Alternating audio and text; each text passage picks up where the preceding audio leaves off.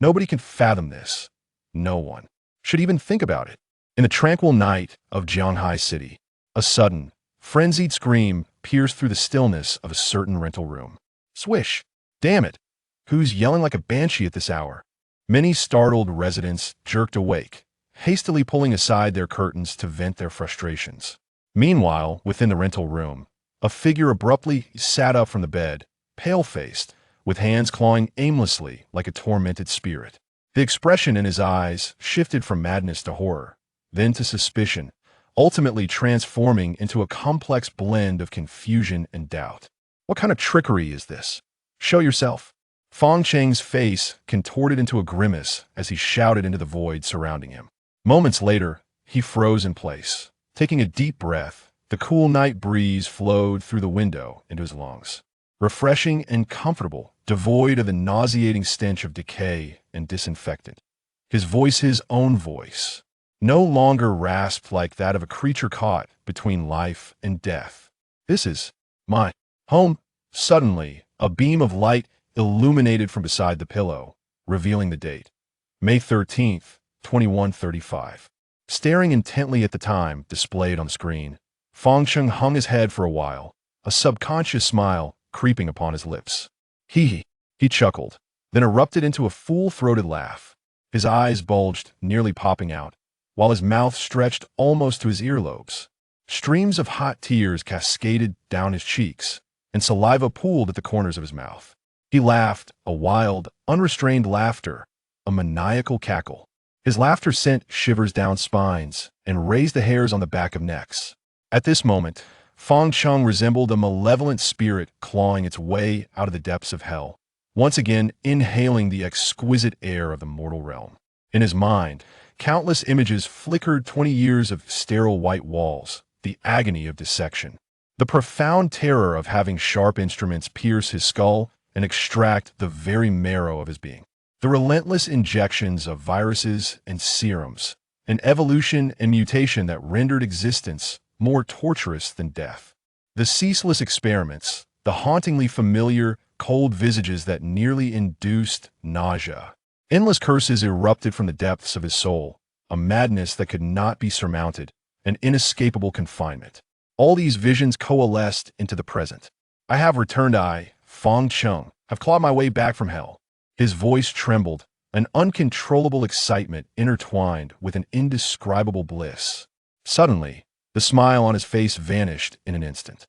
He swiftly turned and stumbled out of bed, guided by the memories lurking deep within his mind, unsteadily making his way to the bathroom. He turned on the faucet, and the cold water cascaded down, the icy sensation compelling him to shut his eyes, an overwhelming sense of reality washing over him. This is all real. Opening his eyes, the moonlight streamed through the window, revealing a reflection that was both alien and familiar. In his eyes lingered remnants of a profound depth and madness yet to dissipate. He had survived for a full 20 years in the apocalypse. No, it should be said, 20 years of relentless torment. The will of deities and demons, the Blue Star Arena, zombies, monsters, mutated flora and fauna, creatures emerging from rifts, an invincible entity dubbed a god, and the hospital where the nightmare began. He will forever remember that fateful night when his body suddenly succumbed to discomfort, leading to bouts of vomiting and ultimately losing consciousness. Initially believing he had contracted some peculiar illness, he remained unaware that this was, in fact, a harbinger of the zombie virus spreading within him. Upon his arrival at the hospital, however, he was clandestinely whisked away by officials, without treatment or explanation. Due to his innate abilities, he became the prime subject for experimentation, eternally confined within those specialized chambers, subjected to countless studies and trials. The idea of harvesting organs, establishing a blood bank, within the confines of the laboratory, such notions were merely child's play. He existed as a mobile reservoir, at the mercy of those who sought to exploit and examine him. These individuals aimed to harness his unique gifts to forge an unprecedented Bena zombie king that they could control, a creature that, long suppressed in the twilight of the apocalypse, would awaken with newfound consciousness, heralding the rise of an immortal dynasty of the undead. Yet, They could never have anticipated the emergence of a mystical realm surrounding the laboratory, rumored to harbor the greatest treasures of the gaming world. Numerous formidable beings descended to vie for supremacy, lords of the realm, emperors of unparalleled strength. And even the exceedingly rare demigods joined the fray, with some self-proclaimed deities dispatching avatars to partake. As the laboratory was ravaged by the ensuing chaos, he seized the opportunity to escape. However, 2 decades of torment had left him disoriented, inadvertently stumbling into the mystical realm. Drawing upon the cultivation he had endured over the years, he managed to navigate to the very depths of this realm and obtain what was deemed the great treasure. Surrounded by countless powerful adversaries and overwhelmed by relentless suffering, he descended into madness, determined to bring about destruction alongside the coveted treasure he had acquired. Even in death, he laughed maniacally, witnessing those so-called deities, their faces twisted with gloom and fury, an atrocious sight indeed. He had thought it would end there, yet unexpectedly, he returned. Perhaps it was those who shared his plight, who had filled hell to its brim, inch by inch, with bloodied hands, pushing him back from the abyss. The night breeze surged, scattering the clouds that obscured the moonlight. A brilliant white light poured down, clarifying the visage within the mirror, marked by a hint of sophistication and madness. Suddenly, Fong Cheng's gaze sharpened, fixating on the area over his chest. There, a dark green circular mark reflected a faint, emerald-like glow. Origin of evolution. Memories flickered rapidly in his mind. This was undoubtedly the treasure obtained from within the secret realm, yet he knew nothing beyond its name. Even the demon god game field could not decipher its origins or purpose. Could it be Fong Cheng extended his hand, brushing against the mark, which felt like a tattoo, devoid of any sensation? Might it be the origin of evolution that enabled him to return to 20 years prior? After all, this was an object coveted even by gods. Fong Cheng shook his head. While he had survived for a full 20 years since the arrival of the demon god game field, nearly all of it had been spent within the confines of a laboratory. His understanding of the outside world came solely from the occasional global announcements of the demon god game field and conversations among the populace. Beyond that, he relied on his innate abilities to extract memories from other test subjects, which constituted his sole means of acquiring information about the outside world. Upon this realization, an overwhelming tide of murderous intent and brutality surged from the depths of his soul. Hatred. He loathed those of his kind, the so-called brethren who, despite being fully aware of his existence, pursued their merciless research. He also despised those deities who instigated this apocalyptic descent. Since fate itself has granted him another opportunity, he vowed that this time he would seize complete control of his life. Those lofty beings who proclaimed themselves as great engineers, those monstrous entities who dared to call themselves gods, he would rend their dignity and arrogance to shreds with his lethal claws. Zombie King? Ha! I shall fulfill your destiny. I shall make it come to pass. Just wait. Fong Cheng gazed into the mirror, murmuring to himself. Chapter 2. The Soul Zombie. The Dawn of Evolution. 7 days. Returning to his bed, Fong Cheng's tumultuous emotions gradually settled as he gazed at the time displayed on the screen, his eyes shimmering with a spark of resolve. He had a mere 7 days remaining. May 20th, 2135. The apocalypse was imminent. A peculiar magnetic field would descend, rendering humanity's proud technological armaments utterly inoperative. Even commonplace tools such as cars and mobile phones would be reduced to mere scrap. The entire blue star would transform into a true arena of gods and demons. And in that moment, approximately 70 of humanity would metamorphose into monstrous zombies.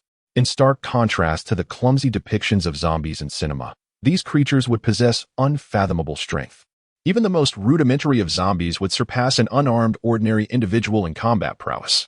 Moreover, they would possess the potential for evolution, an aspect Fong Cheng was intimately familiar with. For in his past life, he was a formidable zombie. Furthermore, the flora and fauna of Blue Star, including insects, would undergo mutations and evolve. Various spatial rifts would emerge, unleashing countless monsters that had never before existed on Blue Star to engage in this brutal contest. The remaining human populace would find themselves subjected to the will of this arena, becoming digitized and gradually awakening latent talents. transforming into awakened beings capable of competing with zombies and monsters. As the game unfolded, Blue Star would continuously expand, with cities being partitioned like slices of cake. It was rumored that within less than 6 months of the apocalypse's arrival, Blue Star would have grown to 100 times its former size, dramatically elevating the difficulty of human congregation to geometric proportions. Only Feng Cheng understood that these were merely participants in a game, while above them, in the vast cosmos, resided exalted deities, observing and appreciating this grand spectacle from the perspective of chess players. Of course, these were merely crises of humanity, of no concern to him. On the contrary, if given the chance, he would willingly embrace the role of humanity's nightmare, for he was on the brink of becoming a zombie. Casting a glance at the clock, it read 23:59:30. Judging by the time, there remained but 30 seconds. Feng Cheng sat upon his bed, the pure white moonlight illuminating the room with a crystalline clarity. As time trickled away, even he could not escape a flicker of excitement and anxiety.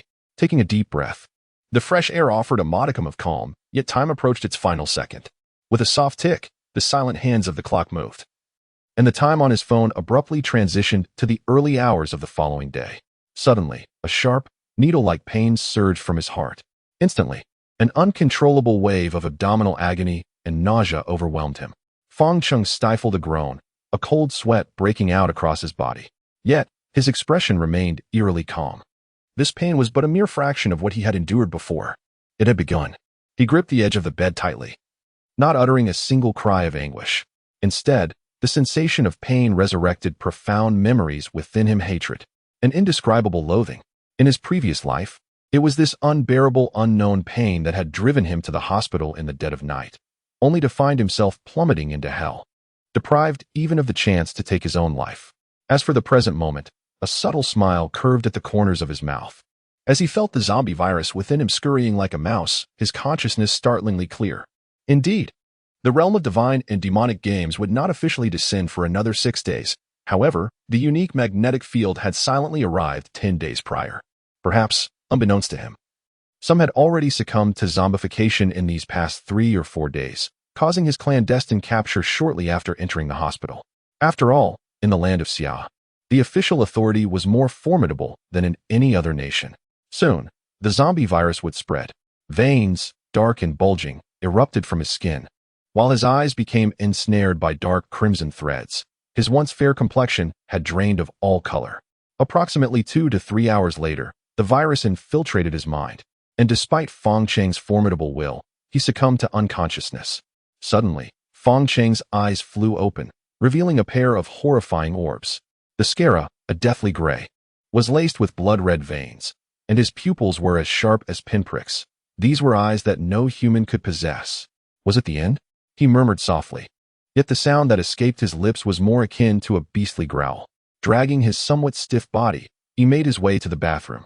His skin, devoid of color, his eyes, clouded with blood, his nails, dark and jagged, and his teeth, sharp and uneven, reminiscent of a shark's, seemed capable of severing steel.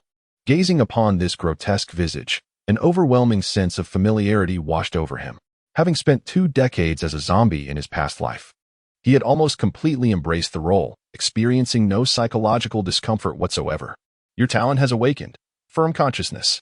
Suddenly, a mechanical and frigid voice resonated in his ears, and a glimmer of brilliance flashed in Feng Cheng's eyes. Indeed, it has come.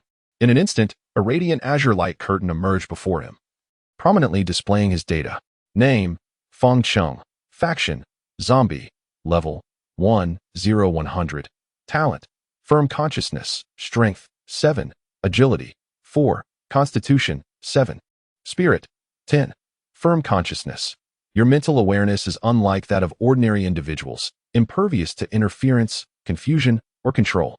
Your consciousness will eternally retain a formidable resistance, impervious even to the ravages of the zombie virus.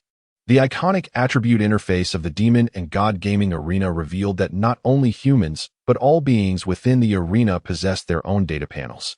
Level and 4-dimensional attributes form the foundation of every creature's strength, while talent serves as the decisive factor in combat prowess. Talent knows no rank or weakness. As one's level increases and the extent of talent development progresses, its capabilities will continually enhance and even undergo transformation. In his previous life, he had heard of a formidable human whose talent, known as great strength, reached its zenith and subsequently evolved into divine strength, boasting the ability to shatter myriad techniques with sheer force, truly formidable. In contrast, his talent was firm consciousness. Even the zombie virus could not extinguish his awareness. This was also the reason why those who had already transformed into zombies still retained their original consciousness. He was exceptional. From the lips of those in the laboratory, it was revealed that he is the sole zombie harboring human consciousness. The others, upon reaching the second tier, or level 20, would gradually give birth to a new consciousness, a thought unique to zombies. Suddenly, a chilling voice echoed in his ears. Before he could react, a radiant dark green luminescence erupted from his chest. Even in daylight, it dazzled with an enchanting brilliance. This is. Feng Cheng gazed at the evolutionary origin upon his chest, his heart stirred with excitement. Having obtained it in the secret realm, he had no time to observe or analyze it before being torn apart and annihilated by the ruthless deities and demons. And now, this so-called greatest creation of evolution is about to unveil its mysterious veil. Chapter 3. Fusion. Blacklight virus. Analysis failed. Hearing the cold mechanical voice beside him, Feng Cheng shuddered, deeply unsettled. Could it truly have failed? He found it hard to believe. This evolutionary origin could not even be analyzed by the deities and demons arena. He had once heard a rumor that the arena was shrouded in mystery and was not created by the so-called deities and demons. On the contrary, even the deities and demons were, in many respects, constrained by the arena. This illustrates the magnitude of Feng Cheng's astonishment. At that moment, information regarding the evolutionary origin materialized on the attribute panel. Evolutionary origin. Observing the series of question marks, Feng Cheng felt utterly bewildered. What on earth was this origin of evolution? Yet, amidst his astonishment, a wave of ecstatic joy surged within him. Fixating on the final column, he immediately whispered, "Bind." Regardless of the circumstances, the fact that the gods and demons would go to such lengths to seize it, an existence even the realms of divine games could not decipher, was undoubtedly of immense value. Moreover, the concept of a soul binding was something he had never even heard of in his previous life. As his thoughts crystallized, in an instant, the emblem upon his chest radiated with brilliant light. A rich, dark green illuminated the entire restroom. At that moment, it felt as though time had come to a halt. His consciousness seemed to detach from this world, transcending even this dimension. He gazed intently into the depths of the green light, where it appeared as if a surging river flowed, both present and elusive. Suddenly, as he regained his senses, the green light had vanished, leaving only the cold voice from the game arena echoing in his ears. Finding successful, Feng Cheng, disregarding the scene he had just witnessed, quickly turned his attention to his attribute panel. To his astonishment, beneath his name, a prominent annotation had appeared: soul binding, origin of evolution. Not only that, but the series of question marks regarding the origin of evolution had also undergone a transformation. Origin of evolution? Virus. Randomly generate a primitive virus seed, with 99 of its defects optimized, capable of perfect integration with oneself, no rejection among virus seeds, and no conflict with innate abilities. Cooldown period, 365 days. A tremor ran through Feng Cheng's heart. Unexpectedly, the inaugural function unlocked by the source of evolution is, astonishingly, a virus. A staggering 99 optimization of viral seeds. The mere thought of it sends shivers down one's spine. It is essential to recognize that even the formidable zombie virus is merely one among a multitude of viruses, with even more potent entities such as the abyss virus, the progenitor virus, not to mention certain terrifying viruses that can be deemed taboo, should one of these be obtained. With this thought in mind, Feng Cheng immediately commenced his experimentation. As his intent was conveyed, the mark of evolution on his chest began to contort violently. In the next moment, a small black gradually materialized upon the dark green mark, as though it could devour all light. Its darkness is profoundly unsettling. Subsequently, the black dot detached from the mark, hovering in midair before plunging into Feng Cheng's body. In that instant, a wave of pain, even more intense than the previous night, engulfed him. Feng Cheng nearly cried out. The agony, a torment akin to the gnawing of bones and the sucking of marrow, even though he had transformed into a zombie. Significantly diminishing his sensitivity to pain, it was still unbearably excruciating and his pallid skin was shrouded in a layer of dark crimson hue. Fortunately, this sensation of suffering lasted only a brief few minutes, during which his body, invaded by the zombie virus, underwent an unprecedented refinement. What was once a merely ordinary physique rapidly morphed into the most perfect form during this interval. It was as if he had become a furnace, imbued with terrifying strength and agility. Simultaneously, he sensed vaguely that there was a unique element within his body, though it was not yet under his command. Oh, what exactly is the seed of the virus I have obtained? Fang Cheng emitted a series of low growls, exhaling deeply, his voice tinged with lingering trepidation. He could sense that his body had undergone a tremendous transformation, far surpassing what he had previously known. It was not an exaggeration to say he had been reborn. In the next moment, the notification sound from the game resonated in his ears. You have successfully fused with the Blacklight virus. Fusion degree 0. 1. Strength 10, Agility 10. Constitution 10, Spirit 8. Recovery speed increased by 180. Fang Cheng was momentarily stunned. It was actually the Blacklight virus. An overwhelming surge of joy surged within him. He never expected to acquire the legendary Blacklight virus, a being of equal stature to the primordial virus, or even more formidable. He clenched his fist slightly, the burgeoning strength imparting an indescribable sense of power and freedom. Fang Cheng's lips curled into a grin, his sharp teeth glinting with a blinding white light. There was no doubt that a single bite could pierce even steel. Taking a deep breath, he endeavored to relax his body gradually. Although he had only fused 0. 1. His physique was already markedly different, the stiffness and awkwardness characteristic of early zombies completely absent from him. Immediately after, Fang Cheng promptly opened his attribute panel. Name: Fang Cheng Soulbinding.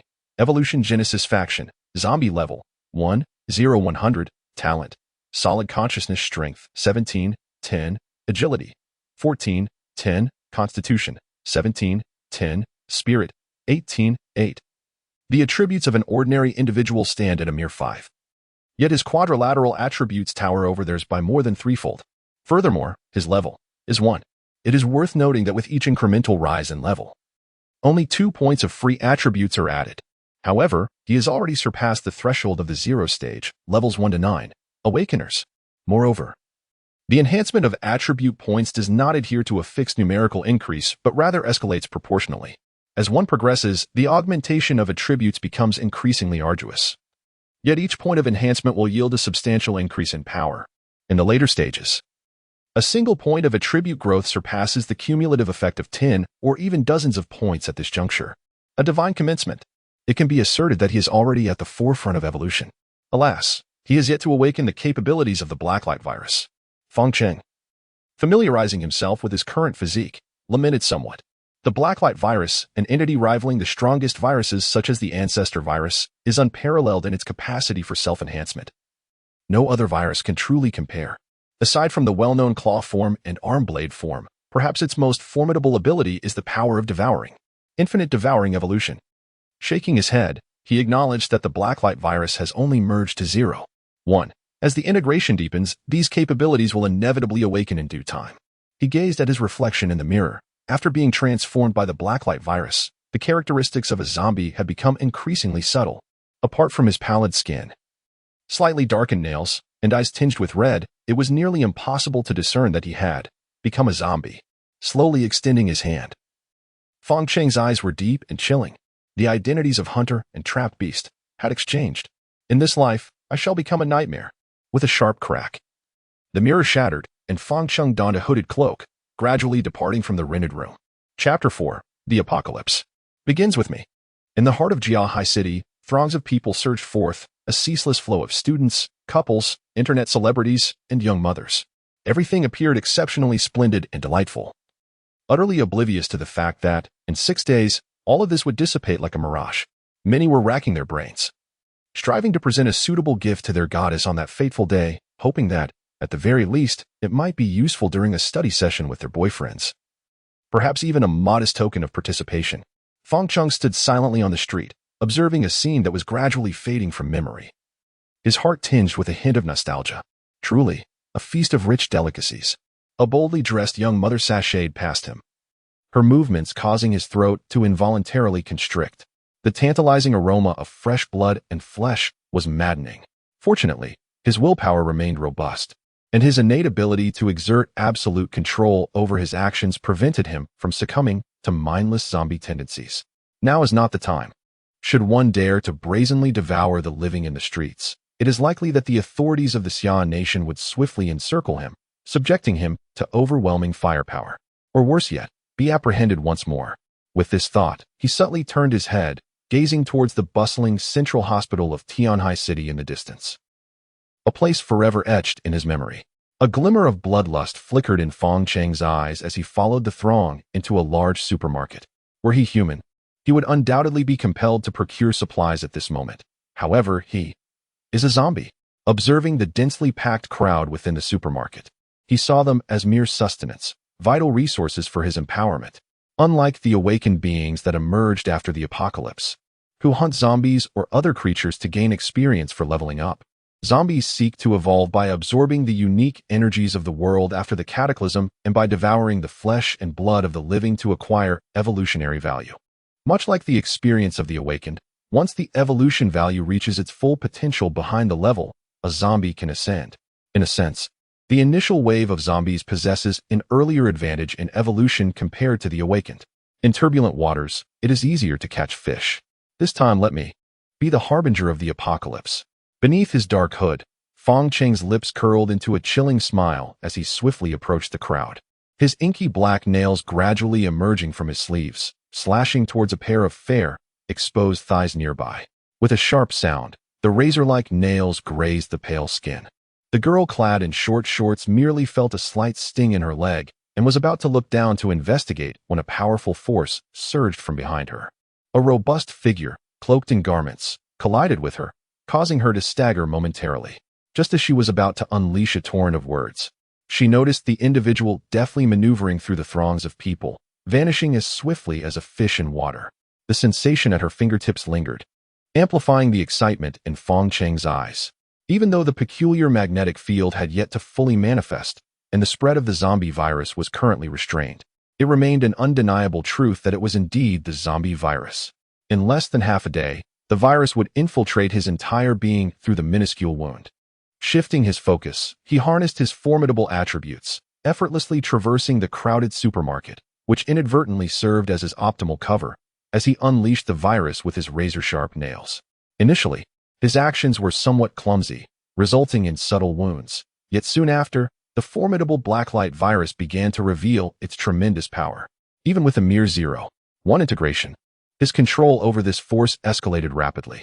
By now, he could navigate through the bustling crowd without a trace, delicately grazing past ordinary citizens blissfully unaware that they were succumbing to the zombie virus. An hour later, Fong Cheng exited the supermarket, his gaze fixed on the nearby central hospital, a cruel smile gracing his features. This was merely the initial offering of my grand gift to you. Do not let me down. In just 1 hour, he had infected no fewer than 1,000 individuals. This was not the apocalypse. The spread of the zombie virus was a gradual phenomenon. Surely, no one could endure the torment of viral invasion, and the inevitable gathering place for these afflicted souls was destined to be the hospital. The supermarket was merely the initial focal point he had selected. He intended to return the suffering he had endured tenfold, even 100-fold. As for the innocents? In his past life, was he not an innocent as well? Yet, who spoke out on his behalf? Furthermore, what concern is it of his regarding the innocents among humanity? After all, he was a zombie. Humans consume livestock, and zombies consume humans. It is a natural order. The subway station, the bus, the hospital. With his exceptional skills, within just a few short hours, he traversed 7 or 8 densely populated areas, all of which were characterized by high mobility. When the virus ultimately erupted, it was predictable that the entire Jianghai city would be paralyzed in an instant, plunging into a hellish reality. TSK, TSK, TSK. This is what you refer to as a unique talent. Prepare to relish it. Fong Cheng stood atop the building's rooftop, gazing down at the entirety of Jianghai city, his eerie eyes gleaming with excitement. His talent for solidifying consciousness appeared deceptively simple, yet the lethal potential it harbored was enough to instill terror. A zombie with intact consciousness is nothing short of a nightmare for humanity. And now, that nightmare is on the brink of eruption. Time swiftly passed. Soon, those who were the first to be infected by Fong Cheng began to exhibit symptoms: fever, vomiting, abdominal pain, convulsions. The Central Hospital of Shanghai City was soon besieged by individuals displaying similar symptoms, creating an overwhelming situation. The sheer scale of the patients left the hospital's doctors bewildered. They promptly reported to their superiors while initiating treatment.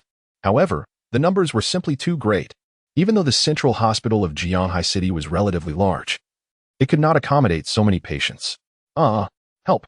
Help me. It hurts. Oh, it hurts so much. There are bugs. Bugs crawling inside my body. In the hospital lobby, several patients suddenly collapsed to the ground, their bodies convulsing uncontrollably.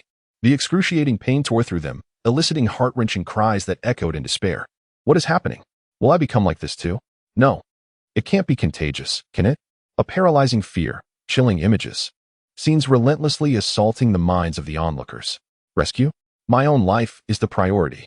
Those who remained uninfected fled the hospital in a panic, their sole concern being whether they too would succumb to the contagion. As for those who began to exhibit symptoms, a flicker of despair ignited within them. Observing the scattering crowd, they felt an uncontrollable rage, a desire to tear apart those around them.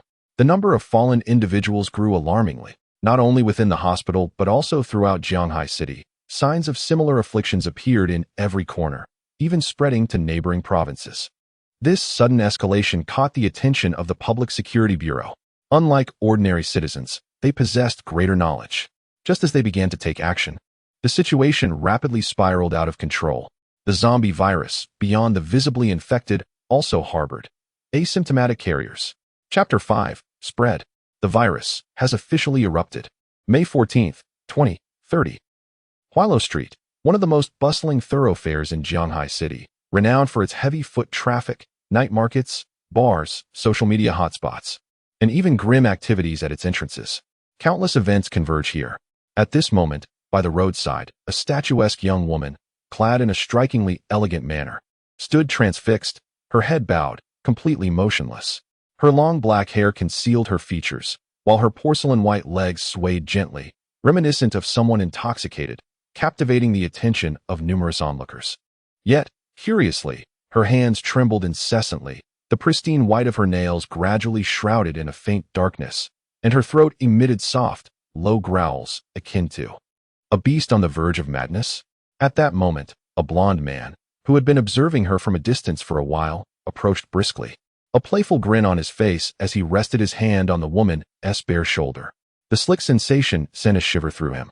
Indeed, the big city does not deceive. As long as one is willing to put in the effort, nothing is unattainable. To encounter such exquisite beauty, typically accessible only to those with great fortune, for free, was simply delightful. Cough, cough. Dear sister, you seem unwell, perhaps fatigued. Shall we find a room to rest? Your brother is here to attend to you, he whispered into her ear, his hands shamelessly roaming, casting a smug glance at his companions nearby. If one desires fresh delicacies, one must act swiftly. Competing with him, these others were still too inexperienced. Silence implied consent. Noting the woman's lack of resistance, the blond man could hardly contain his impatience, guiding her toward the familiar establishment, the Zisson Benliangwan, oblivious to the fact that the eyes hidden beneath her hair had gradually turned to a lifeless gray, and her once exquisite visage was now obscured by a grotesque veil of blood. The virus had utterly invaded her. Roar! Suddenly, the woman with golden hair, cradled in the arms of her companion, suddenly emitted a piercing roar, unleashing a formidable surge of energy that lunged towards him. Her sharp nails glistened with a chilling sheen under the twilight. Before he could comprehend the situation, she pounced upon him with ferocity. Here, here, he exclaimed in astonishment, utterly unprepared, mistakenly believing that the mature lady could no longer resist his allure and was eager to engage in a public display. However, upon opening his eyes, he was met not with enticing lips, but with a set of razor-sharp teeth that swiftly sank into his neck with a speed that rendered him defenseless. The woman thrashed her head violently, tearing away a substantial piece of flesh connected to his windpipe, voraciously swallowing it whole.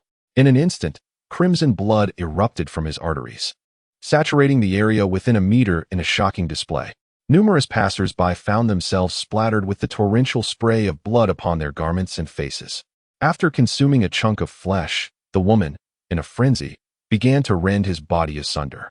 Despite her slender frame, she exhibited a remarkable strength. effortlessly shredding him into fragments. Vivid intestines and entrails scattered across the ground, while the air was thick with the nauseating scent of blood. At last, the golden-haired man achieved the close contact he had long anticipated with the woman. However, it was far removed from his expectations. Silence. An eerie stillness enveloped the scene. From the moment the woman erupted into madness to the instant she had torn him apart, no more than 10 seconds had elapsed. Onlookers stood frozen in shock, their minds momentarily incapacitated. Particularly those who had so brazenly admired her exquisite form were rendered speechless, their senses short-circuited by the terrifying spectacle. At that moment, the woman, who had been laboriously engrossed in her task, suddenly lifted her head, her face smeared with flesh and blood, laid bare before all. A chilling wave surged through the hearts of the onlookers, swiftly followed by an unprecedented sense of horror. A murder. A lunatic. A cannibalistic madwoman. Call the police. Hurry, call the police. Bystanders instinctively recoiled, and those who were closer attempted to flee, yet their legs betrayed them, turning to jelly, causing them to collapse to the ground with a thud. Ugh! At that moment, the woman emitted a low growl, abandoning her previous victim, the blonde, and lunging towards the surrounding pedestrians. Ah! Save me! Please, help me! A bespectacled man was tackled to the ground, his terrified pleas echoing to those nearby.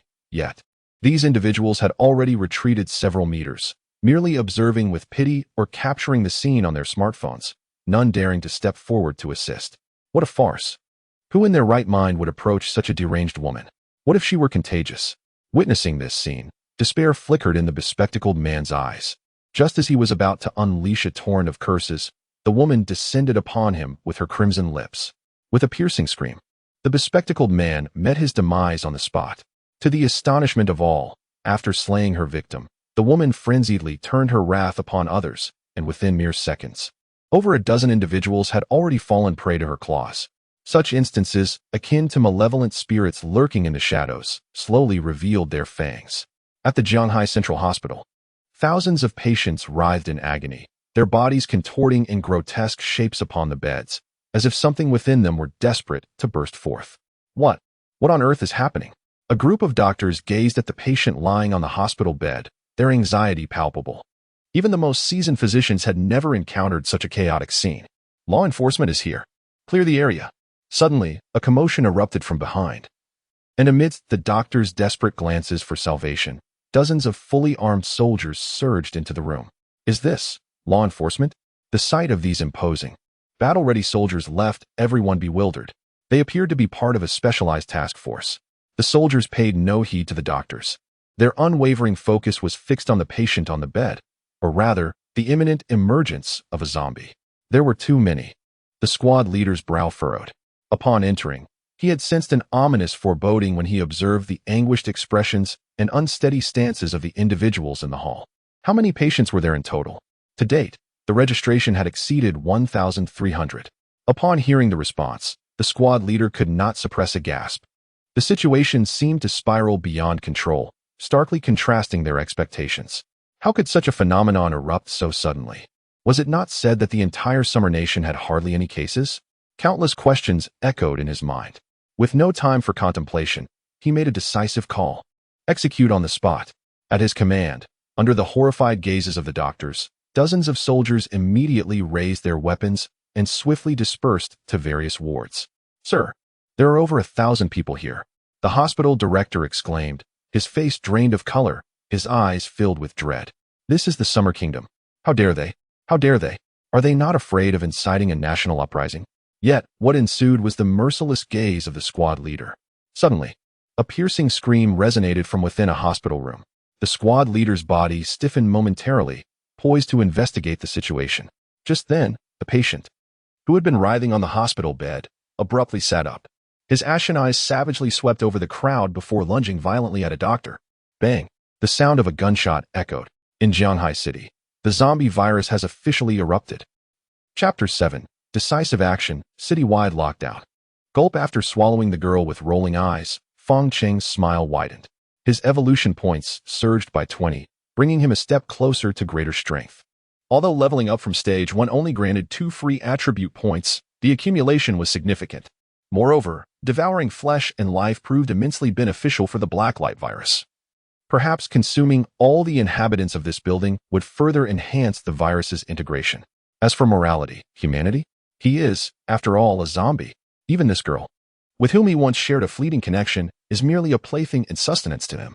Transformed by the Blacklight virus, he remained unaffected in certain aspects, growing even more formidable, truly tireless flesh.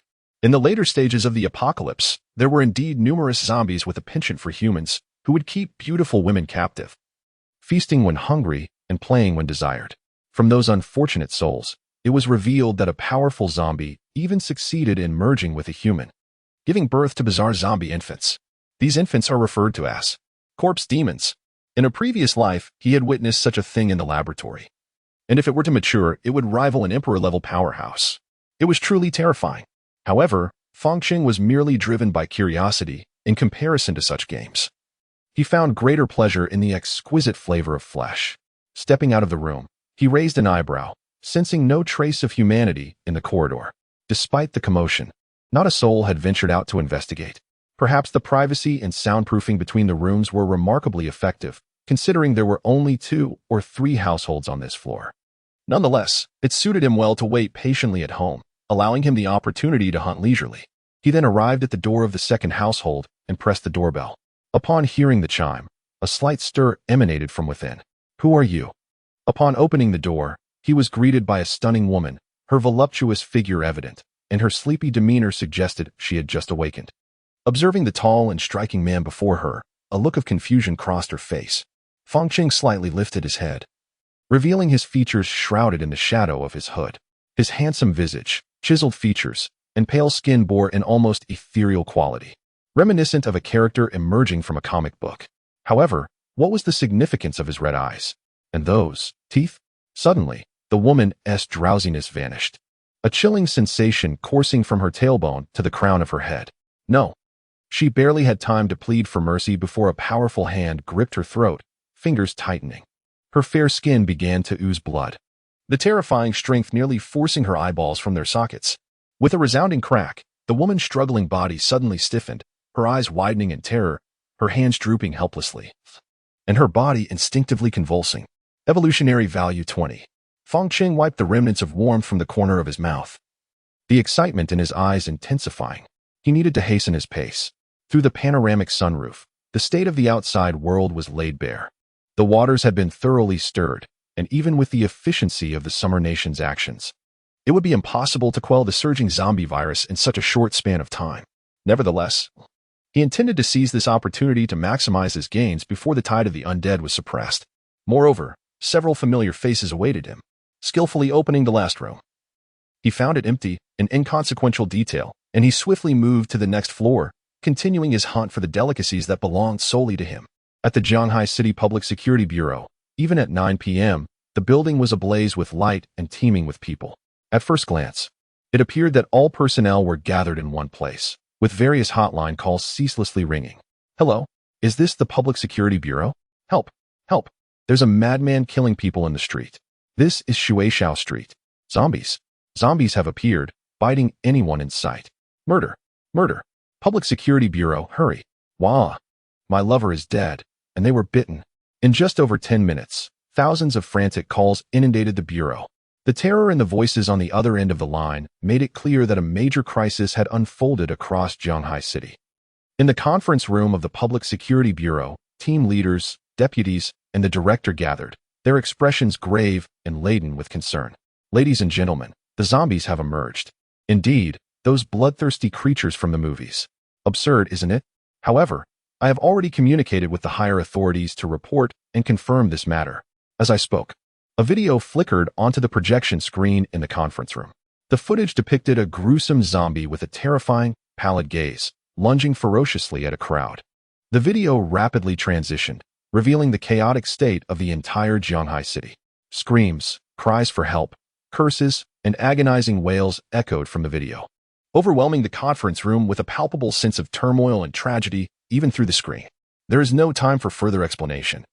The higher-ups have issued a dire command. We must restore control over the entire Shanghai city before dawn. Eliminate all zombies. Isolate all injured individuals. Additionally, the authorities have severed all network connections in Shanghai city, and reinforcements are on their way. Should we fail to accomplish this mission? The director cast a sharp gaze across the room. We will all perish. Now, 3 questions, after which summon everyone and prepare for armed deployment. The conference room fell into an eerie silence. Whether it was the impact of the images from the video or the weight of the director's words, the atmosphere was chillingly still. Director, what is the estimated number of zombies? Someone, shaken from the earlier horror, asked with a trembling voice. Unknown. Their origin is unknown. How many areas in Jiahai City have fallen? Unknown. All right. Now, everyone, assemble. Let us depart immediately. The director commanded with a sweeping gesture and a stern voice. At this command, the entire security bureau sprang into action. Thousands of personnel quickly armed themselves, efficiently organizing into hundreds of small teams, and swiftly departed in their designated vehicles. Simultaneously, the security bureaus of major cities surrounding Shanghai, as well as the military districts, received the same order. They were instructed to seal off the entire Shanghai city in the shortest possible time. No personnel were permitted to enter or exit.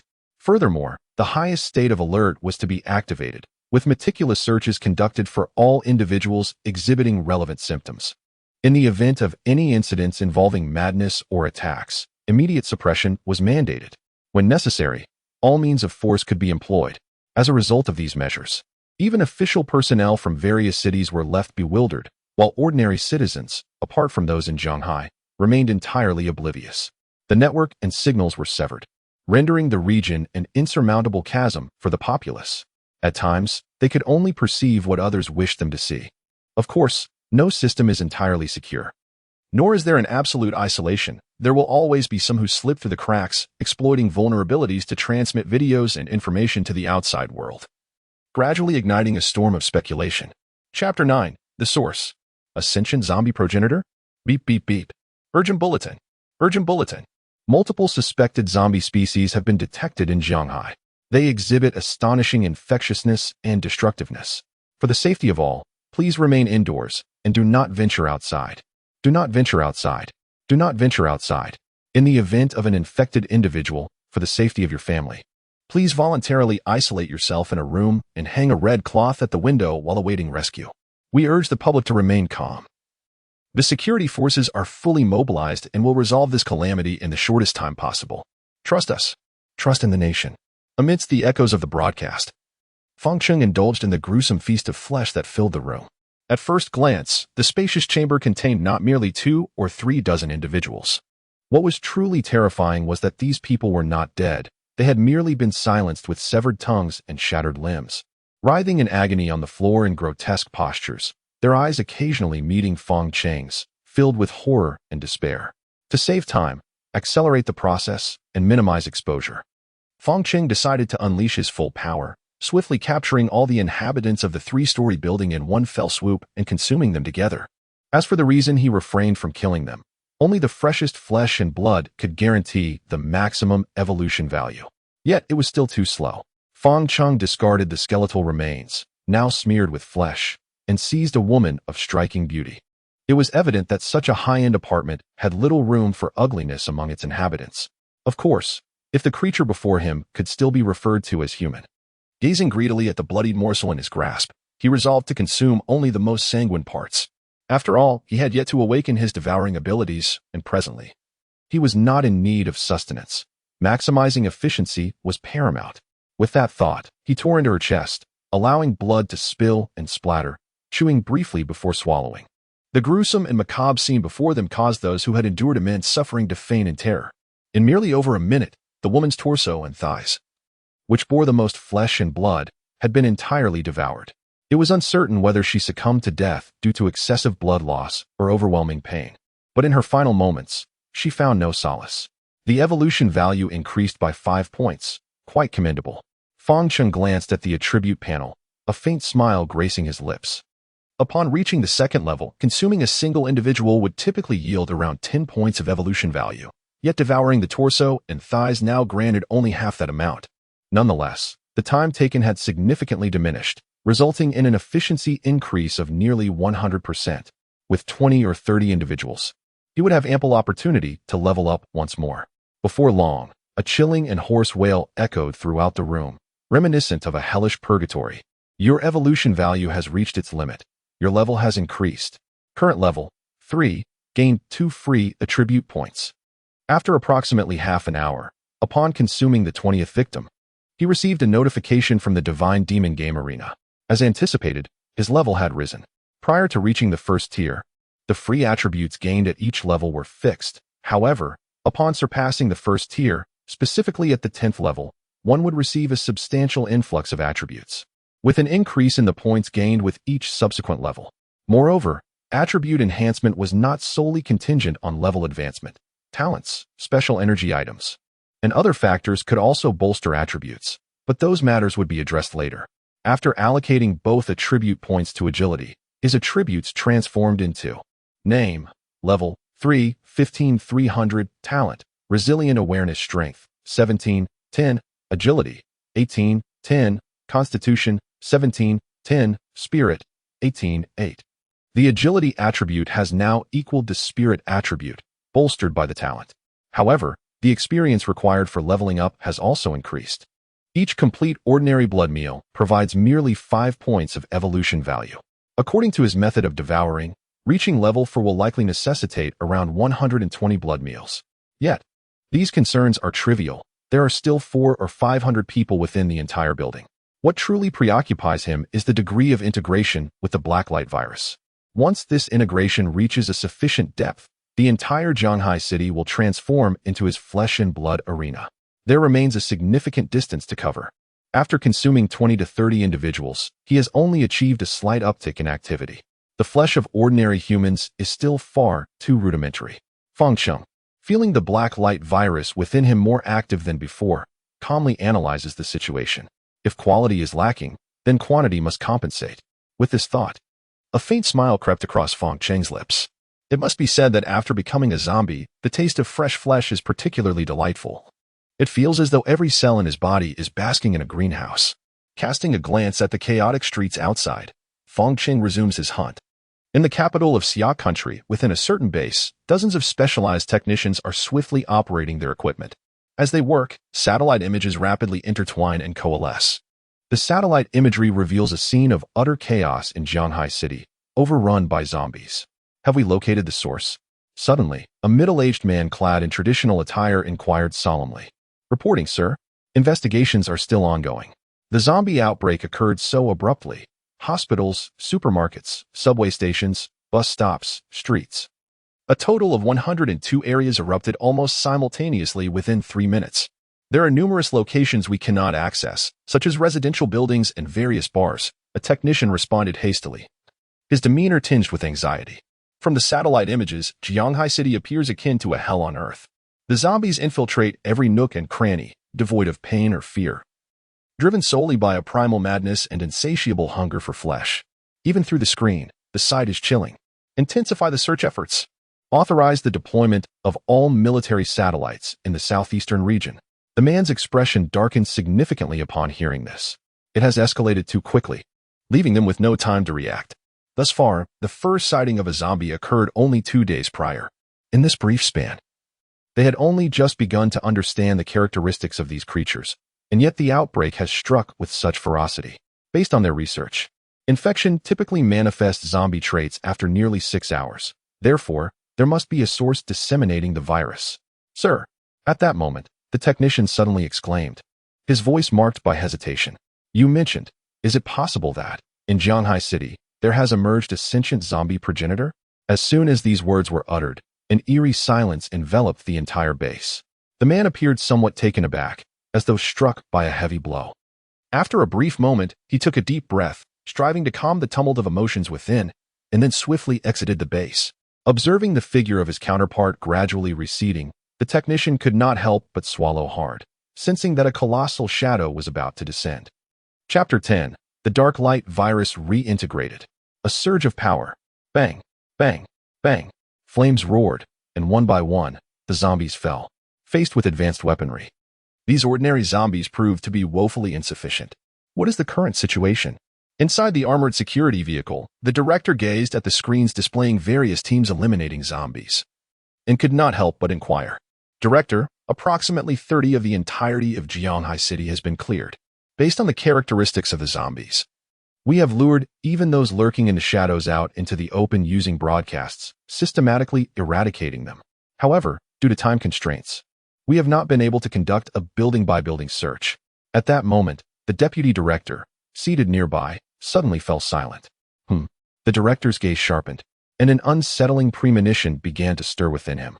Although the outbreak of zombies had transpired only a few hours prior, the area affected was vast, and the number of injured civilians was incalculable. The deputy director's voice trembled slightly. This is not a film. These zombies have not undergone any mutations, and in the presence of formal troops, they can be easily dealt with. However, the primary concern lies in how to manage the injured. According to the documents received, the zombies possess a deadly contagion, and once scratched, there is no hope for survival. Furthermore, up to this point, the higher authorities have not provided any methods to contain the virus. The director exhaled a heavy sigh. Along the way, he observed numerous residences adorned with red cloth, indicating that there is at least one infected individual inside. How should this be addressed?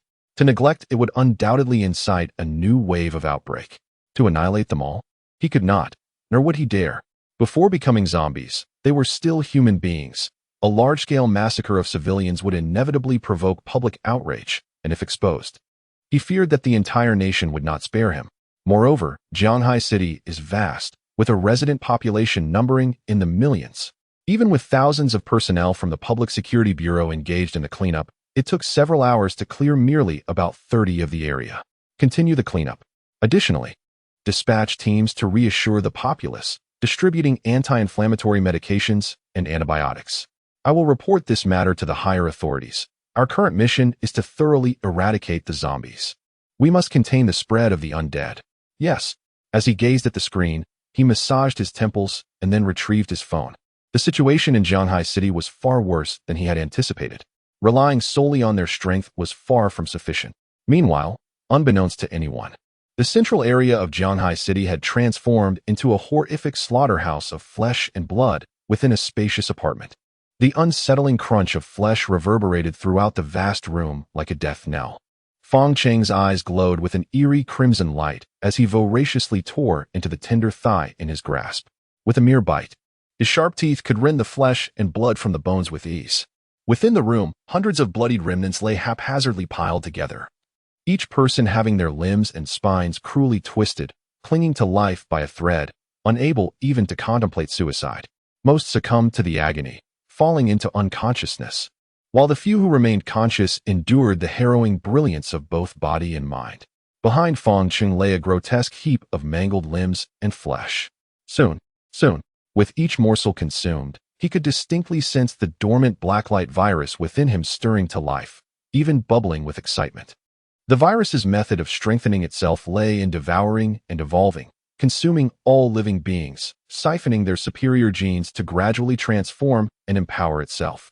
Though these individuals were utterly ordinary, the sheer accumulation of their numbers meant that even a minuscule fraction of viable genes from each could coalesce into a formidable total. As half an hour passed, another 20 or 30 souls had melded into him. He faintly heard the thunderous whir of helicopter blades.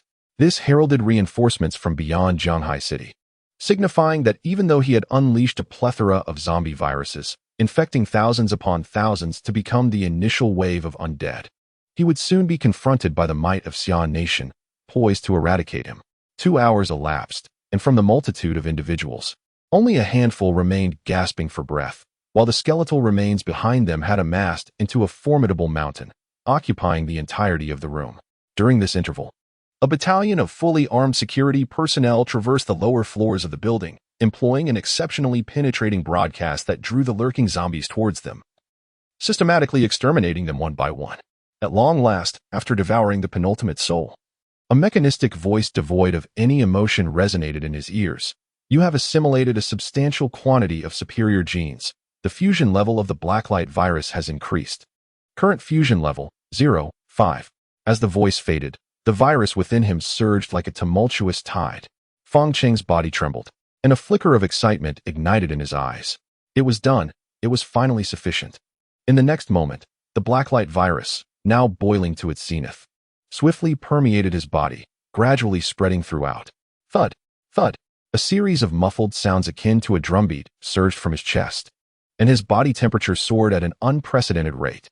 An abundance of strange white mist seeped from his skin, enveloping a 2-meter radius around him entirely. Cloaked in white mist, his form became obscured, yet his eyes, glinting with a crimson hue, appeared particularly menacing and bizarre. Fangcheng gently closed his eyes. Unlike the excruciating pain he had initially endured during his integration with the Blacklight virus, he could now fully sense the astonishing transformations occurring within his body. His bones grew increasingly resilient, his muscles and ligaments became agile and robust, and his perception of the surrounding environment sharpened. There was no agony. Instead, it felt as though he were returning to the womb, enveloped in warmth and comfort. This extraordinary sensation was utterly intoxicating. In a realm unseen by him, a multitude of black and crimson mycelia emanated from his being, gradually enveloping him. However, these mycelia appeared to lack maturity, merely cocooning him before soon retreating back into his body. In contrast to the previous fusion with the virus, this amalgamation with the Blacklight virus endured for a significantly longer duration, lasting nearly half an hour before everything gradually returned to normal. Amidst the white mist, his scarlet eyes flickered with an elusive, eerie glow as he exhaled a breath of turbid air, stirring the fog before him. Fangcheng extended his arms, gazing at the faint black and red luminescence that had yet to fully dissipate, and an involuntary surge of emotion welled within him. Only he comprehended the immense power contained within his long, fair hands. Powerful, unfathomably powerful. This was the singular thought occupying his mind. The consumption of abundant flesh and blood had nourished the virus within him, and with the fusion of the Blacklight virus, that energy seamlessly integrated into his being. In a mere 30 minutes, his physique underwent earth-shattering transformations. The most direct manifestation of these changes was strength, truly worthy of being ranked among the mightiest of viruses. As he slightly clenched his fist, an overwhelming sense of power surged within him. And it was only now that he truly comprehended the formidable nature of the Blacklight virus he had integrated. Regaining his composure, Fangcheng forcefully calmed his mind and subsequently turned his gaze towards his attribute panel. Chapter 11, Preparation. The second bestowal. Blacklight virus, fusion degree 0, 5, strength 25, agility 25, constitution 25, spirit 20, recovery speed increased by an additional 210, a fusion degree of a mere 0, 5. The attributes have more than doubled. Furthermore, the recovery speed has been enhanced by 30. Coupled with his formidable constitution, his recovery speed has reached an astonishing level. Alas, he has yet to awaken the true capabilities of the Blacklight virus. Gazing at the data on the attribute panel, Fangcheng felt a sense of helplessness. Having devoured over 200 blood meals, he had merely raised the fusion degree of the Blacklight virus from 0, 1 to 0, 5. To awaken the special abilities of the Blacklight virus, particularly the crucial devouring capability, he still had a considerable distance to traverse. Once the devouring ability is awakened, he would certainly be able to consume blood meals with absolute certainty, and his strength would surge exponentially. Moreover, there are formidable combat abilities to consider, such as claws, whips, and even flight. Nevertheless, Fangcheng felt quite content. It is noteworthy that the Demon God Arena has yet to truly commence, and the apocalypse has not yet arrived, while he has already attained strength far beyond that of a mere 0-tier evolver. After allocating the 2 free attribute points gained from leveling up to agility, his overall attributes have transformed into name, Fangcheng, soul binding, evolution origin, faction, zombie. Level, 112,400. Talent, firm consciousness, strength, 32, 25. Agility, 35, 25. Constitution, 32, 25. Spirit, 28, 20. Attributes surpassing ordinary individuals by more than 6-fold. Even at the first tier, without ample opportunities or the sufficient development of innate abilities, one could hardly compare to his current attributes. Particularly, the method of proportional enhancement of attributes elevates his strength far beyond the mere concept of being 6 times stronger than an average person. Even in the late apocalypse, one's combat prowess is not solely determined by attributes. Yet in the early stages, when innate abilities have not been sufficiently developed, attributes reign supreme. Attributes are paramount.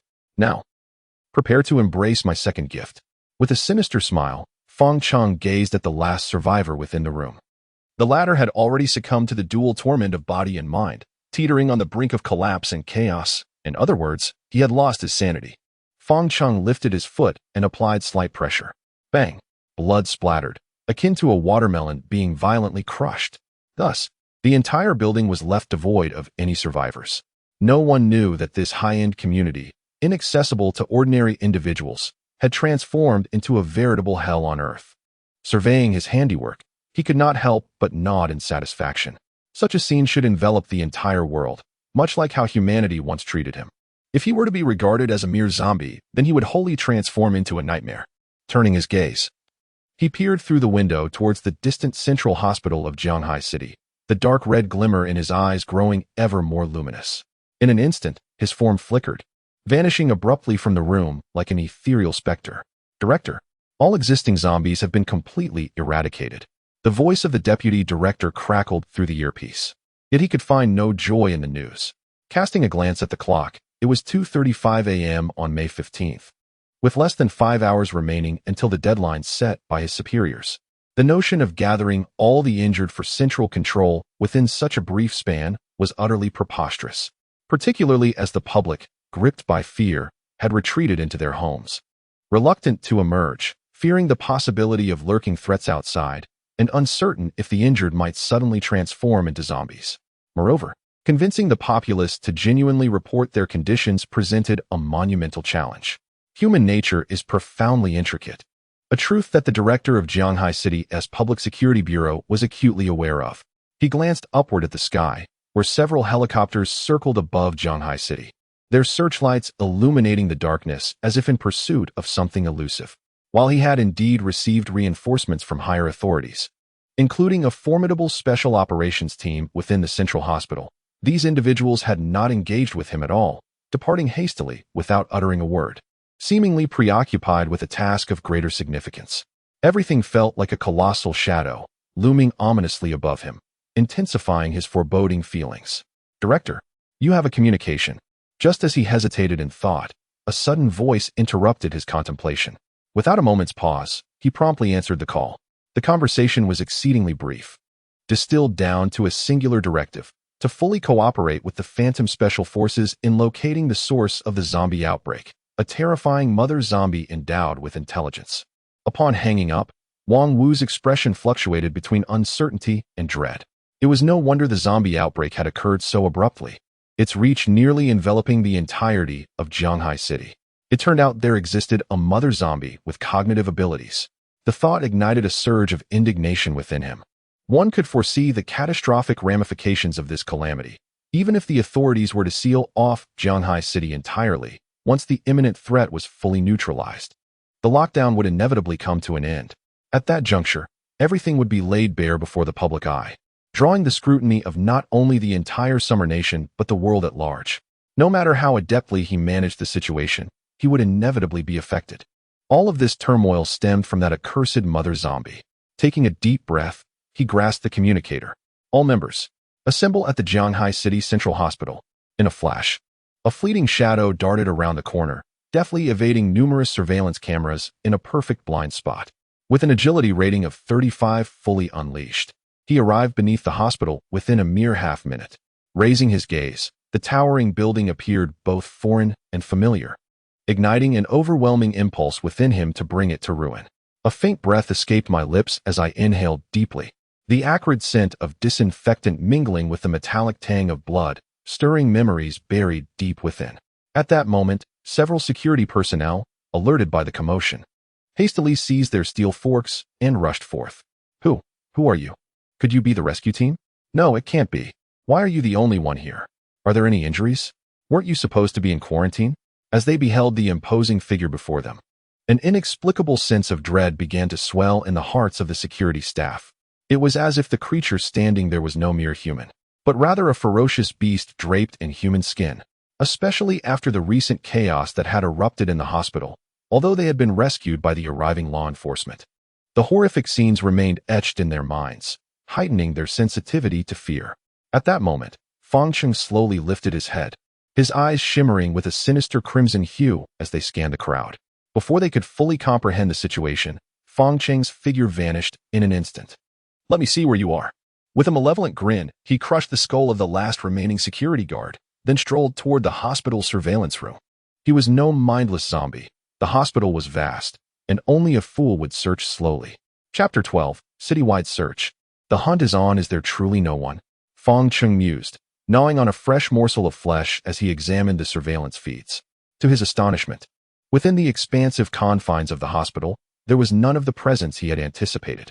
It seems I have arrived too late. He gazed calmly at the images captured in the monitoring records, precisely as he had surmised. This obscure Special Forces unit had long been acquainted with the existence of the undead. Within the frame, this assemblage of individuals, well-equipped and exhibiting remarkable synergy, transformed the ordinary zombies into mere targets for slaughter. Although the hospital was inundated with thousands of the undead, their lack of intelligence rendered them incapable of executing any effective assault. Ultimately, with the arrival of the law enforcement agency, all of the zombies were systematically eradicated. It must be acknowledged that prior to the official emergence of the Divine Demon game, when humanity's conventional weaponry remained operational, their combat prowess was indeed formidable.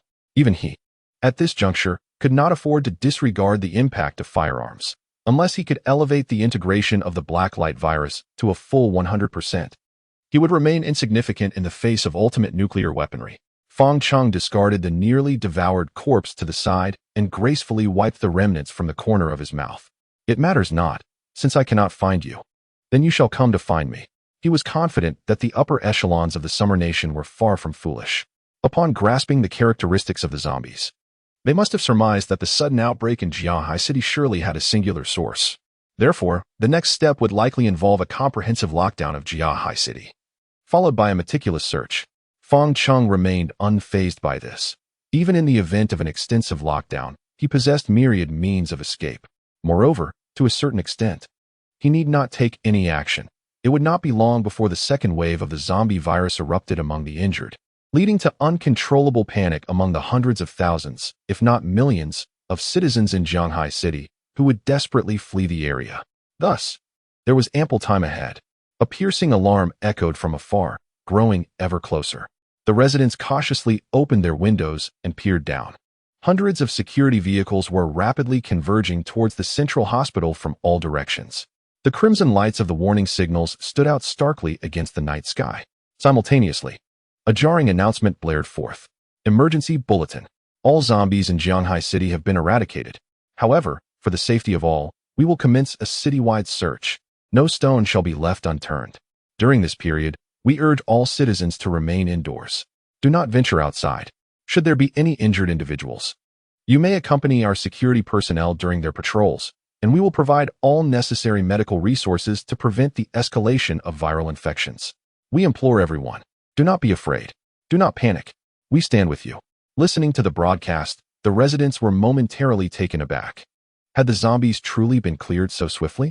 Yet, upon reflection, it made sense. With the entire city's law enforcement mobilized and the sound of helicopters resonating moments ago, these mere zombies were but ants before the might of humanity's advanced weaponry. However, such thoughts were held by only a few. After all, upon unlocking their phones, they found no network connection.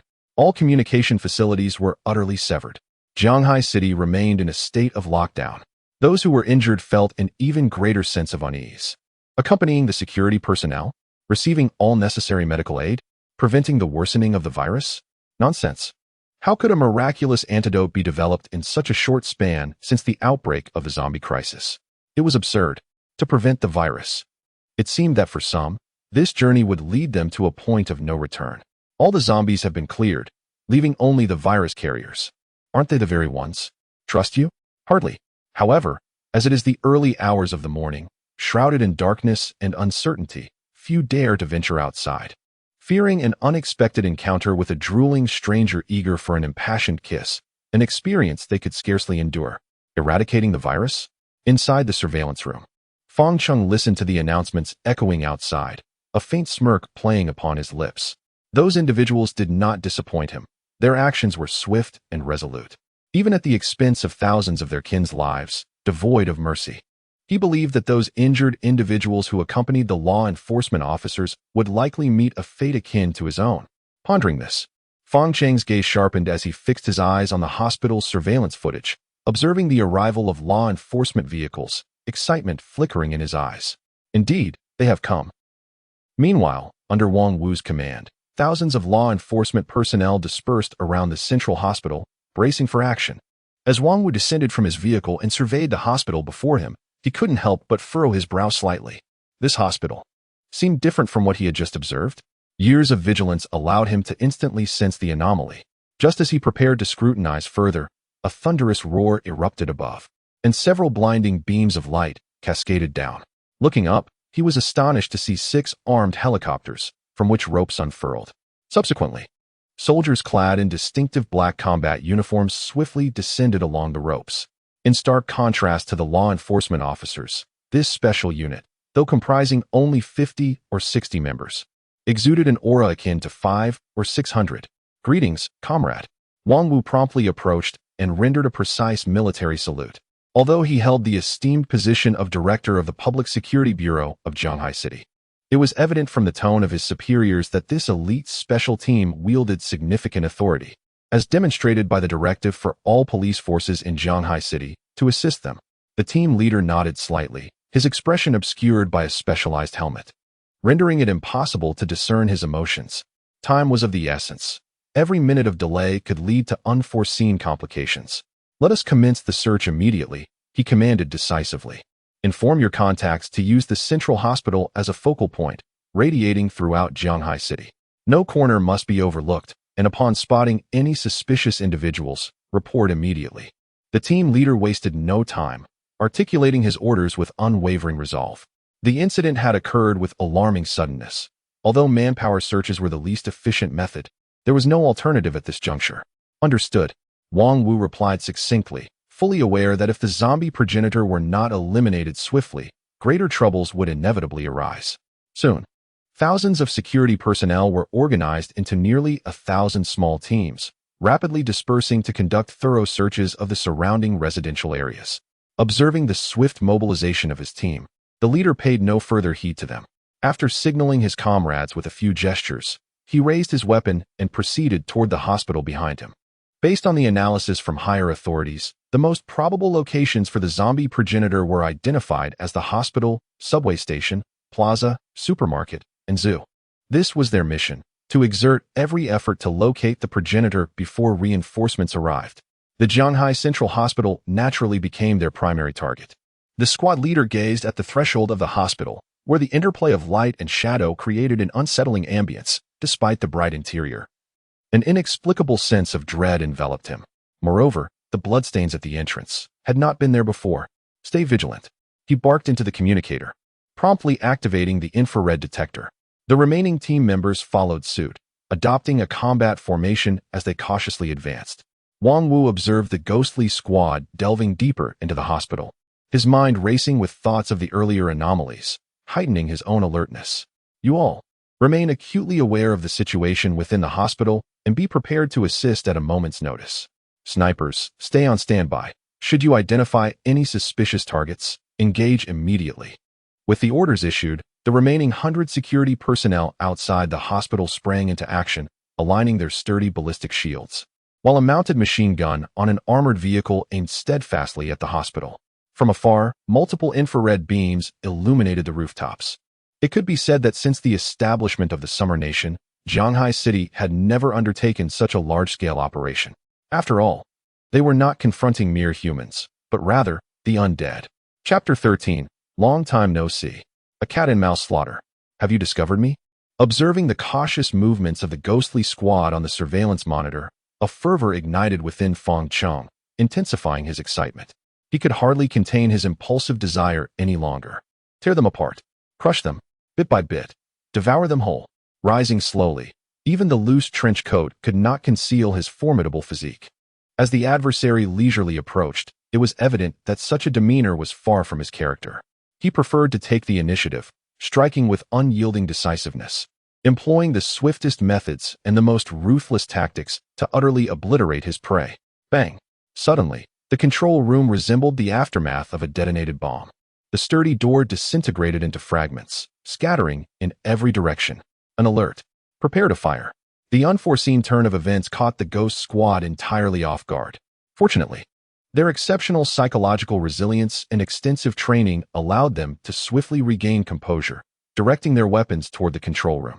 From the shattered doorway emerged a towering, robust figure. Powerful, savage, fearsome. At first glance, such descriptors sprang forth in their minds. Particularly striking were those eyes. What kind of inner turmoil could possess one to bear such a brutal gaze, as if intent on dragging everything into an abyss? Could this be a zombie? A chill surged through the captain's heart. This individual, aside from an unnaturally pale complexion and slightly unusual eyes, bore almost no distinction from a human. The traits typically associated with zombies were conspicuously absent in this being. Meanwhile, thousands of miles away within their base, through the cameras worn by the squad members, they beheld this so-called zombie progenitor in vivid detail. It utterly shattered their preconceived notions. In their simulations, the zombie progenitor was envisioned as a colossal creature, distinctly marked by its undead characteristics. However, Fong Cheng's true appearance was beyond anyone's expectations. Fong Cheng gazed quietly at the dozens of special operatives before him. From their demeanor, he sensed an elusive feeling of scrutiny. It was evident that he had been exposed. But what of it? A subtle smile gradually emerged on his face, his fair skin accentuating his sharply defined features, creating an indescribable allure. Long time no see, Fong Cheng's lips silently articulated. He was speaking. He could communicate in our language. Within the base, all technical personnel were momentarily taken aback. Through lip-reading analysis, they swiftly deciphered his words. Long time no see. The middle-aged officer stared at the unfolding scene in a daze, an unprecedented sense of trepidation welling up within him. Could it be that they were acquainted? Or perhaps this zombie entity was familiar with the ghost team? How could this be possible? Concurrently, an absurd notion took shape. Since this zombie exhibited such high intelligence, its deliberate exposure at this moment could only imply, quick, attack, at all costs, eliminate him. The middle-aged officer hastily commanded through the communication device. Even without his orders, the squad leader would have initiated an assault immediately, for the oppressive aura emanating from Fong Cheng was overwhelmingly potent. A mere zombie, yet it exuded an air of omnipotence. It was utterly insane. Fire. With the command issued, dozens of fiery serpents erupted forth. Yet, Fong Cheng had already anticipated their actions, even outpacing them. Boom. With a resounding thud, countless fissures instantaneously spread across the floor beneath Fong Cheng's feet, the immense recoil transforming him into a fleeting specter, vanishing from sight. Fiery serpents of bullets erupted, reducing the very spot where he had stood to mere shreds. Yet, to their astonishment, their target had inexplicably vanished. Scatter! The team leader's heart quivered, and he bellowed in alarm. Alas, it was too late. From the ceiling, Fong Cheng descended with arms outstretched, akin to a great rock. Plunging into the throng below, his razor-sharp claws lunging mercilessly at the nearest soldier. A sickening squelch echoed as the specially designed tactical helmet crumbled like paper, unleashing a terrifying force. In but a fleeting moment, the soldier's skull was crushed. Before anyone could react, Fong Cheng seized another individual and hurled him into the crowd with tremendous force.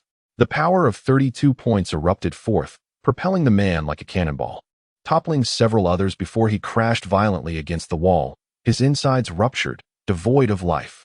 Only then did the onlookers regain their senses, frantically pulling the triggers in Fong Cheng's direction.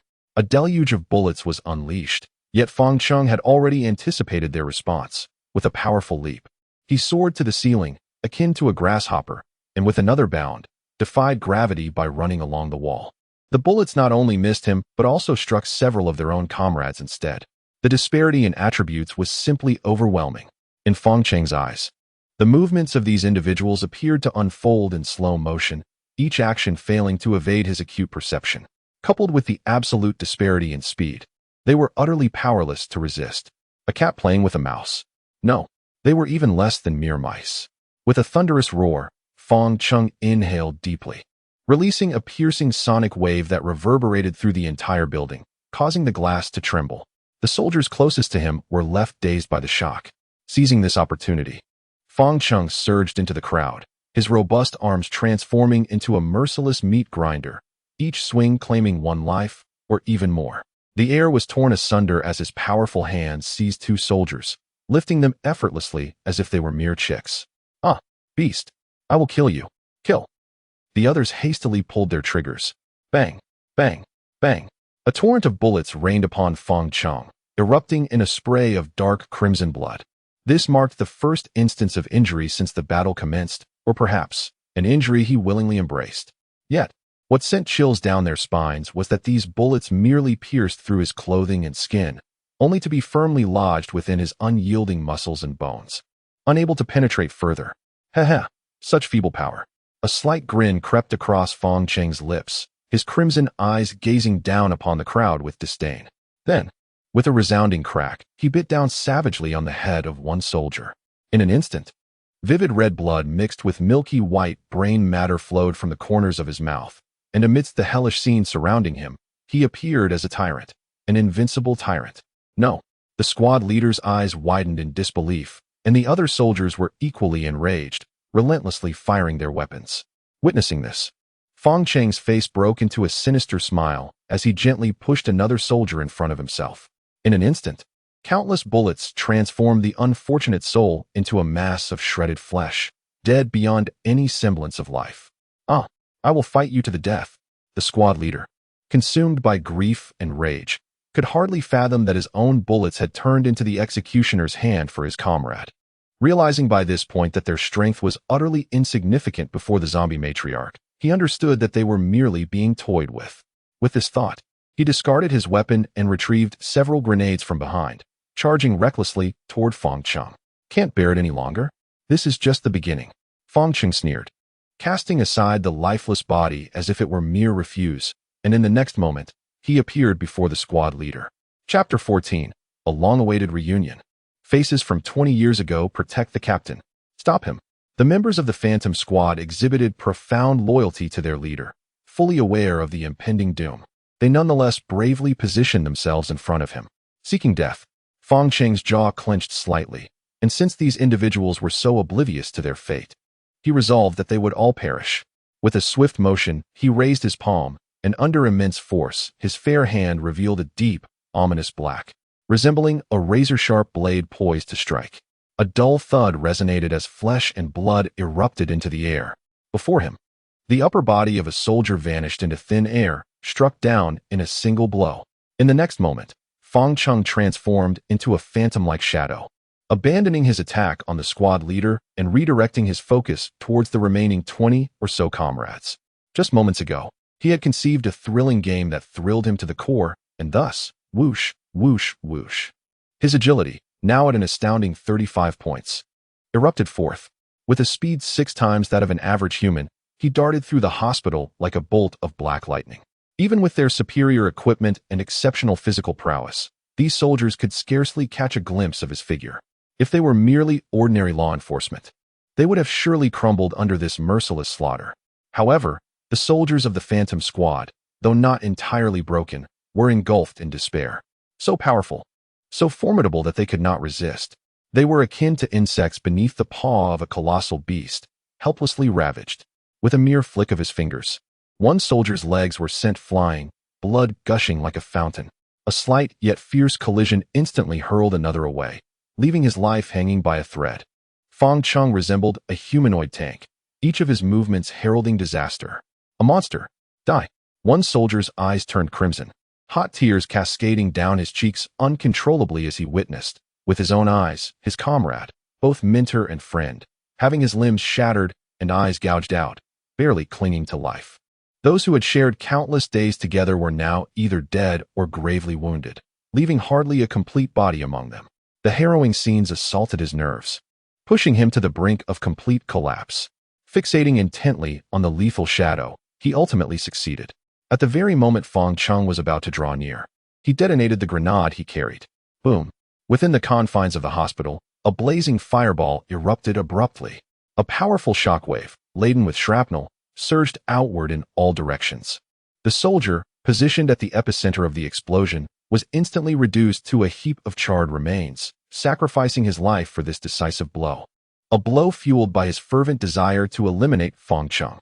However, tick-tock, tick-tock. Fong Chong stood quietly 2 meters away from the soldier, his hand still poised in a grasping motion. Dark crimson blood dripped from his palm. In that fleeting moment, he had been perilously close to the explosion, and even he bore wounds. Coughing, he mused, What a futile resistance. Drawing a deep breath, he inhaled the searing air into his lungs. At first glance, his entire front was scorched to varying degrees, with some areas of muscle exposed in a charred hue and numerous shards of shrapnel embedded deeply within him.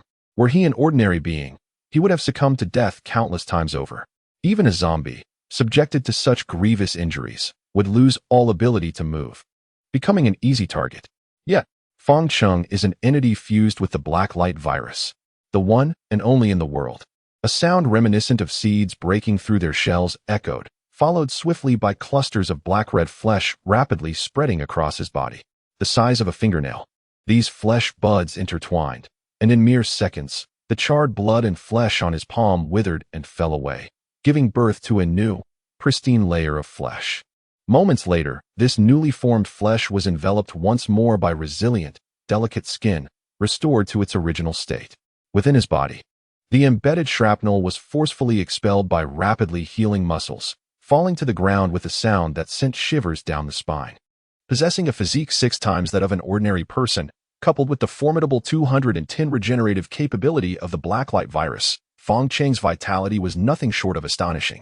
Half a minute passed, and the last injured area was completely restored, as if nothing had ever transpired. Despair remained an unwavering presence. A tiresome farce. Fong Chung slightly moved his neck and tore off his tattered shirt, revealing a physique that seemed meticulously sculpted by a master artisan. Slowly turning around, he found that the few remaining team members had yet to recover from their shock. Fong Chung had already vanished from sight. With a sudden, ghastly sound of flesh being torn, Fong Chung reemerged, grasping a soldier and ravenously consuming his blood and flesh.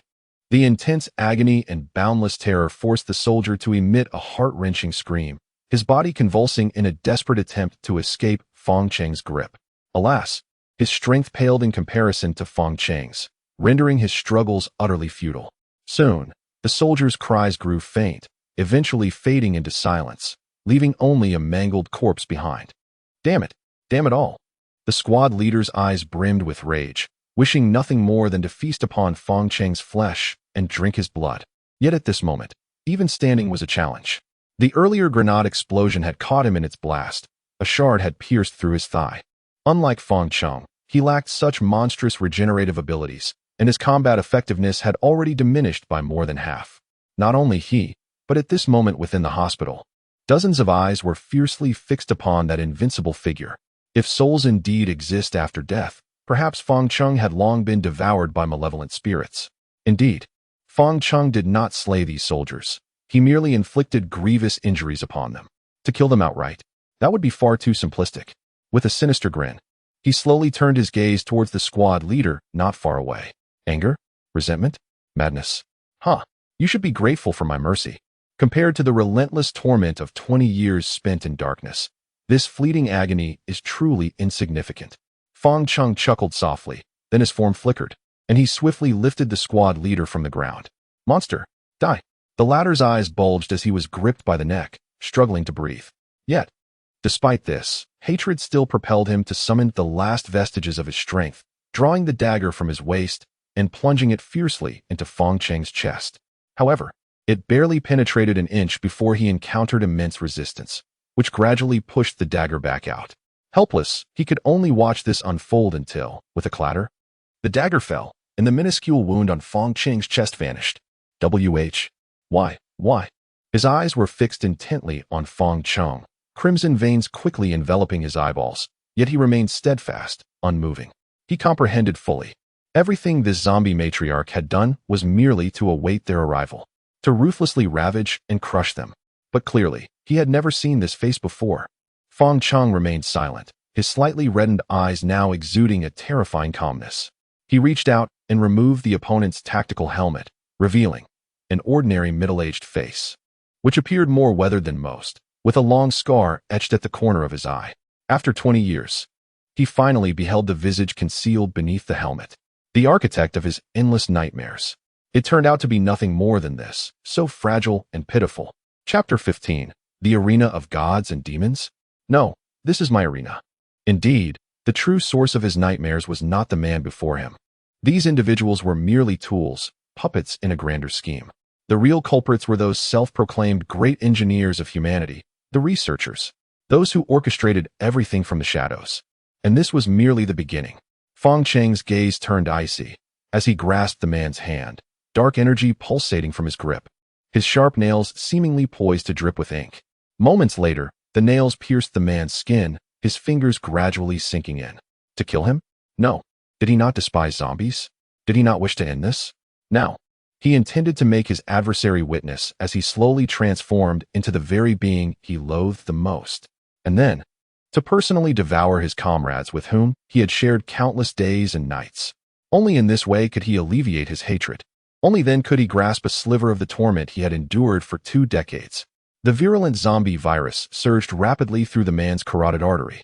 Compared to an ordinary person, the zombie virus Fong Cheng injected this time was amplified tenfold, even 100-fold. Moreover, it was coursing through the carotid artery. Even though the realm of gods and demons has yet to truly descend, and the zombie virus remains significantly contained, the man is rapidly transforming into a zombie at an alarming pace. No. It seems that he himself has foreseen the impending horror. Clutching his neck in agony, desperately struggling, Fong Cheng's lips curled into a faint smile as he observed this scene, unable to suppress a burst of sinister laughter, echoing with chilling growls. Ah, kill me, flesh. I crave blood and flesh. I must devour you. In merely half a minute, the man's body took on a ghastly hue, his eyes gradually shrouded in a veil of deathly gray. The zombie virus was on the brink of invading his brain. Eat. I shall grant you that. With a sly grin, Fong Cheng casually waved his hand, tossing the man like a wild dog before a gravely injured soldier nearby. Ugh! The man's body twisted violently, the fresh blood of his comrade assaulting the remnants of his sanity and nerves. Pain, despair, collapse. In that moment, all sensations were magnified countless times, relentlessly tormenting his mind. Meanwhile, Fong Cheng embraced himself, watching this macabre spectacle with great interest, utterly delighted. At last. The man could no longer bear it and lunged fiercely at the soldier. Bang! The sharp sound of gunfire reverberated within the hospital, the man's skull exploding as he collapsed. In that final moment, the flicker of remaining sanity triumphed over the desires wrought by the zombie virus, decisively ending his life with the weapon held by his comrade. As he beheld the scene, Fong Cheng's smile abruptly froze in place. Had they truly perished? The smile gradually faded, transforming into a chill, and ultimately settling into a state of tranquility. If death had come, then so be it. After all, this was merely an appetizer. The grand feast had yet to commence. Casting his gaze around, he observed that the entire Phantom Special Forces team was utterly decimated. The expansive hospital lobby replete with glaring remnants of flesh and blood. This massacre had finally drawn to a close. Yet, inexplicably, Fong Cheng experienced a profound sense of ennui. Despite having exacted vengeance upon one of his former tormentors, a sense of elation or satisfaction eluded him. In fact, it paled in comparison to the initial sensation of consuming flesh and blood.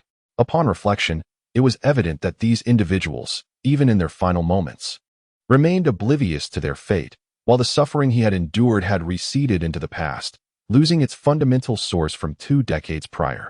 Even with the satisfaction of retribution, it felt rather hollow.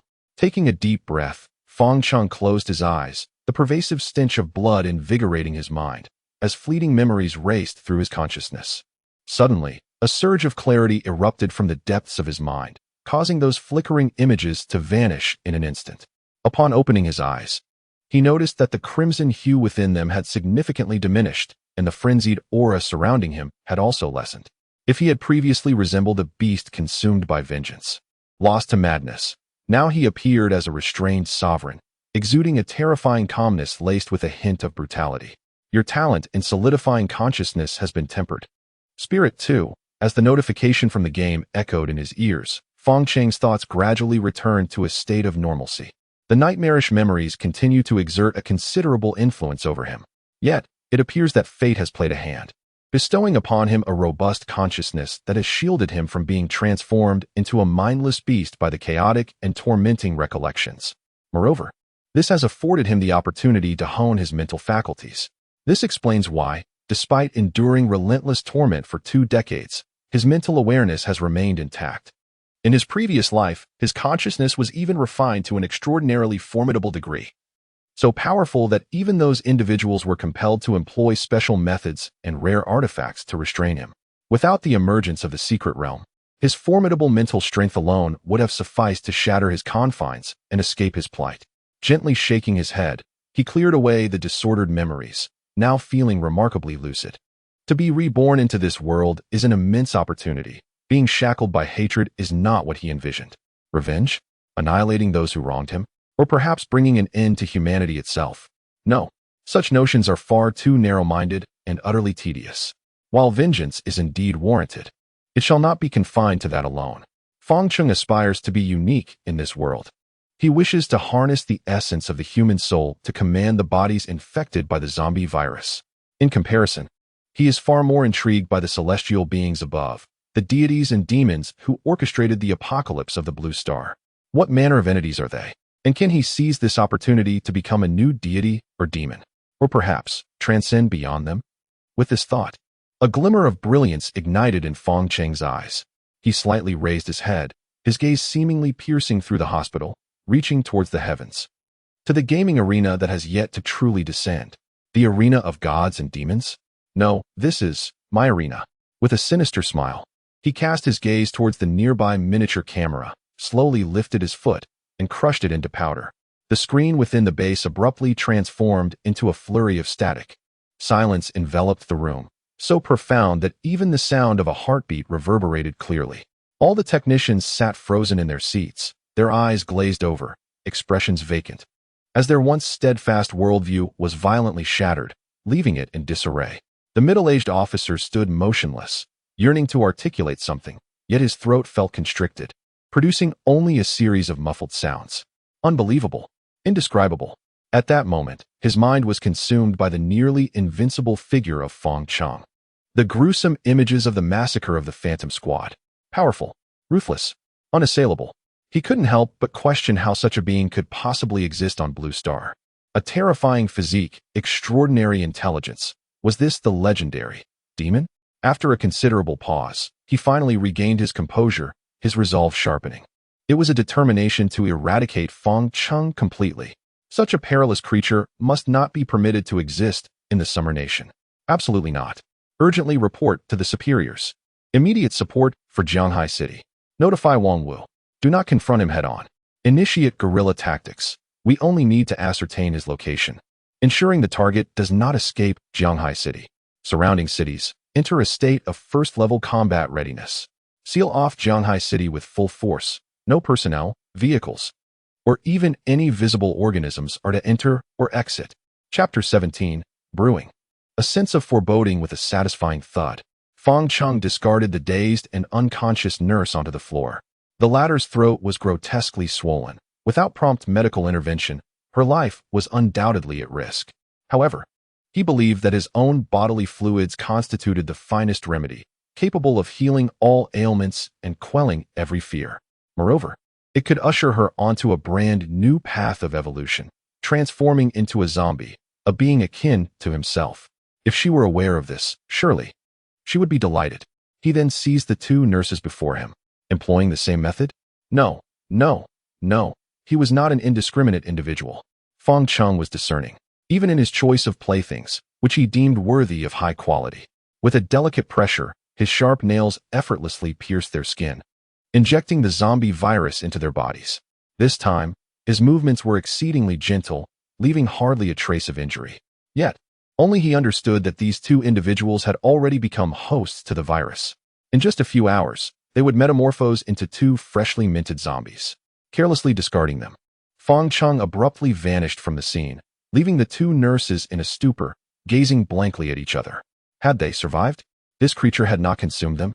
Glancing at the girl on the ground, who remained unconscious and occasionally convulsing, an unusual thought crossed her mind.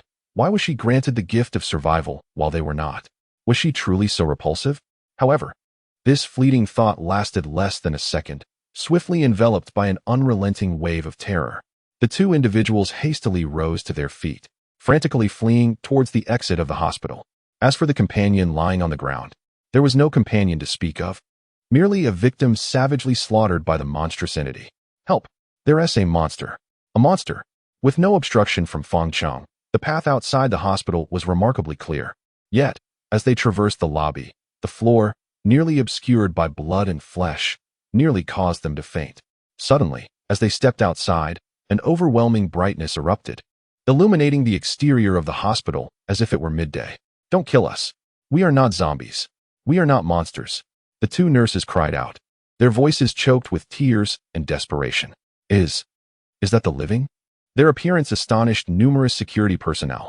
Even the special forces had succumbed within, yet somehow, there were still individuals capable of escaping the hospital.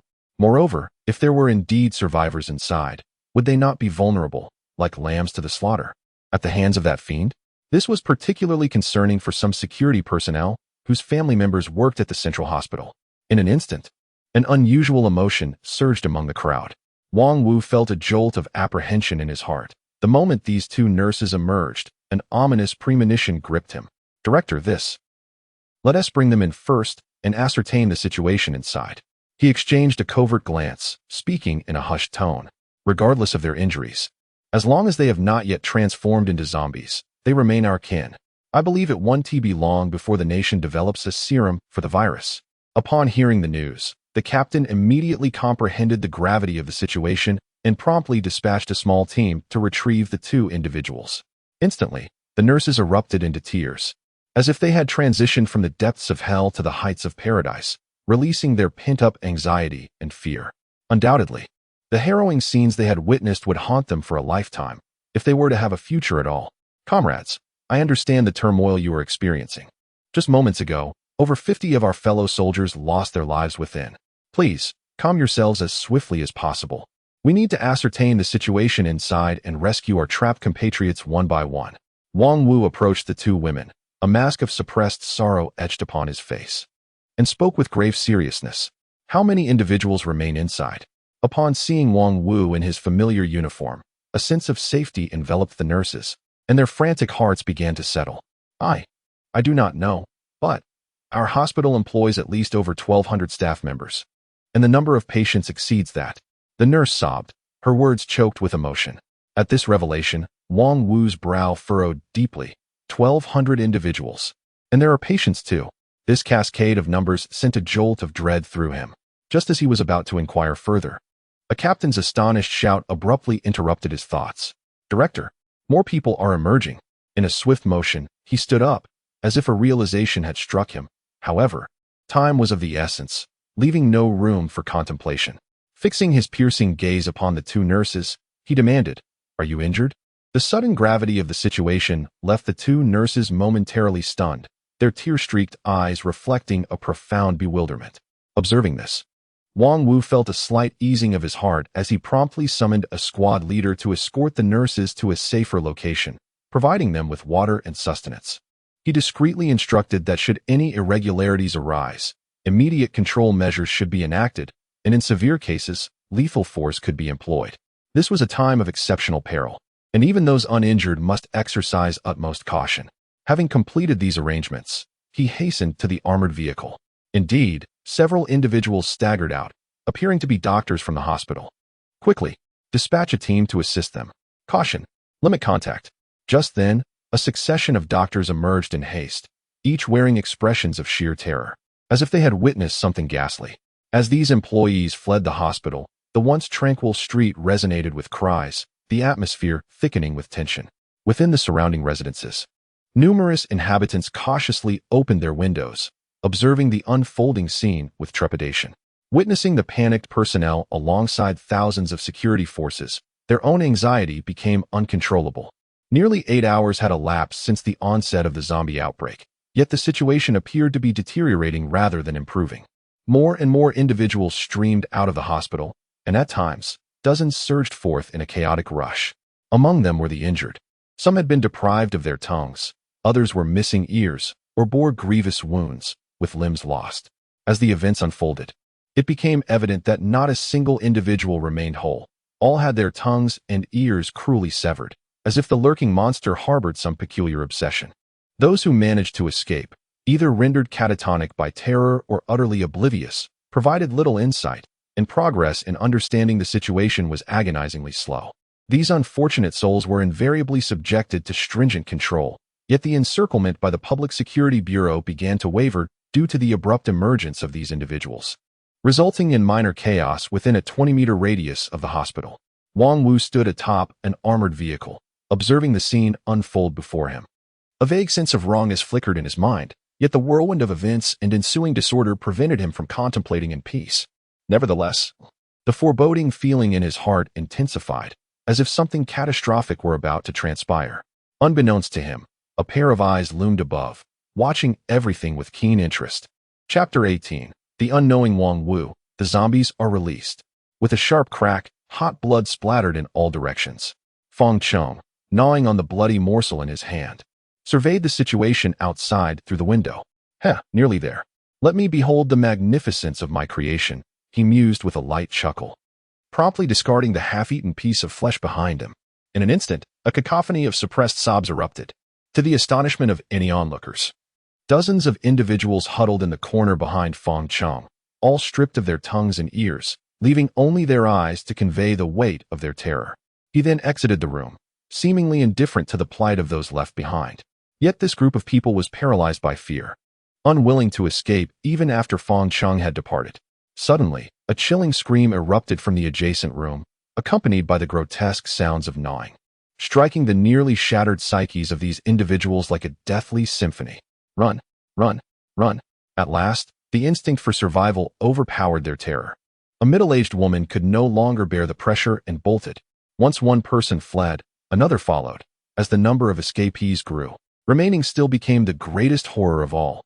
In no time, these dozens of individuals surged down the staircase into the grand hall. The chaos within the hall did nothing to halt their frantic pace. Their singular focus was to flee. They ran with desperation, with madness, seeking to escape this infernal purgatory.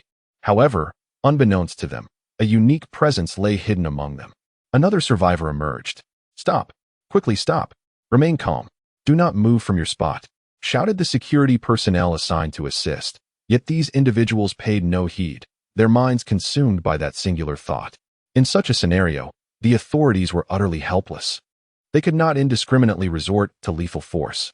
Who could tell how many eyes were surreptitiously observing this scene, or how many cameras were capturing every moment? They could only wait for the panicked crowd to escape the encirclement, to regain their composure before attempting to soothe and manage the situation. Moreover, this was not the first occurrence. It was already uncertain whether it was the third or fourth wave. After all, the infection from the zombie virus requires several hours to ferment, so there is no need for excessive worry. Wang Wu fixed his gaze intently on this group of survivors, meticulously screening them one by one. He soon realized that they were merely suffering from shock and had not exhibited any other symptoms, which allowed him to breathe a sigh of relief. Perhaps the zombie mother was particularly fond of consuming tongues and ears. Wait, he was suddenly jolted. Tongue. In an instant, a flash of insight struck his mind. He had finally pinpointed the crucial detail. Removing the tongue would render one unable to speak. And the purpose of silencing someone? It could only be to keep secrets. At this thought, a cold sweat broke out on his back. He had almost forgotten that this zombie possessed an intelligence far beyond that of ordinary beings. Just then, his peripheral vision caught a glimpse of a peculiar figure, a survivor who had just fled from the hospital. It was a middle-aged man, also missing his tongue and ears. But in stark contrast to ordinary individuals, this man's physique was remarkably robust, and his movements appeared unusually stiff. Moreover, the wounds where his ears had been severed seemed to be on the verge of scabbing over. This was dire. A chill shot up his spine, and he drew his sidearm with unprecedented speed, not taking the time to aim, and fired directly. Bang! The sharp sound rang out distinctly on the street. The previously chaotic scene fell abruptly into silence, and everyone instinctively turned to look. However, they saw an unprecedented terror etched on the director's face. He had hit his target. In a moment of peril, he struck the man's chest.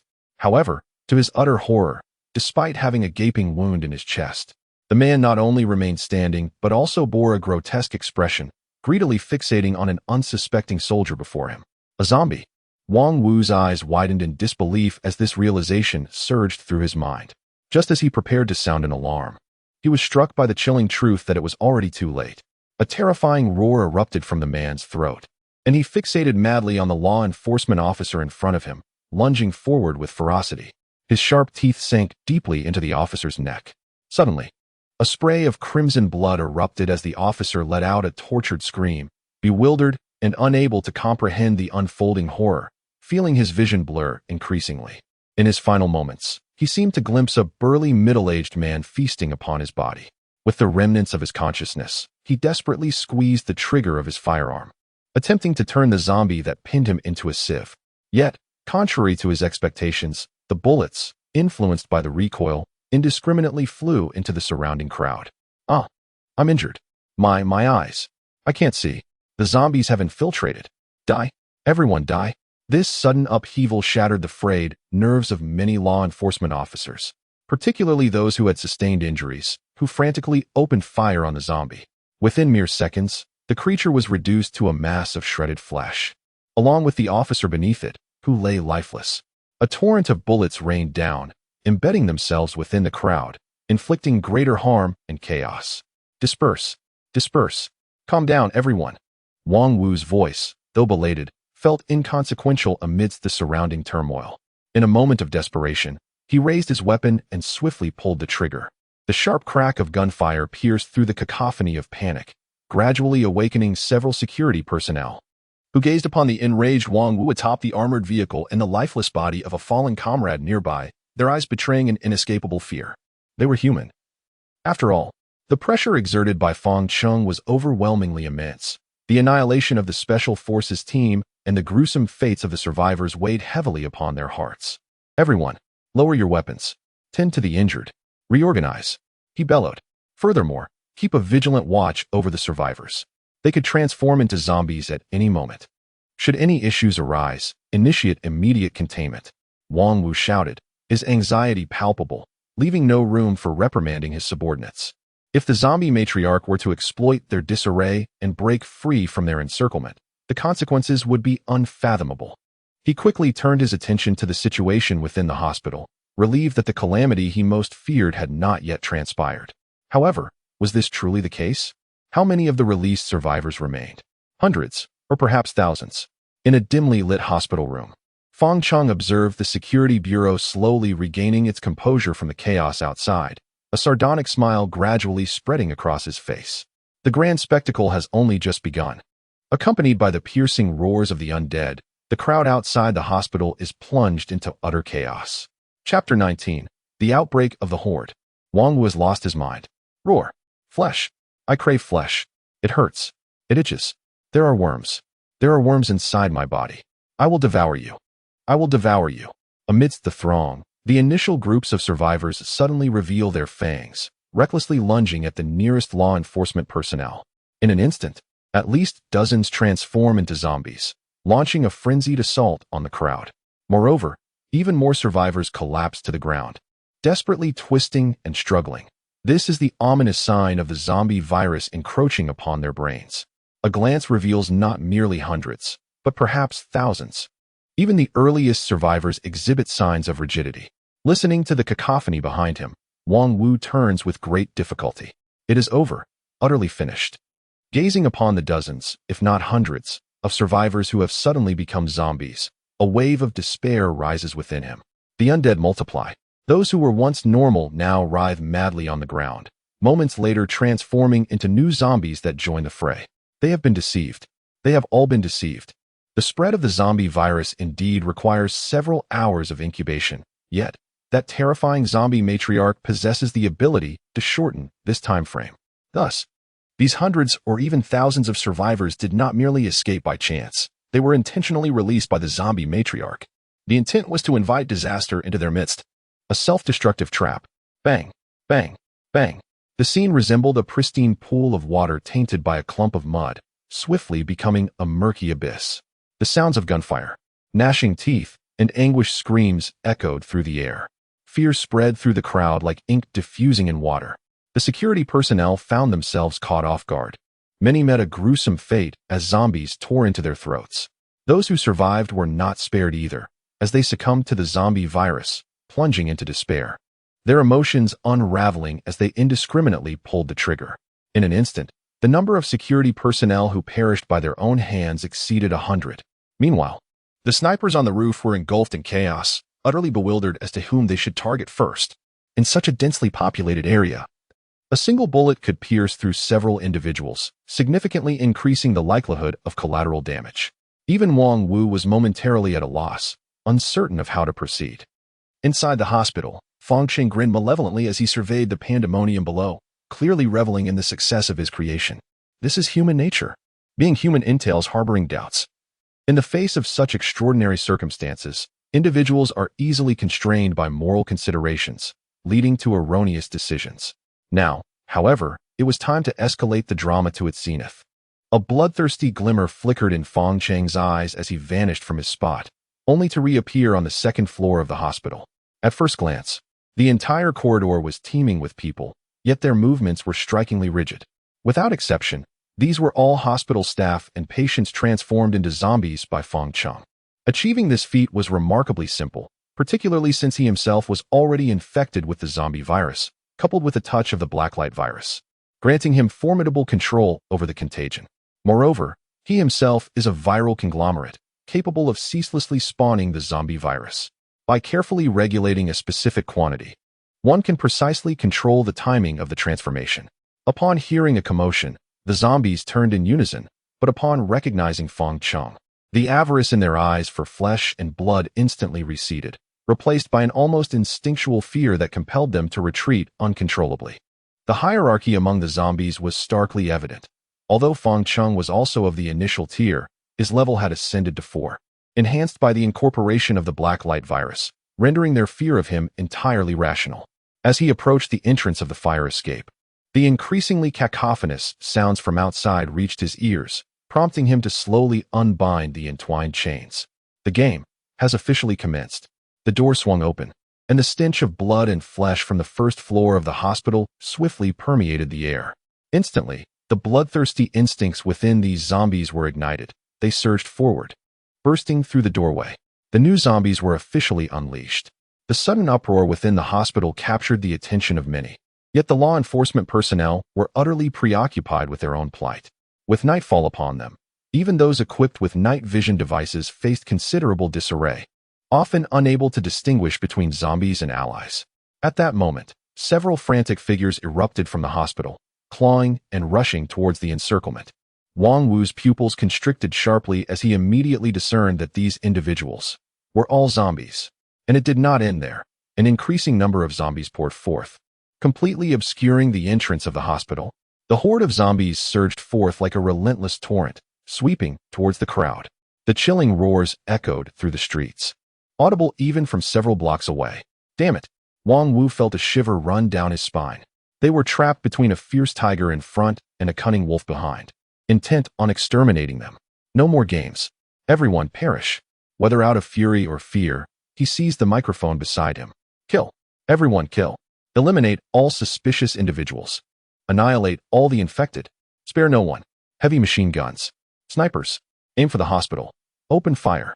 His furious commands reverberated down the entire street. These words liberated several security personnel who had hesitated to fire, igniting a frenzy of gunfire. Survivors? Death. Zombies? Death. Injured but not yet infected? They too must die. The essence of his decree was simple. As long as I remain uninfected, anyone who approaches me must perish. Suddenly, thousands of fiery serpents danced wildly, slaughtering every zombie and suspect in sight. Ahead, the heavy machine gun on the armored vehicle finally sprang into action.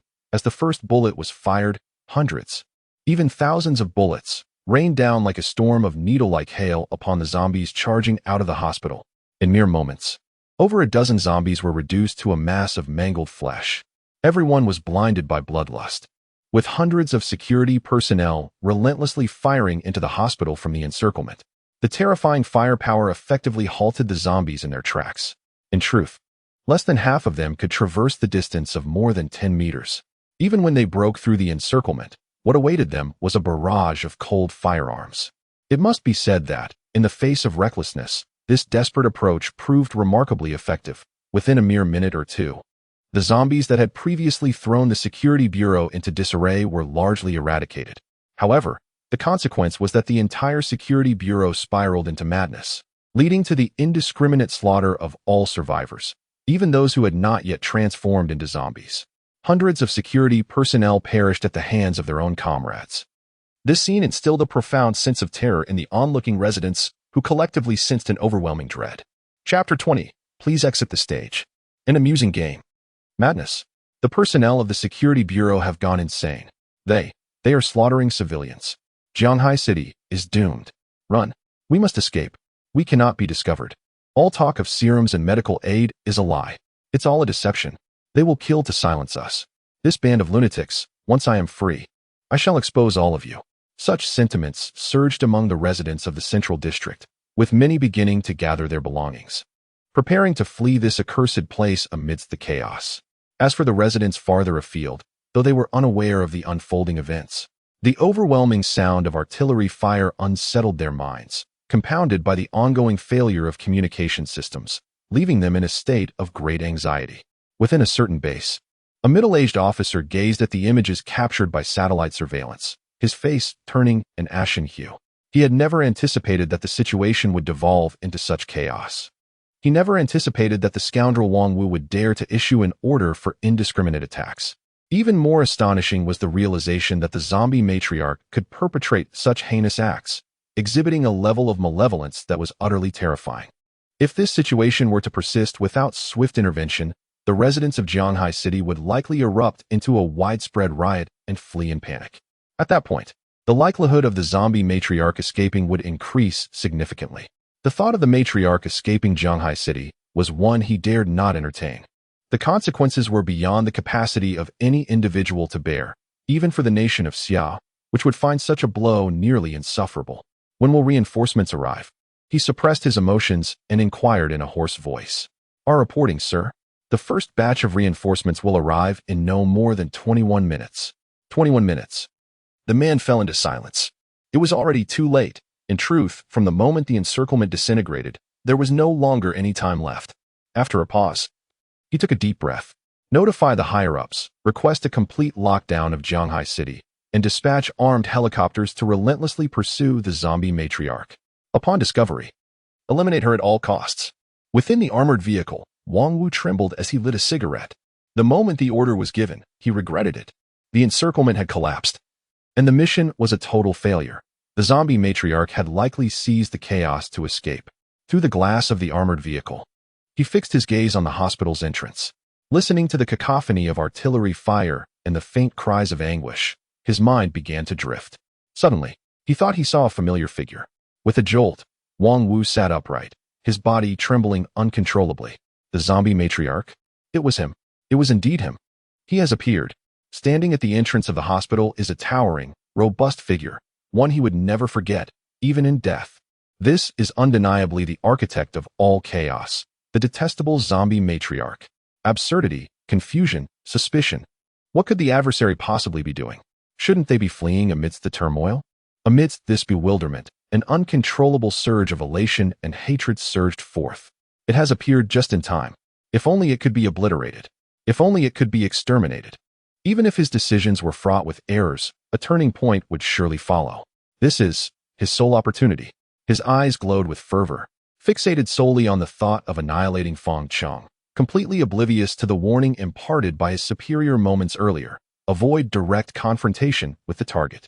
Just as he grasped the communicator, he looked up in horror to discover that the zombie matriarch had vanished. With a thunderous roar, it was as if a bolt of lightning had struck. Suddenly, he comprehended something. The hair on his body stood on end. Given the adversary's intellect, what could their personal appearance signify?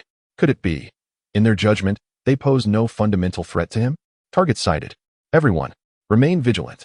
He shouted anxiously into the communicator, his voice transmitting through a specialized channel to every law enforcement officer's ear. Target? What target? Wang Wu's voice left everyone momentarily stunned. But they had just been frantically slaughtering zombies, their minds still tightly wound in a state of extreme tension, leaving them no time to ponder the meaning of his words. Or rather, the majority remained in a state of utter confusion. At that moment, a swift shadow suddenly darted through the crowd, causing several security personnel to tremble as if ensnared by an immobilizing spell. Brother? Someone nearby sensed the anomaly, unable to suppress a gulp, cautiously reaching out to tap, but the moment their hand made contact, The other collapsed weakly, a crimson stream of blood gradually seeping forth. Upon closer inspection, it became evident that these individuals had already had their throats mercilessly torn apart. Enemy attack. There is an enemy attack. The target has emerged. That monster has come forth. Help, bang. The moment this person sensed something amiss and prepared to cry for help, their head exploded with a force akin to that of a watermelon. Ah, how delightful. Such an amusing game. Run. Plead for mercy. Your strength is utterly feeble. Fong's eyes gleamed with exhilaration as he unleashed his full agility of 35 points, transforming into a bolt of lightning concealed within the darkness, ruthlessly reaping the fragile lives around him. 1, 2, 10. In stark contrast to his playful demeanor during the skirmish with the Phantom Squad. This time he unleashed his true prowess. Or perhaps, since merging with the Blacklight virus, he could no longer contain his full might. Power demanded release, not to be cautiously concealed. In an instant, he resembled a heavily armored tank equipped with a top-tier engine, rampaging through the crowd. Each strike was sufficient to effortlessly annihilate multiple foes. Ah, my leg. My leg is broken. Be careful. Yes, right here, right here. So fast. What in the world is this monster? I can't see him. It is utterly incomprehensible. With a thunderous roar, a barrage of lethal bullets is unleashed. Yet not a single corner of Fong Cheng's attire is grazed. The air is filled with screams of agony, curses, and roars of rage. The security personnel finally grasp why the confrontation between the special forces and this zombie progenitor lasted a mere 5 minutes. Its might is formidable, akin to the legendary beasts of lore, so powerful it invokes despair. They cannot even catch a glimpse of their opponent. This is not a battle of equals, but rather a one-sided massacre. Ha ha ha, how utterly delightful. Fong Cheng laughs maniacally, feeling an unprecedented exhilaration. The sensation of being the dominator rather than the prey is astonishingly pleasurable. He swiftly materializes in the shadow of a residential building. Observing the security bureau shrouded in fear and the chaos-stricken crowd, his smile grows increasingly audacious.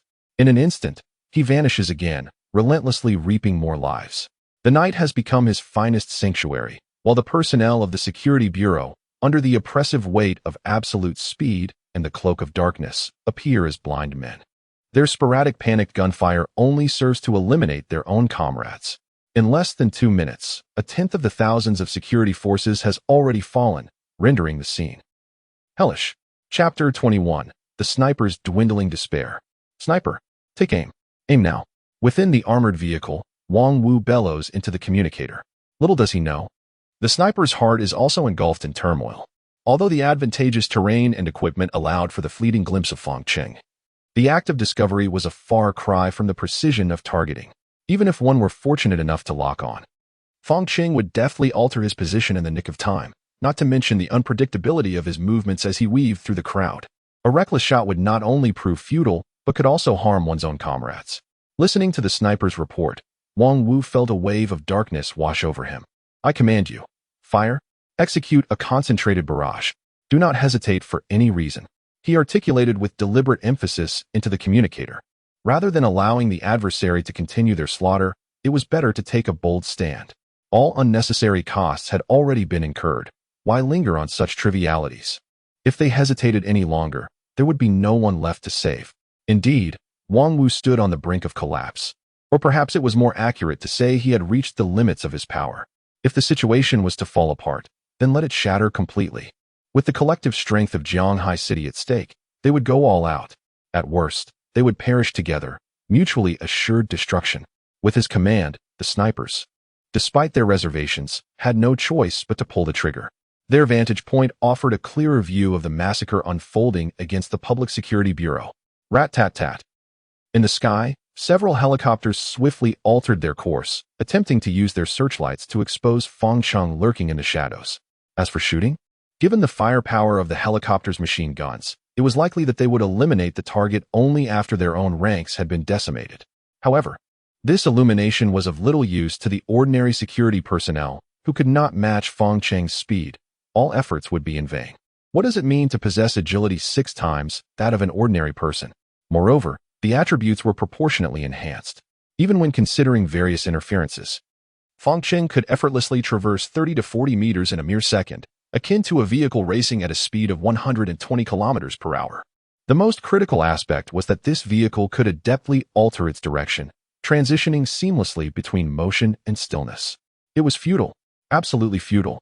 The only conceivable effect was perhaps to offer a minuscule positional indication for the sniper's aim. Bang! At long last, after a prolonged period of over 10 seconds spent in aiming, the first sniper squeezed the trigger. With a muffled thud, a specially crafted sniper bullet, measuring 15 centimeters in length, soared forth at a velocity surpassing that of sound, reaching Fong Chung in the blink of an eye. Crack! The asphalt ground was violently blasted, creating a crater over 30 centimeters in diameter.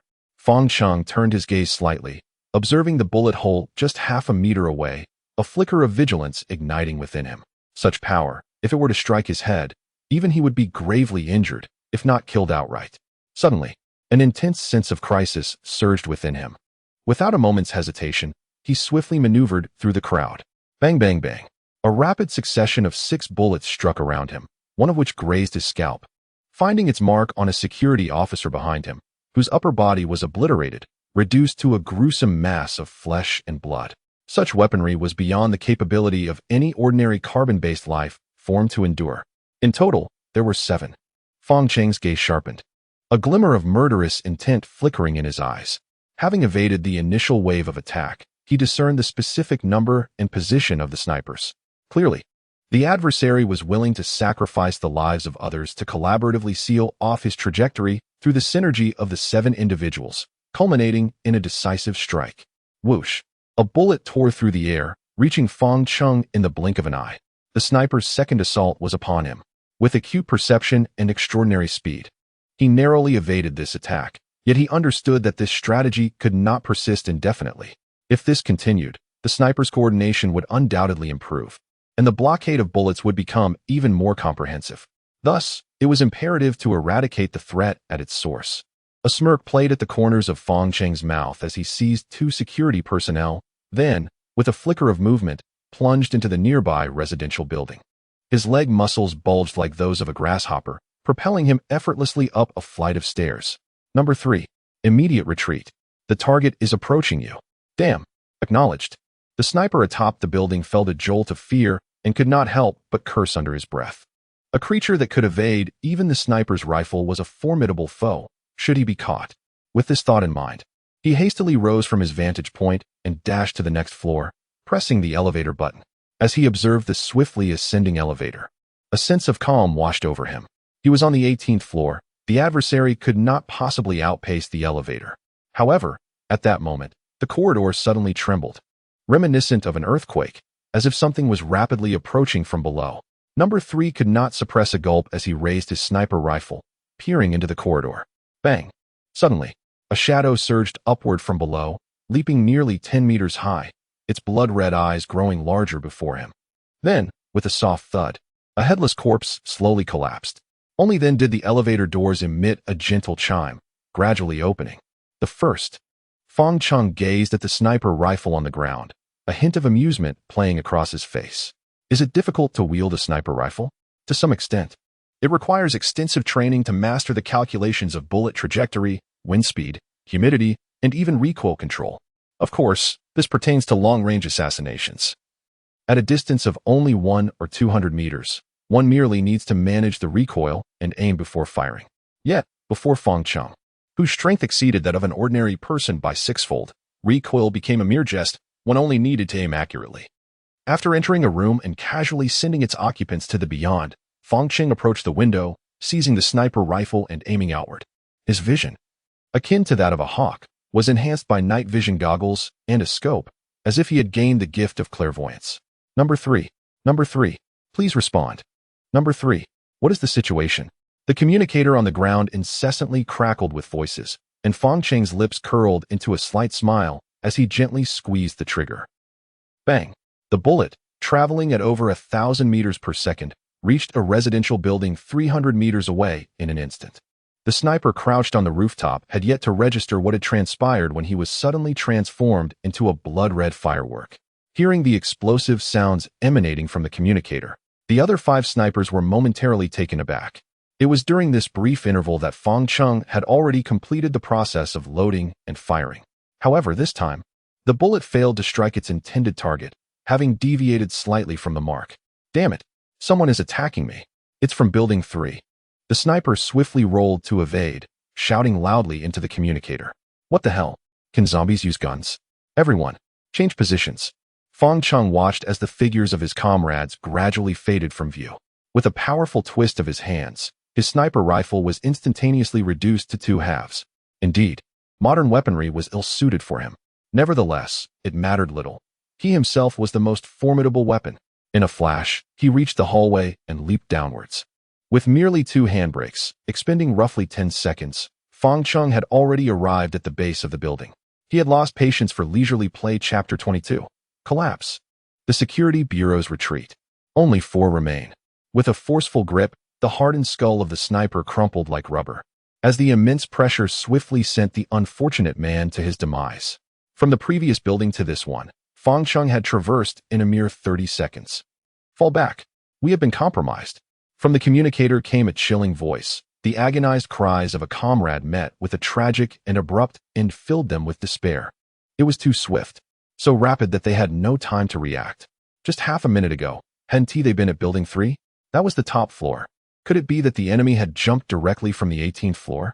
Incredibly, the remaining 4 swiftly shifted their positions. Yet Fang Chung harbored no interest in this game of hide and seek. His patience had completely evaporated. Escape? Where could you possibly flee? The tiles beneath his feet shattered violently, and Fang Chung instantly transformed into a fleeting shadow, charging towards the location of another sniper. Only 3 remained. With casual efficiency, he eliminated a sniper who had just emerged from the elevator, and the hunt continued. Under the overwhelming force of speed and perception, the final 3 snipers were systematically located and ruthlessly slaughtered. The last individual, despite managing to escape from his original vantage point, was still betrayed by the sound of his frantic footsteps and labored breaths. The auditory acuity of a zombie is already remarkably keen, especially when combined with the Blacklight virus, which endowed Fang Chung with attributes 6 times greater than that of an ordinary human. Wang Wu listened to the terrified screams of the last member of the sniper team, feeling a wave of dizziness wash over him, his heart sinking into despair. For the first time, he truly understood the nature of the monstrosity he was contending with and the sheer folly of his decisions. 7 snipers, in coordinated action. They should have been capable of annihilating several squads, yet in the hands of that monster, the entire ordeal lasted less than 5 minutes. Not one of them managed to hold out for even a minute, and this does not even account for the time Fang Chung took to reach them. When would reinforcements arrive? He abruptly turned his head, his bloodshot eyes seemingly on the verge of weeping blood. Our report to the director. At least 10 more minutes. Upon hearing this, Wang Wu fell silent, trembling uncontrollably in the armored vehicle, uncertain whether it was fear or rage that consumed him. 10 minutes? 10 minutes. That would be ample time for the zombie matriarch to ravage each one of them. Even if everyone were to risk their lives, they could hardly endure for 10 minutes. Previously, during the outbreak, several hundred had already perished, and now, with that monster's rampage, the entire Security Bureau has lost over 1,000 personnel. This accounts for nearly 30 of the total force. Were it another nation, their morale would have surely crumbled, leading to a complete rout. He knew all too well that if that creature continued its slaughter for just another minute or two, the entire team would be on the brink of collapse. Thus, a resolute glimmer flashed in Wang Wu's eyes as he grasped the communicator. Everyone, maintain formation. Withdraw from the central hospital at full speed. Retreat. The command resonated through the communicator, reaching every ear. All security personnel shuddered, as if they had heard divine intervention, and immediately huddled together, cautiously scanning the surrounding darkness, fearful that the monster might emerge from the shadows once more. Director, this. Inside the armored vehicle, the liaison responsible for communicating with higher-ups was in a state of turmoil, mirroring the bewildered expressions of the driver and the deputy director beside him. The higher authorities had instructed them to do their utmost to intercept and continuously monitor the movements of the zombie matriarch, and now they were retreating. Would this not contradict their orders? Damn it, can't you comprehend my words? I command you to retreat. If you do not, shall we all just wait here to meet our demise? Drive. Immediately. Right now. Or else. Will you jump out and battle that creature to the bitter end? Wang Wu glared fiercely at the individuals within the vehicle. If this continued, once his subordinates faltered, they would be left utterly defenseless. An armored vehicle? He harbored no illusions that this mere layer of metal could withstand that terrifying entity. Moreover, Wang Wu had come to a definitive conclusion. Human strength alone was utterly inadequate to contend with it. Not even the most elite special forces could prevail. Thus, reinforcements must undoubtedly be war-grade machinery. If they did not retreat, not only would they hinder the efficacy of these formidable weapons, but they would also risk collateral damage. Therefore, retreating at this moment was the wisest course of action. The armored vehicle roared to life and swiftly exited onto the street, while other law enforcement personnel, emboldened by newfound resolve, hastily boarded their vehicles, following the armored car's lead. However, in stark contrast to their earlier aggressive approach, the retreat of the law enforcement agency now appeared rather chaotic. After all, they had suffered a resounding defeat. Throughout the confrontation, Fang Chung had sustained not a single injury. While the law enforcement personnel had left behind a gruesome scene of corpses and hundreds of abandoned patrol cars. They are leaving? The law enforcement officials are fleeing. This is disastrous. The law enforcement agency is in retreat. What can we do against a monster that even they cannot conquer? As they watched the retreating figures fade into the distance, the residents surrounding the central hospital were seized by panic. The dense accumulation of bodies below, coupled with the rising stench of blood, compelled many to retch in despair. This was intolerable. They must escape. They must find a way to flee Shanghai City. Fear accumulates, and when it reaches a certain threshold, reason dissolves, leading to a complete collapse. Presently, these individuals are perilously close to that brink. Commander, they are retreating. A soldier, who had been diligently monitoring via satellite and surveillance, could not help but interject, a chill coursing through him. 7 exceptional marksmen, yet they could not even create a ripple. The middle-aged officer inhaled deeply, his expression reflecting considerable distress. He was acutely aware that, in light of the Firepower Bureau's capabilities, retreat was indeed the most prudent course of action. However, witnessing the retreating figures fleeing in such a disheveled manner stirred a sense of frustration within him. Order them to retreat. He commanded the helicopter squadron, directing them to disengage from the Shanghai City Firepower Bureau and fully pursue the target. Should they catch a glimpse of the target, they were to spare no expense in securing it within Shanghai City. If necessary, all measures must be employed without hesitation. The sound of gunfire echoed as 6 armed helicopters circled above the central hospital, their searchlights sweeping the surroundings in a relentless quest for Fang Cheng's whereabouts. Concurrently, every surveillance apparatus in Shanghai City was activated to undertake the most extensive search possible. Within a residential dwelling, Fang Chung observed the departing convoy, disdain etched across his features. TSK, TSK, TSK. Is this how you choose to escape? Yet, he had no intention of lingering in this game any longer. He was determined not to squander time on such trivialities. His true objective lay in disseminating the zombie virus to create chaos, while simultaneously devouring flesh to enhance his own power, thereby increasing the integration of the Blacklight virus. His ultimate goal was to elevate his strength to unprecedented heights before the game officially commenced. Thus, with the incessant buzzing resonating in his ears, Fang Chung broke into a light chuckle. First, he needed to shake off these pesky followers. Chapter 23, Pursuit. Bombardment. Shanghai City is vast. Compared to the 2 minuscule territories to the east, this city is akin to half of their entire nation.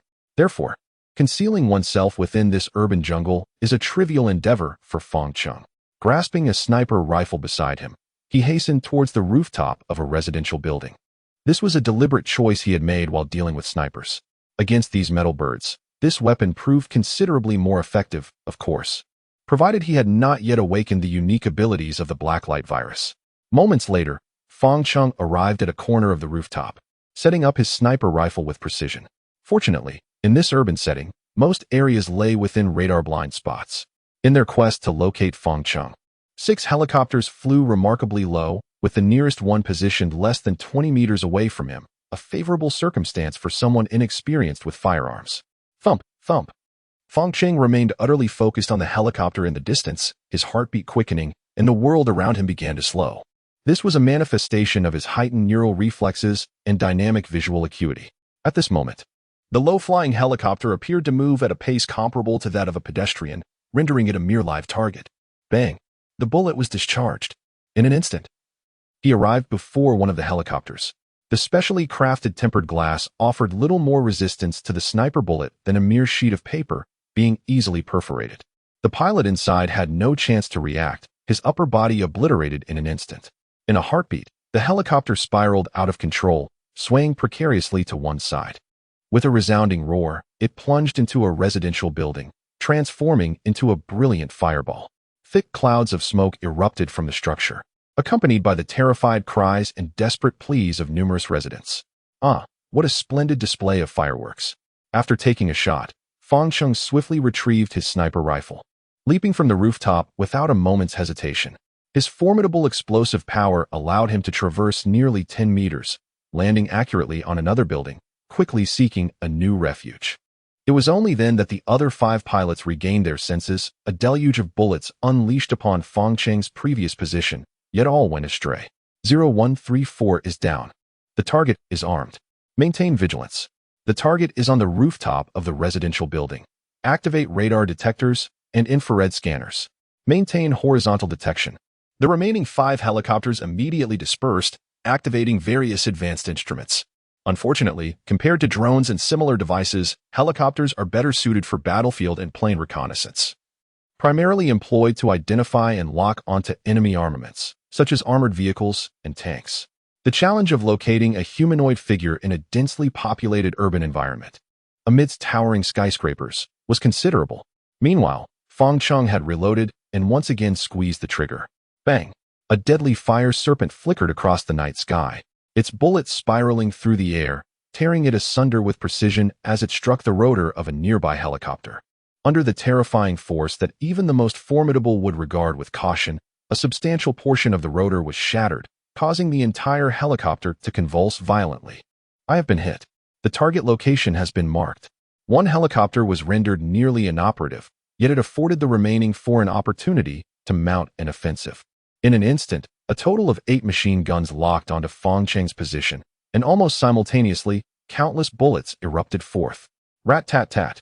A deluge of projectiles, akin to a pulverizer, instantaneously reduced the buildings and rooftops surrounding Fang Cheng to mere debris. However, in the very moment the guns blazed, Fang Cheng anticipated the assault, transforming into a sleek black fish, swiftly darting across the rooftop. Despite numerous bullets striking him, they inflicted little significant damage. Crack! The hardened rooftop beneath him yielded, fracturing deeply as he harnessed the force of the impact to leap onto another rooftop. Employing the same strategy, and bolstered by his formidable agility, he quickly traversed several buildings, increasing the distance between himself and the pursuing helicopters. In the shroud of darkness, they nearly lost their lock on him. Fire the mini-guided missiles. At that moment, a command resonated in the ears of the 4 pilots, causing them to collectively shudder. This was the urban center, the bustling metropolis. Yet, as soldiers, they understood their duty to obey orders, and more importantly, they were acutely aware of the monstrous nature of their target. A physique so powerful it defies description. An intellect of extraordinary caliber, a terrifying capacity for learning, and the ability to wield firearms. Should it manage to escape, it might very well assimilate human traits, even mastering language. At that point, a mere change of appearance could allow it to blend seamlessly into the crowd, transforming into a true nightmare and catastrophe. A biohazard crisis? In the presence of this monster, the cinematic portrayals of biological threats seem utterly trivial. The 4 individuals acted decisively, seizing the moment while the helicopter had locked onto its target and pressed the button to launch missiles. Whoosh! In an instant. For missiles, each half a meter long, trailing a crimson tail of flame, swiftly approached the target. If struck, it mattered not whether his attributes surpassed ordinary levels by 6 times or even 10. The outcome would remain grim. Fortunately, he had anticipated the helicopter's most formidable weaponry. Almost instantaneously, propelled by instinct, he leaped from the building, plunging into the residence of an adjacent structure, and swiftly darted into the restroom. Boom! The 4 missiles struck the building simultaneously. In that moment, time seemed to slow. An enormous fireball erupted, illuminating the sky for miles around. The searing heat, reaching thousands of degrees, charred the surrounding walls to a deep, glowing black. As the fireball receded, a terrifying shockwave surged forth like an invisible blade, sweeping in all directions. Bang, bang, bang. Countless shards of glass shattered, inflicting severe injuries on the unsuspecting residents within. Until this moment, the sound of the explosion arrived belatedly, rapidly spreading, resonating even across half the city. Clearly audible like the roar of a ferocious beast. Inside the vehicle, Wang Wu abruptly turned his head, his eyes revealing a look of horror. Madness. They are all mad.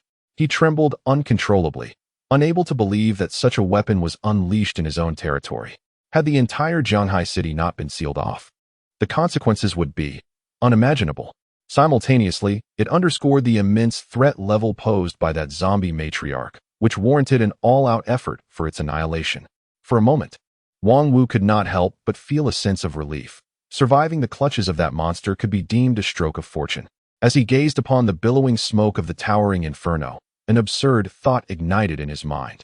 Could such weaponry truly slay that monstrosity? Chapter 24. Hero or Executioner.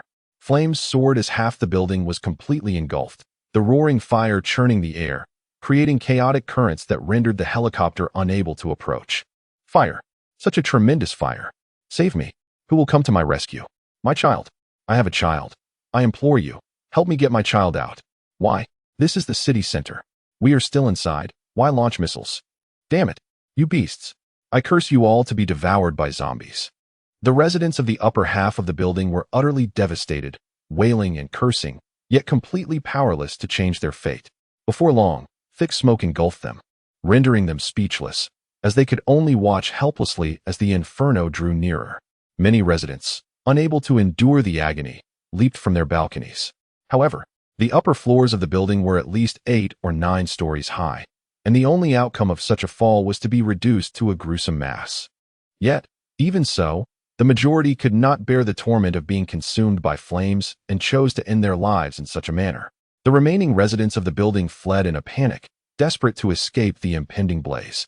As they descended the stairs and beheld the dozens, perhaps hundreds, of lifeless bodies strewn about, an indescribable sorrow and profound rage surged within them.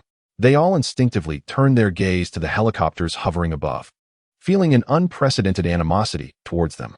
Among the corpses, there were even numerous children, the youngest still in swaddling clothes. Their neighbors were gone. Their homes were destroyed. Zombies? Nonsense. Many of them had yet to see even a shadow of a zombie. Rather, they had witnessed the law enforcement firing indiscriminately. They had thought that staying indoors would keep them safe, yet these individuals, this military force masquerading under the guise of eradicating zombies, had bombarded their homes with missiles. Did they intend to annihilate them? They stood beneath the building, with no one daring to leave. Their homes were obliterated, their lives shattered. Where could they possibly flee? From time to time, top-level residents would leap from above, crashing to the ground in a grotesque display of blood and flesh before the eyes of the onlookers. Such harrowing scenes gradually twisted the hearts of ordinary people already burdened with stress, as they cast venomous glares at the pilots soaring above. In midair, the 4 aviators seemed to hold their breath, overwhelmed by the cacophony of anguished cries, curses, and the chilling sound of death plummeting from the sky, along with the icy stares of hundreds of residents below. These sensations coalesced into invisible blades, ruthlessly slicing through their hearts and spirits. Were they committing slaughter? Slaughtering their own kin? Why, aside from the National Defense War, do those who have seen the battlefield often bear lasting scars? Because they are human, inherently possessing humanity. Even amidst the chaos of war, witnessing the tragic demise of innocent civilians profoundly impacts the soul. At this moment, the inner turmoil of the 4 pilots had transcended mere shock, morphing into boundless condemnation. Unbeknownst to them, their gazes began to lose focus, as waves of pain and regret surged forth. The helicopter, once maintaining a steady hover, started to sway erratically due to the pilot's distraction, nearly drawn into a perilous vortex created by the proximity of their own turbulent air currents. Everyone, maintain your composure.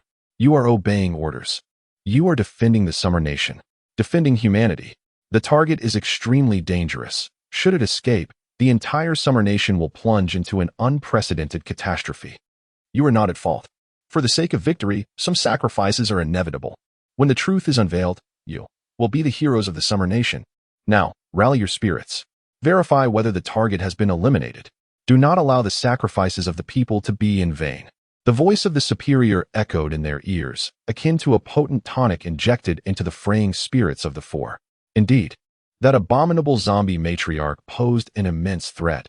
Should they seize this opportunity to extinguish it, the ramifications would be unimaginable. Executioners? No. They were heroes. Those below could not possibly comprehend. Without sacrifice, how could there be talk of victory? The group, as if grasping at a lifeline, fervently engaged in self-justification while swiftly spreading out to illuminate and deploy various detection instruments to their utmost capacity, meticulously examining the floor that Feng Cheng had previously entered. At this moment, that floor had been rendered unrecognizable, consumed by terrifying flames that gradually engulfed every corner. The air, exceeding hundreds of degrees Celsius, transformed the entire level into a vast steam chamber. For an ordinary person, not only was survival impossible, but even the chance to flee was non-existent. Their bodily moisture would evaporate rapidly, ultimately succumbing to the relentless inferno, reduced to dust. However, their target was no ordinary creature. Even machine gun fire could not vanquish it, necessitating meticulous reconnaissance. Report: no signs of life detected. Through radar and infrared instruments, there was absolutely no indication of life within. Perhaps even that monstrosity could not withstand the onslaught of four missiles and the terrifying heat, perishing entirely within. Is there a sighting of a corpse? Hearing this, the middle-aged officer's heart sank, and he immediately inquired. The airflow is too chaotic. We cannot approach, and there is no way to conduct a more thorough investigation. The inferno raged unabated, casting thick smoke and flames visible from nearly half the city. It was not merely a matter of concern for the inhabitants. Even the firefighters would require considerable time to extinguish the blaze. Before that, no equipment could possibly be deployed. After all, this is not a science fiction realm. There are no extraordinary mechas, and one must not drift too far into the realm of absurdity. On the other end of the communication line, the middle-aged officer's expression darkened, a foreboding feeling rising in his chest. A zombie with intelligence, if it were to remain alive. Where could it be concealing itself at this moment? His mind rapidly assessed the situation in Shanghai City, and with years of experience and sensitivity, a flash of inspiration struck him. Based on this building, all routes connecting here must be sealed. Inform the residents that they must refrain from wandering. Military reinforcements and assistance are on their way. It is imperative that I see every individual. The target could very well be hidden among the crowd. Indeed, the crowd. That zombie possessed terrifying regenerative abilities. An appearance identical to that of a human, coupled with exceptional intelligence. If it remained alive, there was a significant possibility it could blend in with those fleeing the building. Once it escaped with the residents, tracking it down would be akin to finding a needle in a haystack. We are severely understaffed, came the urgent reply from the pilot, who felt a wave of anxiety wash over him. If that creature managed to escape, all their efforts would be rendered meaningless. The hundreds of deceased residents could drag them into an abyss of despair. Damn it. The middle-aged officer almost succumbed to the impulse of hurling the communicator away. At that moment, his thoughts wandered to Wang Wu and the others who had fled. Had the Security Bureau personnel remained, they would undoubtedly have been able to maintain control of the situation, at the very least preventing the current turmoil. He silently vowed that once this crisis was resolved, he would ensure that the drunken layabout faced a military tribunal. It was imperative to notify the residents and urge their full cooperation. After a deep breath, he resolved that, if necessary, forceful measures would be employed. No one must be allowed to escape. Support. In 5 minutes. We must hold our ground. Chapter 25. A spectacular slaughter. Attention, residents. We express our utmost shame and remorse regarding the recent calamity. We mourn deeply for our fallen compatriots. However, our objective is to eradicate the source of this zombie catastrophe, a highly intelligent zombie matriarch capable of transmitting a virus. To this end, we have sacrificed thousands of brave comrades and many innocent civilians. Yet, we had no choice. Should the enemy escape, our entire nation would be plunged into an endless crisis, leaving our descendants with no future. Currently, the zombie matriarch is highly likely to be concealed within the crowd. Therefore, we earnestly beseech everyone to remain still and not to move. Military support will arrive in 3 minutes. At that time, we shall ensure your safety, and any losses incurred during this period will be fully compensated by the state. We implore your cooperation. The helicopter's announcement reverberated below. The pilot forcefully suppressed the tumultuous emotions swirling within, striving to render his voice calm and approachable. Meanwhile, four helicopters encircled the entire building and the crowd within, illuminating them with blinding searchlights to prevent any sudden escape of the target. Listening to the resounding proclamations in his ears, the surviving residents felt an absurdity wash over them. The nearby building continued to blaze, its bright flames reflecting upon their faces, yet they felt only an icy chill. The future? Descendants? To hell with it. My daughter is gone, burned to death by your flames. She was only 2 years old. Just 2 years old. Suddenly, a mother, trembling uncontrollably, burst forth from the crowd, her body marred by burns, her face smeared with soot, eyes brimming with an unutterable resentment as she pointed at the helicopter and unleashed a torrent of curses. What had they done wrong? What sin had her daughter committed? As the broadcast echoed in her ears, she could only feel the sting of irony and rage. It was sheer nonsense. At that moment, a figure plummeted from the sky, crashing onto the ground with a thud that mingled with the crackling of the flames, silencing everyone in an instant. The person who had jumped was nearly reduced to a charred husk, clearly unable to endure the excruciating pain any longer. Just then, the broadcast looped back to announce that military support would arrive in 3 minutes, assuring everyone safety, urging cooperation. Gazing up at the encircling helicopters, the blinding searchlights pierced their hearts like needles, stirring emotions that surged forth like an erupting volcano. How dare they? Home of the old man. Waiting for military support? Should we merely wait for a missile to obliterate them all? How absurd.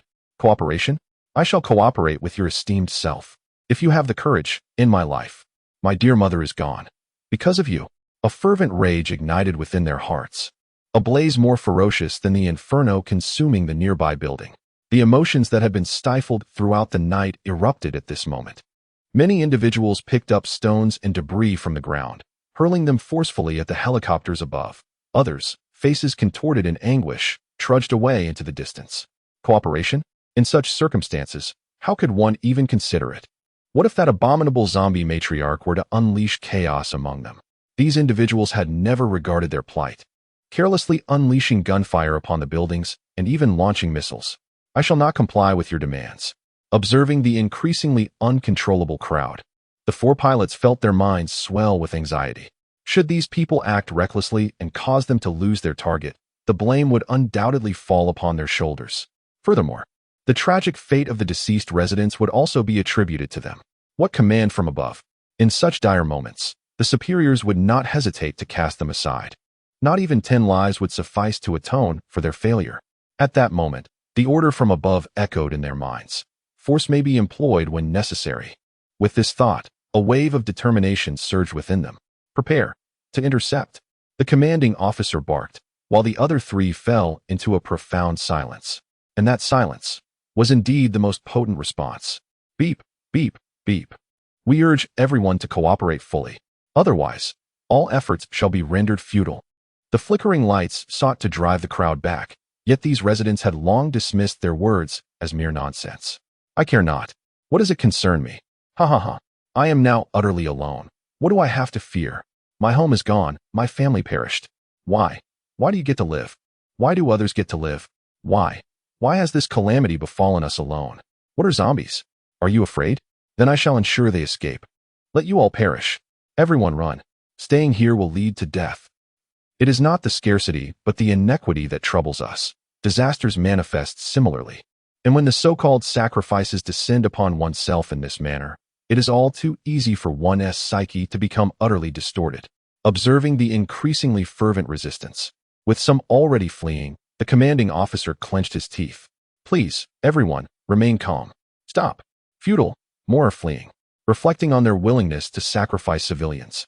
One could only surmise that once military support arrives, they would be met with even more terrifying weaponry. With this thought, those who initially intended to stay hastily retreated. I command you, halt. This is your final warning. Should you not cease, we shall resort to forceful suppression. A warning. Should you not cease, we will resort to forceful suppression. The shrill alarm intermingled with his grave tone instilled fear in the hearts of the populace, rendering them cold to the bone. Come. If you dare, kill me. You are formidable, are you not, threatening the citizens? Do not forget who bestowed upon you your current status. My grandfather is the secretary of Huayang City. How dare you? However, As the increasingly chaotic scene unfolded and more individuals fled, a glimmer of madness flickered in the captain's eyes. Open fire, Captain. This, regardless of the circumstances. The target must not be lost. This is an order. Open fire. With a single command, 8 machine guns unleashed a torrent of icy fire. Hundreds, if not thousands, of bullets transformed into a veritable meat grinder, roaring towards the crowd. The sound of bullets striking flesh echoed like the explosive rupture of a watermelon, dull yet distinct. Those few who had attempted to escape did not even have time to scream before the merciless bullets rendered them into grotesque, blood-soaked fireworks. Ha! Insanity. It is utter madness. Are we all mere ants? Are we all expendable? The military is slaughtering civilians. This is a massacre of innocents. Frenzy. Screams. Curses. These individuals lack the formidable physique of Fang Cheng. Under the deluge of bullets, they are no different from ants. Gradually, those who had fled were mercilessly cut down, and the remaining individuals transformed their rage and absurdity into terror and submission, cowering on the ground, trembling incessantly. Do not kill me. Please, spare my life. I will comply. I will comply. Do not fire any more. My leg. Someone, please save me. Hurry. Come rescue me. The machine guns, now emitting a wisp of steam, gradually came to a halt. Meanwhile, below the building, a scene of utter devastation lay before them. With blood and flesh scattered, complemented by the inferno of the adjacent structure, as if hell itself had manifested. Marvelous. Truly, exceptionally splendid. On the rooftop of a certain residential building, in a dimly lit corner, Fang Cheng looked down with a superior gaze, marveling at the breathtaking slaughter unfolding below him. Unable to contain his admiration as his blood-red eyes sparkled with excitement and cruelty. Chapter 26. Rather destroy a city than let the poison persist. Indeed, when it comes to the harvest of lives, humanity excels beyond compare. The ruthlessness displayed in turning against their own kind is something from which I must learn a thing or two. A mocking expression adorned Fang Cheng's face as he chuckled softly. Observing the rather juvenile methods of containment below, he found them utterly laughable. Leveraging the advantageous terrain, he effortlessly withstood the formidable onslaught of 4 missile explosions. Although the ensuing flames and shockwaves inflicted considerable pain upon him, they merely amounted to minor injuries in light of his extraordinary physique and astonishing regenerative abilities. At the moment the explosions ceased, he had already seized the opportunity presented by the distraction of those below and silently departed from the scene. It could be said that he was among the first to leave the building, yet none were aware of his escape. As for the surveillance on the ground, the so-called Heavenly Eye monitoring system, designed to capture criminals, was limited in its scope. With a modicum of caution, those mechanisms were rendered virtually ineffective. While they may suffice against mindless zombies, attempting to utilize them against him was patently absurd. Suddenly, the smile on Fang Cheng's face began to fade. His gaze shifting to the distance, a subtle sense of trepidation washing over him. Have they arrived so swiftly? Truly, one cannot underestimate the efficiency of Xia's forces. With the military's might approaching, he could not remain in place any longer. Given his current capabilities, confronting the military head-on would be tantamount to courting death. A missile with even a slightly greater yield could easily obliterate him. Moments later, a faint smile graced his lips as an intriguing plan materialized in his mind. If such audacity were displayed, what would transpire if the entirety of Jianghai City were to be utterly inundated by zombies? He cast a deep glance at the formidable force swiftly approaching in the distance. With less than 5 days remaining, these entities would be reduced to mere scrap metal. At that juncture, he would be invincible, an unstoppable force. Without hesitation, he leapt gracefully, employing his unparalleled control over his body to land soundlessly on the ground. He fully relaxed his senses, evading surveillance while swiftly making his way into the distance. Merely 2 minutes after his departure, a torrent of steel gradually advanced from afar.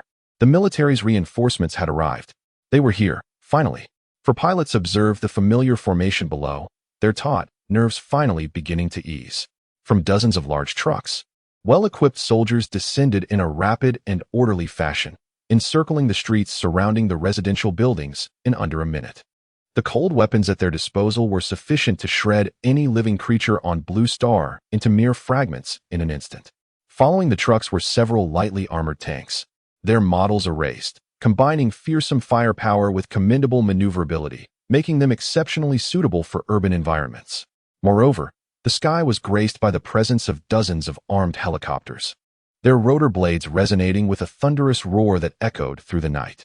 The four individuals also caught sight of fighter jets traversing the skies above Shanghai City, poised to unleash devastating assaults at any moment. In addition, numerous specialized teams arrived, accompanied by a diverse array of equipment and instruments. This formidable force, if stationed in any southern nation, would be sufficient to sweep away all opposition. It was evident that the higher-ups were resolute in their determination to eliminate Fangcheng. The oppressed surviving residents were subdued within a mere minute or two, swiftly escorted onto military trucks. Consequently, beneath the residential buildings, no figures remained visible except for military personnel. Witnessing this, the four pilots felt a sudden jolt of apprehension. The target was not among the crowd. Where could it be? Had it perished in the inferno, or had it long since escaped? Just as their anxiety mounted, a command echoed in their ears: land the helicopters nearby and await further instructions. Upon hearing this, their unease intensified. They were utterly doomed. Extinguish the flames. Deploy drones for reconnaissance. As orders were issued, a firefighting aircraft swept across the sky, releasing tons of water that cascaded onto the raging inferno engulfing the building, while firefighting teams promptly commenced their efforts to quell the blaze. With a dual approach, the conflagration was extinguished within mere minutes. Following this, hundreds of drones were activated. Some ventured into the building's interior to investigate the situation, while others dispersed to scrutinize any suspicious individuals. Ultimately, after sacrificing over 20 drones, the circumstances within the residential building were clarified. Target not found. The target is suspected to have escaped. Listening to the report on the reconnaissance results, the accompanying officer felt dizzy. That zombie matriarch has indeed fled. The news was escalated through the ranks, ultimately stirring nearly the entire upper echelon of the Xia nation, especially the gruesome scenes at the site, which were far more brutal than a battlefield. In the end, a top-level order was issued: better to destroy a city than to allow the source of the poison to persist. Gazing at the superior directive, the attending officer let out a long sigh, fully aware that the millions of citizens in Shanghai City were about to be plunged into chaos and despair. All troops, base operations at the central hospital, conduct a comprehensive search for the target. Simultaneously, coordinate with the subsequent forces to screen for the infected and evacuate all residents. Furthermore, all aerial and space units are to monitor and search around the clock. Upon discovering any trace of the target, immediate reporting is essential. Comrades, this will be a brutal tug of war. The Great Xia shall prevail. In an instant, thousands of soldiers divided into small teams, spreading out to commence an orderly operation. The reinforcements swiftly arrived to join the efforts in screening the infected and evacuating the residents. Meanwhile, under the operations of relevant departments, the entire Shanghai City's television and radio began to automatically broadcast the military's evacuation actions and the immense dangers posed by the situation, instilling in the residents a sense of the military's inevitable victory while simultaneously providing comfort and support for the military's operations. It must be said, these measures proved remarkably effective. After all, the Great Xia Army has always been the steadfast anchor in the hearts of the people of Great Xia. With the military mobilized, this crisis should soon be resolved. With this thought in mind, many who initially planned to flee Shanghai City gradually calmed down, retreating into their homes to await rescue. As for the specialized teams, they maneuvered drones in conjunction with the aerospace forces to scout Fangcheng's location. For them, every second was of utmost importance. With each passing moment, the uncertainty brought by the zombie matriarch grew ever more daunting. Shortly thereafter, the luxurious apartment where Fangcheng had previously hunted was discovered, revealing a mountain of corpses and a scene of brutal horror that once again shocked the upper echelons of Xia country, further solidifying their resolve to eliminate Fangcheng. However, during the military operation, an unforeseen event transpired, completely disrupting their composure. Chapter 27: Exposure.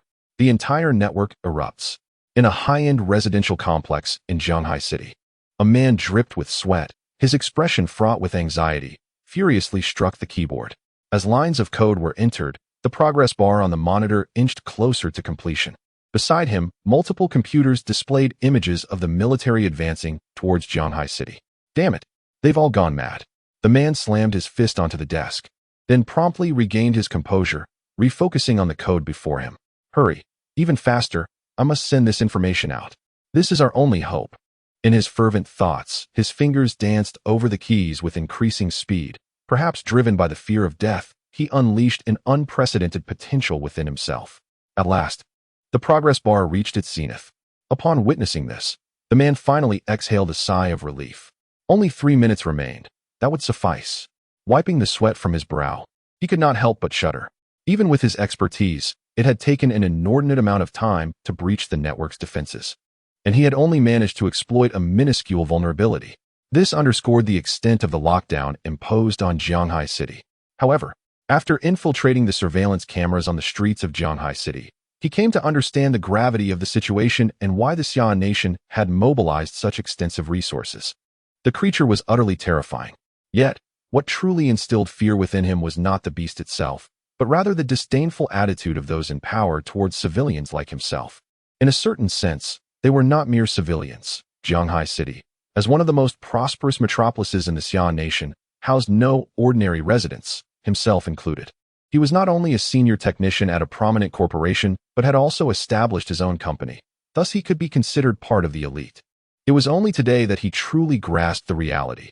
When the upper echelon decided to act ruthlessly, they were no different from ants.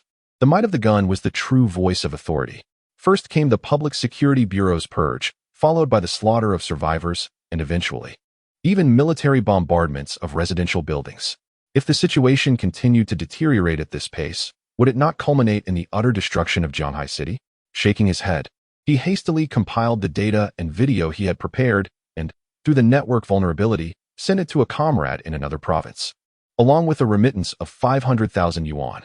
Having completed these actions, he swiftly severed all connections and stepped to the window, gazing at the rising black smoke in the distance, silently praying for salvation. At this moment, the sole means to break the impasse and facilitate their escape from Shanghai City appears to be the power of public opinion. As for a forceful breakout, he firmly believes that should the residents of Shanghai City dare to defy orders and attempt to break free, they would undoubtedly be met with merciless gunfire. Within the confines of Shanghai City, there are numerous individuals akin to him, each devising ways to disseminate information. Fortunately, there is no absolute security in any blockade. Even for the authorities, completely sealing off all networks in Shanghai City in a short span is exceedingly challenging. While effective against the general populace, there remain numerous loopholes when facing professionals. As a plethora of texts, images, and even videos began to circulate, information regarding the situation in Shanghai City gradually found its way into the hands of a select few. As dawn approached, under the promise of substantial rewards from a powerful figure, various online brigades united. At 8 a.m., they deployed a multitude of devices and accounts to expose the situation across major platforms and applications. With the widespread dissemination by these organized groups, the conditions in Shanghai City swiftly came to the forefront of public awareness. What is this? In a certain residential complex, a bespectacled man stared, bewildered, at an email that had suddenly popped up on his phone. Upon opening the message, he was taken aback to find it marked as Private 18. Late-night gossiping alluring the man was momentarily stunned. Such unexpected fortune so early in the morning? He hastily grabbed a roll of tissue from beside him, flexed his right hand, and reclined on the bed. Although he had already taken care of matters the previous night, a morning session of manual activity seemed invigorating, and he could always justify it as an early morning workout. Once prepared, the bespectacled man promptly opened the email, which contained numerous files. After clicking through several documents, he finally discovered several videos, their covers igniting a surge of adrenaline. He calmed his excitement and proceeded to play one of the videos. Instantly, a dimly lit scene materialized on his phone, and the perspective appeared to be that of a surveillance camera. Goodness, a series of clandestine recordings? How delightful. Rubbing his hands together, he continued to watch, and soon, a cacophony of sounds emerged from the screen. However, the sounds were exceedingly chaotic, resembling the anguished cries of dozens, if not hundreds, of individuals, both male and female. Was this a large-scale group activity? Something quite extreme? At that moment, the surveillance footage began to shake and gradually pan downward. Finally, for the first time, he glimpsed a figure within the video. It was a stunning woman clad in a hospital gown, sprinting frantically towards the camera, her silhouette rapidly enlarged. Is she coming? The man prepared himself, ready to charge at any moment, yet. Bang! Bang! Bang! The crisp sound of gunfire echoed through the video, and in the next instant, the woman in the footage was obliterated. Her upper body was reduced to mere fragments. Snap! The man froze, his previous exhilaration abruptly extinguished, a chilling dread creeping up his spine, and his weapon suddenly contorted into a concave shape. What the hell? He leaped from his bed, his breath quickening. Was this a horror film? Yet why did it feel so disturbingly real? And without a hint of censorship? At that moment, the video screen revealed the silhouettes of more individuals, residents, doctors, patients, and the Public Security Bureau. What? Is the Public Security Bureau slaughtering civilians? Stunned, completely bewildered. Subsequently, he opened several more videos, depicting a sudden outbreak of zombies, the lockdown of Shanghai City, the Public Security Bureau conducting cleanup operations, the emergence of the virus's origin, and helicopters bombing residential buildings. After watching the final video, the man felt a throbbing in his head. Had he traversed through time? Just a single night had passed, and the zombies had already emerged. With a tumultuous mind, he promptly accessed major social media platforms. And at first glance, all of these platforms were inundated with related topics. My heavens, the world has changed. My goodness, are there really zombies? Is Shanghai City truly under lockdown? My 2 sons are still inside. Oh dear, are those videos genuine? Have the people of the Shanghai Public Security Bureau gone mad? Has the military lost their senses as well? How terrifying it is that missiles can even descend upon Xia country. And it is our own people who have unleashed them? The mere thought sends chills down the spine. How desperate must those compatriots be, who can come forth and clarify whether this is indeed real? Millions of compatriots are trapped inside. What is happening? Are we witnessing a resurgence of genocide? The discussions online are overwhelming, with certain videos being excerpted, blurred, and disseminated across various platforms, surging to the trending list in an instant, catching the official personnel off guard. The situation escalated uncontrollably. Chapter 28. A town in utter silence. The human slaughterhouse. Shanghai City is deeply ensnared in a zombie crisis. Shocking. The Public Security Bureau has actually turned against the civilians. Where is the rule of law? Where are the people? Terrifying. Millions are confined. What is the upper echelon truly contemplating? The concealed truth. Are we merely cattle? In less than an hour, the situation in Shanghai City rapidly spiraled across the internet. Particularly under the instigation of certain manipulated media accounts, a multitude of netizens turned their gaze towards the upper echelon's cruel indifference towards the populace, shattering the worldviews of many. The stark contrast to the usual fade presented by Xia country is utterly unacceptable. Initially, there were those who suspected the veracity of these claims, but before long, residents from surrounding cities were horrified to discover a vast military presence at the borders of Shanghai City, having seemingly emerged from nowhere. They had effectively sealed off all routes in and out of the city. The highways mirrored this situation. As a metropolis, countless vehicles traversed daily, yet now, tens of thousands of cars were utterly immobilized on the expressways. The reason was simple.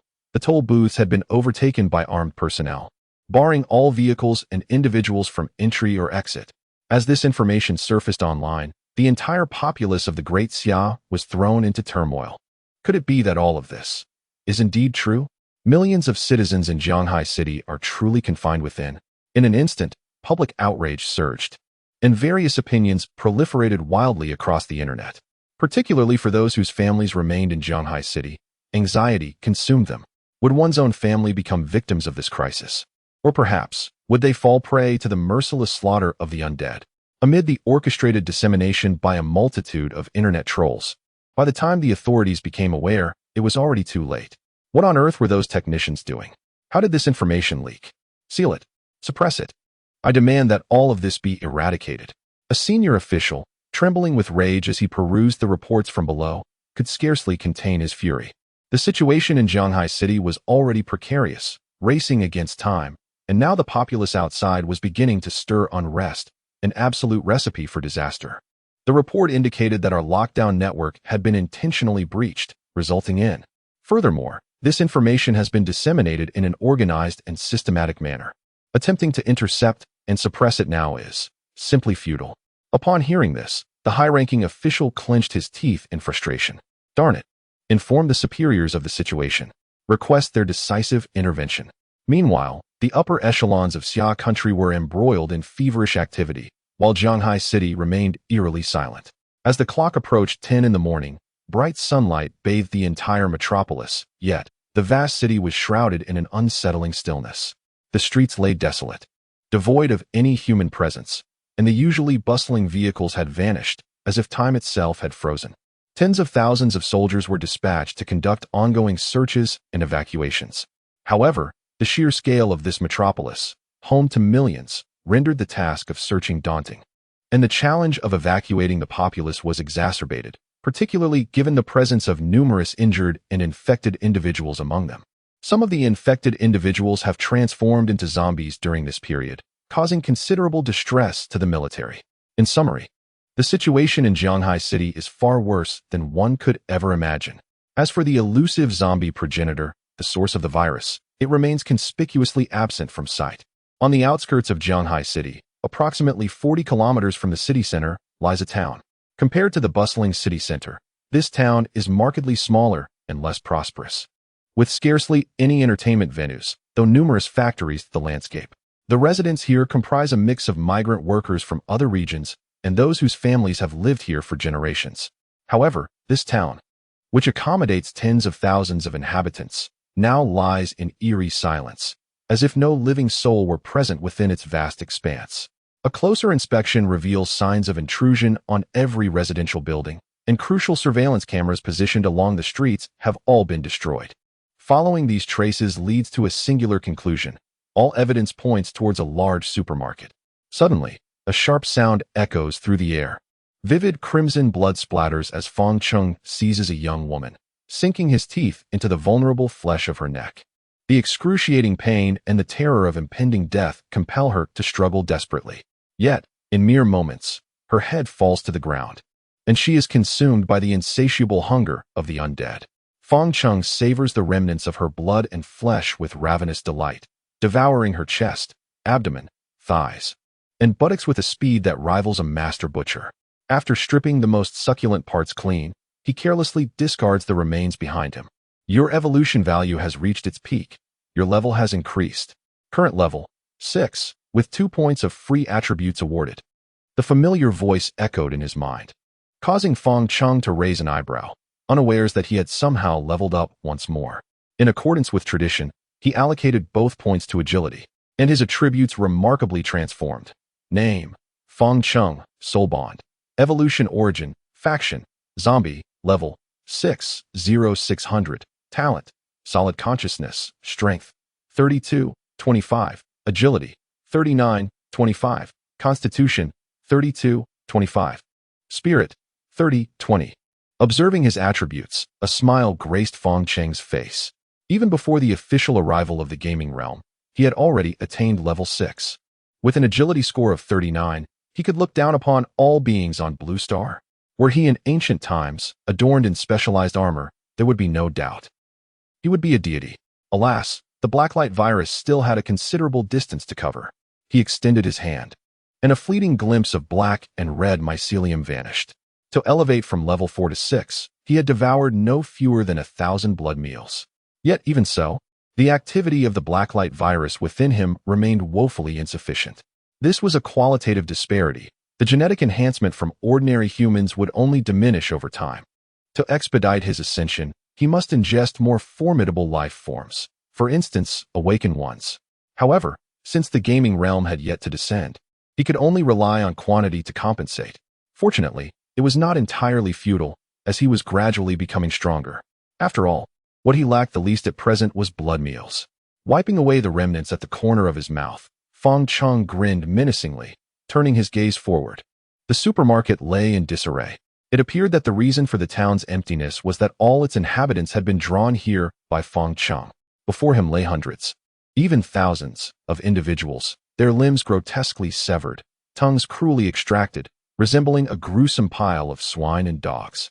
The elderly, women, expectant mothers, youths, adolescents, children, infants, all succumbed to the insatiable hunger of Fong Chung. Terror, despair, collapse, madness. A cacophony of chaotic emotions, a dual torment of body and spirit. Many had completely lost their sanity, while those who remained were scarcely better off. Behind Fong Chung, a mountain of corpses loomed, a chilling testament to the carnage. Bright crimson blood stained the supermarket floor, casting a ghastly hue over the surroundings. The metallic scent of blood hung thick in the air, 100-fold more pungent than that of a slaughterhouse. This was a place where merely gazing upon it could drive one to madness, a human slaughterhouse. Chapter 29, The Zombie Legion. A new awakening of the undead. The acquired evolution points had diminished. Feng Cheng swiftly seized 2 blood-soaked morsels, ravenously consuming the most sanguine portions, as his evolution points gradually increased. By his method of devouring, he required at least 2 such meals to garner a single point of evolution, implying that to ascend to level 7, he would need to consume 1,200 bloods. As he hastily feasted, he calculated the time required for leveling up. On average, it took him about 20 seconds to consume the majority of one person's flesh and blood. Thus, for 1,200 individuals, nearly 7 hours would be necessary. And this was merely for level 7. As he approached levels 8 and 9, the requisite evolution points would be even more substantial. While the evolution points provided by ordinary humans were woefully scant. Contemplating this, Feng Cheng shook his head slightly. At this rate, achieving a breakthrough past the 0-tier threshold before the onset of the game was utterly impossible. To transcend the first tier, or level 10, one must accumulate an evolution value surpassing that required for levels 1 through 9 combined. Naturally, the challenge is formidable, yet the enhancement to one's capabilities post-transcendence is substantial. Not only does one gain additional attributes, but this also serves to elevate innate abilities, yielding numerous benefits. It appears that seeking more formidable sources of sustenance is imperative. Feng Cheng mused inwardly. Coincidentally, the advancement of the Blacklight virus also necessitates high-quality sustenance and genes, making the pursuit of new sources of nourishment exceedingly vital. However, he already harbored certain intentions. As for the present moment, one should not squander the plethora of fresh, free resources available. Thus, he immersed himself once again into a new round of devouring. By the time he paused, the clock had advanced to approximately 3 in the afternoon. The seeds have matured. Raising his gaze, he listened to the intermittent low growls emanating from outside the supermarket, a glimmer of brilliance flashing in his eyes. Glancing at his attribute panel, he noted that the evolution value required to reach level 7 had already accumulated to more than half. Subsequently, his figure flickered, and moments later, he found himself outside the supermarket. What had once been an empty street was now populated with numerous swaying figures, having seemingly materialized from nowhere. From the surrounding residential buildings, an increasing number of similar individuals emerged, and before long, the entire street was teeming with these strangely moving beings. They were densely packed, stretching beyond the horizon. The saying goes, when thousands of people gather, there is no end in sight. When tens of thousands gather, there is no boundary. The sight of tens of thousands of dazed and eerie figures, moving with a stiff and sluggish gait, was utterly astounding. Indeed, a masterpiece of perfection. Feng Cheng grinned widely, laughing silently in exhilaration. For the sake of this legion of the undead, he invested considerable effort. Upon arriving in this town, the sole task he undertook was to unleash a frenzy of slaughter upon its inhabitants, utilizing his ghostly speed. Breaking down doors, executing, and infecting. These 3 actions he repeated for several hours until he had thoroughly cleansed the entire town. Coupled with the fact that the human body possesses almost no resistance to the zombie virus after death, it did not take long for the virus to completely invade and take hold, resurrecting the dead. As for the outcome, he was quite pleased. Upon hearing the commotion, these zombies swiftly redirected their attention towards Feng Cheng, perhaps sensing the scent of blood emanating from within the supermarket. Thousands of zombies emitted a chorus of mindless growls, surging forward en masse toward the supermarket. Soon, numerous zombies arrived at Feng Cheng's feet, yet, perhaps due to the overwhelming aura he exuded, they dared not approach, instead cowering at the entrance. Feng Cheng quietly observed his handiwork, his smile broadening. However, this was still insufficient. These zombies posed little challenge to unarmed, ordinary individuals, yet when faced with a fully equipped army, they were nothing more than a collection of targets, utterly defenseless. Thus, he seized the 2 closest zombies and hurled them into the supermarket. As they entered, the rich scent of blood and flesh assaulted their instincts like a potent poison. In no time, the 2 zombies pounced upon the pile of motionless bodies, voraciously devouring the flesh. Subsequently, Feng Cheng employed the same tactic, tossing in over 100 zombies before finally coming to a halt. Within the supermarket, a scene reminiscent of the apocalypse unfolded. The remnants of humanity were rapidly dwindling under the relentless gnawing of hundreds of zombies, while severed limbs and dismembered body parts scattered in all directions. As the blood feast diminished, a harrowing spectacle emerged, with multiple zombies vying for the same victim. A sight so gruesome it defied description. After devouring the living, these 100 zombies turned their attention to the pile of bones that remained, lunging toward it en masse. Fong Chung observed this scene with keen interest. In his perception, as these zombies fed, the virulence within them intensified, and the aura they exuded grew formidable. According to the game's level classification, they had nearly all ascended to the second tier.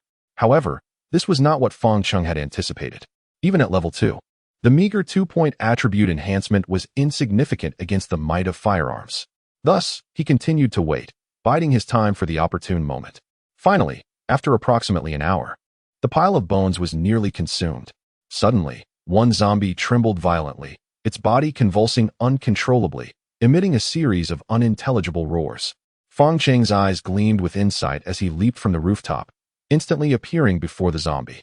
At that moment, the creature's body twisted with increasing severity and fist-sized. Dark green pustules rapidly swelled upon its skin. Within just 30 seconds, its entire form had at least doubled in size, almost entirely enveloped by these grotesque growths. This was a manifestation of awakened abilities. Indeed, zombies can indeed awaken innate abilities. However, unlike human awakeners, not every zombie is capable of manifesting such talents. Only a select few zombies can emerge under fortuitous circumstances. Without exception, these exceptional beings possess immense potential. Each type of ability is extraordinarily powerful. In the later stages of the apocalypse, a single zombie can nearly overpower most humans of the same rank. This is precisely why humanity has long sought to cultivate a sovereign capable of restraining all zombies. Roar. This creature, the name of which has long been forgotten, suddenly unleashed a deafening roar. It plunged into a heap of bones, dragging its grotesque, pus-filled body. An abundance of dark green liquid surged from within it, gradually enveloping a portion of the skeletal remains. Before long, these bones appeared to be drained of all nutrients, rapidly desiccating. The liquid spread, consuming an ever-increasing number of bones. Simultaneously, the aura it emitted grew increasingly terrifying. Approximately 10 minutes passed, and all the liquid seemed to respond to an unseen call, converging towards the grotesque mass. Gurgle. Gurgle. As the liquid flowed in, the mass swelled, resembling a dark green orb of flesh, its surface coated in a viscous, unidentifiable substance that sent chills down one's spine. Bang! Suddenly, the orb of flesh erupted violently, fetid liquid splattering in all directions. Fong Cheng nimbly evaded, fully aware that the zombie had completed its awakening. Chapter 30. Fong Cheng's Special Gift. Dark green mist enveloped the area within a 3-meter radius. Fong Cheng calmly extended his hand, making contact with the mist, and his palm emitted a crackling sound. Evidently, the mist possesses a certain level of corrosiveness, causing the floor beneath to be eroded into a shade of green, pockmarked with numerous tiny craters. Intriguing. With a light chuckle, he withdrew his hand, which remained flawlessly pale and smooth, untouched by the effects. To him, this degree of corrosiveness was akin to the bubbles in a soda, hardly worth a mention.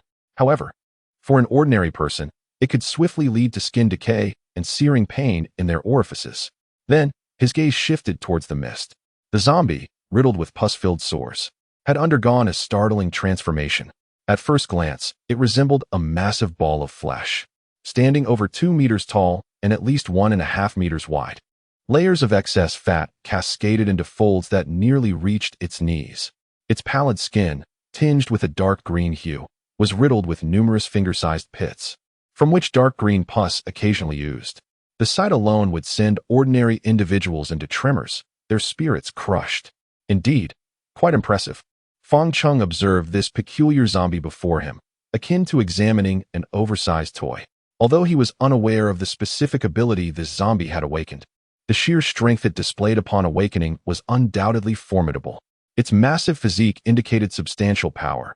Even its weight alone could unleash immense force. The layer of fat on its exterior, thick enough to envelop a person, signified notable defensive capabilities. To penetrate this layer and truly harm the zombie would not be a simple task. Moreover, it possessed a corrosive ability that affected a wide area. Taken together, it would easily overpower numerous awakened individuals. Truly formidable. His formidable consciousness is fundamentally on a different plane compared to the practical experience. However, to a certain extent, his innate abilities resemble those of humanity. They may appear rather trivial, yet they have preserved his self-awareness, impervious even to the encroachment of the zombie virus. Moreover, the strength exhibited by this steadfast consciousness, after numerous developments, is far from simplistic. Roar. At this moment, the colossal zombie emitted a thunderous roar, its ashen gray eyes fixated intently on Feng Cheng, as if sensing an immense threat. In response, Feng Cheng's smile gradually faded, a glimmer of coldness flashing in his eyes. How audacious to provoke me. Huh. A mere newly awakened zombie, at best a level 2 wretch, who granted it such audacity. Swish. The ground beneath Feng Cheng suddenly shattered as he vanished from sight, appearing before the zombie like a specter, one hand gripping the creature's skull. With a swift motion, his palm pressed down, fingers piercing deeply into the flesh of the zombie, then his arm's muscles bulged explosively as he forcefully hurled the creature away. The giant zombie had no chance to react. Akin to a mere ball of meat, it was flung several meters before crashing heavily onto the ground. Strong? That is only relative. Before Feng Cheng, it remains nothing more than an ant easily extinguished at will. The giant zombie let out a pained groan. A section of its scalp torn away by the tremendous force, with 5 gaping holes on its crown continuously oozing foul blood, a truly pitiful sight. After a considerable interval, it slowly rose to its feet, despite its brain being ravaged by the virus, rendering it devoid of intellect. The instinctual fear of death still allowed it to comprehend that the seemingly feeble creature before it was not to be trifled with. Observing the retreating giant zombie, Feng Cheng abandoned the notion of eliminating it. It was merely a special zombie. He could create one, and he could certainly conjure more. Furthermore, among the hundreds of zombies, it was not the sole specimen birthed. Several others were in a state of awakening. Before long, these zombies completed their awakening. Feng Cheng examined them one by one, and including the giant zombie, there were a total of 8 special zombies, a rather commendable birth ratio. The talents of the other 7 zombies were quite satisfactory. Some exhibited the most basic attributes of speed and strength, while others had developed unique organs, such as the ability to launch bone spurs or possessing a tailbone. Among them, one particularly peculiar specimen was no larger than a cat. Its ability was concealment. Much like a chameleon, it could alter its coloration to blend with its surroundings. And since zombies do not possess a heartbeat or body temperature like humans, once it concealed itself, even radar or infrared detection would fail to reveal its presence. It was a born assassin. Subsequently, Feng Cheng employed his previous tactics once more, using a straightforward and forceful approach to ensure all zombies recognized their identity and status, while simultaneously gaining a preliminary understanding of their combat capabilities. Except for the concealer, the overall attributes of the remaining zombies were approximately twice that of an average human, with some specialized attributes even stronger. For the average person, each of these creatures is undoubtedly a ruthless killing machine, utterly irresistible. If all these tens of thousands of zombies were of this particular variety, even a direct confrontation with the military would yield a certain level of assurance. The time has come. Glancing at his watch, he noted it was already 4 p.m. on the 15th. With these 8 zombies in addition to the vast horde, he should not be disappointed. A sinister grin spread across his face as he gradually vanished within the confines of the supermarket. Before long, piercing screams echoed through the streets. In a nearby underground garage, dozens of individuals were frantically fleeing, desperately racing towards the outskirts of the town. Among them, a car was preparing to burst out of the garage when it was violently struck by a swift figure. Instantly, the vehicle soared into the air, rolling several times before coming to a halt, while its occupants were rendered irretrievably lifeless. "Quick! A car! A car!" someone exclaimed, noticing that outside the garage, dozens of bicycles were neatly lined up, all unlocked. "Run! The zombies are closing in." Their frantic cries resonated through the silent town like a beacon. The throng of zombies that had gathered at the supermarket was swiftly converging upon them. Soon, a dense mass of corpses loomed before their eyes, particularly a few of the special variants. Massive, 2-meter-high flesh balls, bizarre zombies with legs as thick as a grasshopper's, and slender, nimble creatures reminiscent of the whistleblower. moving with astonishing speed. There was no time to ponder the presence of the bicycles. Everyone hastily mounted their rides, fleeing towards the distance in a desperate escape. They resembled bait for monstrous creatures, as tens of thousands of zombies followed in their wake, surging ominously towards the outskirts of the town. Every living being in their path was either devoured entirely or assimilated into their ranks. Within mere minutes, the once bustling town fell eerily silent, devoid of life. Feng Cheng stood atop a building, observing the retreating horde of the undead, a sinister grin spreading across his face. May this grand gift be to your liking. With that, he vanished in an instant, leaving no trace behind. Chapter 31, Humanity. The Advancing Horde. Let us pass. Why is it that you have sealed off Jianghai City? My family is all inside. I merely wish to understand the true situation of Jianghai City. Is that too much to ask? Please, I implore you. My child is still within. I beg you to let me in. I am willing to bear any consequence. Surrounding Jianghai City, a multitude of civilians from across the nation gathered, striving to breach the blockade. After a prolonged period of public outcry, the impact was becoming increasingly evident. The protesting masses were numerous, with many congregating in hopes of compelling the military to relent through the power of the people. Among them were those genuinely concerned for their families, as well as others seeking to exploit the chaos for personal gain. In any case, without having truly experienced the zombie outbreak, no amount of official propaganda or suppression could persuade them to acquiesce. I beseech everyone, adhere to the relevant orders. Jianghai City is exceedingly perilous. We are undertaking a comprehensive evacuation of the public. Please refrain from interfering with our actions. Step back. This is your final warning. What you are doing is a serious violation of the law. Please maintain your composure. The jarring sound of the announcement reverberated through the crowd. Within the cordoned area, all soldiers stood at the ready, unfazed by the clamor of the masses. However, as time passed, their warnings had long fallen on deaf ears. Some individuals even resorted to more extreme actions. Damn it! If you have the guts, stop me. I don't believe you would actually dare to shoot. Suddenly, a car surged out from the crowd, its driver's eyes ablaze, charging recklessly towards the barricade. Come on, in me. The driver pressed the accelerator with fervor, speeding forward. At that moment, a bullet struck the tire with precision, producing a dull thud. The car abruptly lost control, flipping over and careening sideways, skidding for over 10 meters before coming to a halt. At this point, the sound of gunfire lingered in the air, and the scene fell into a profound silence. Everyone stood frozen in disbelief. The military had truly dared to fire. In contrast, the driver appeared to be in dire straits, judging by the extent of the car's damage. Madness. Absolute madness. For a fleeting moment, the surrounding crowd felt as though they were trapped in a surreal nightmare. Only a few among them felt a pang of dread. What in Jianghai City could possibly provoke such decisive action from above? What is that? Suddenly, someone pointed toward the inner perimeter, bewildered. It seems to be a person. Indeed, it was a person, a living, breathing individual, riding a bicycle. A multitude of individuals brandished their telescopes, only to behold a throng of figures desperately pedaling their bicycles, their faces etched with sheer terror, as though a primordial beast were in hot pursuit. Did you hear anything? One exclaimed. I heard it too. It's coming from ahead. There's something behind those people. The crowd, once aflame with righteous indignation, now found themselves consumed by a sense of unease, their attention fixated on the distance, where faint, indistinct sounds began to emerge. Meanwhile, the military had already sprung into action. The soldiers who had previously guarded the perimeter now coalesced, directing their weapons toward the unseen threat that loomed behind the fleeing figures. In the distance, armored vehicles accelerated toward the scene, their mounted machine guns poised for action. Concurrently, an urgent military decree was issued. All checkpoints were to mobilize half of their forces for immediate reinforcement of the Western blockade.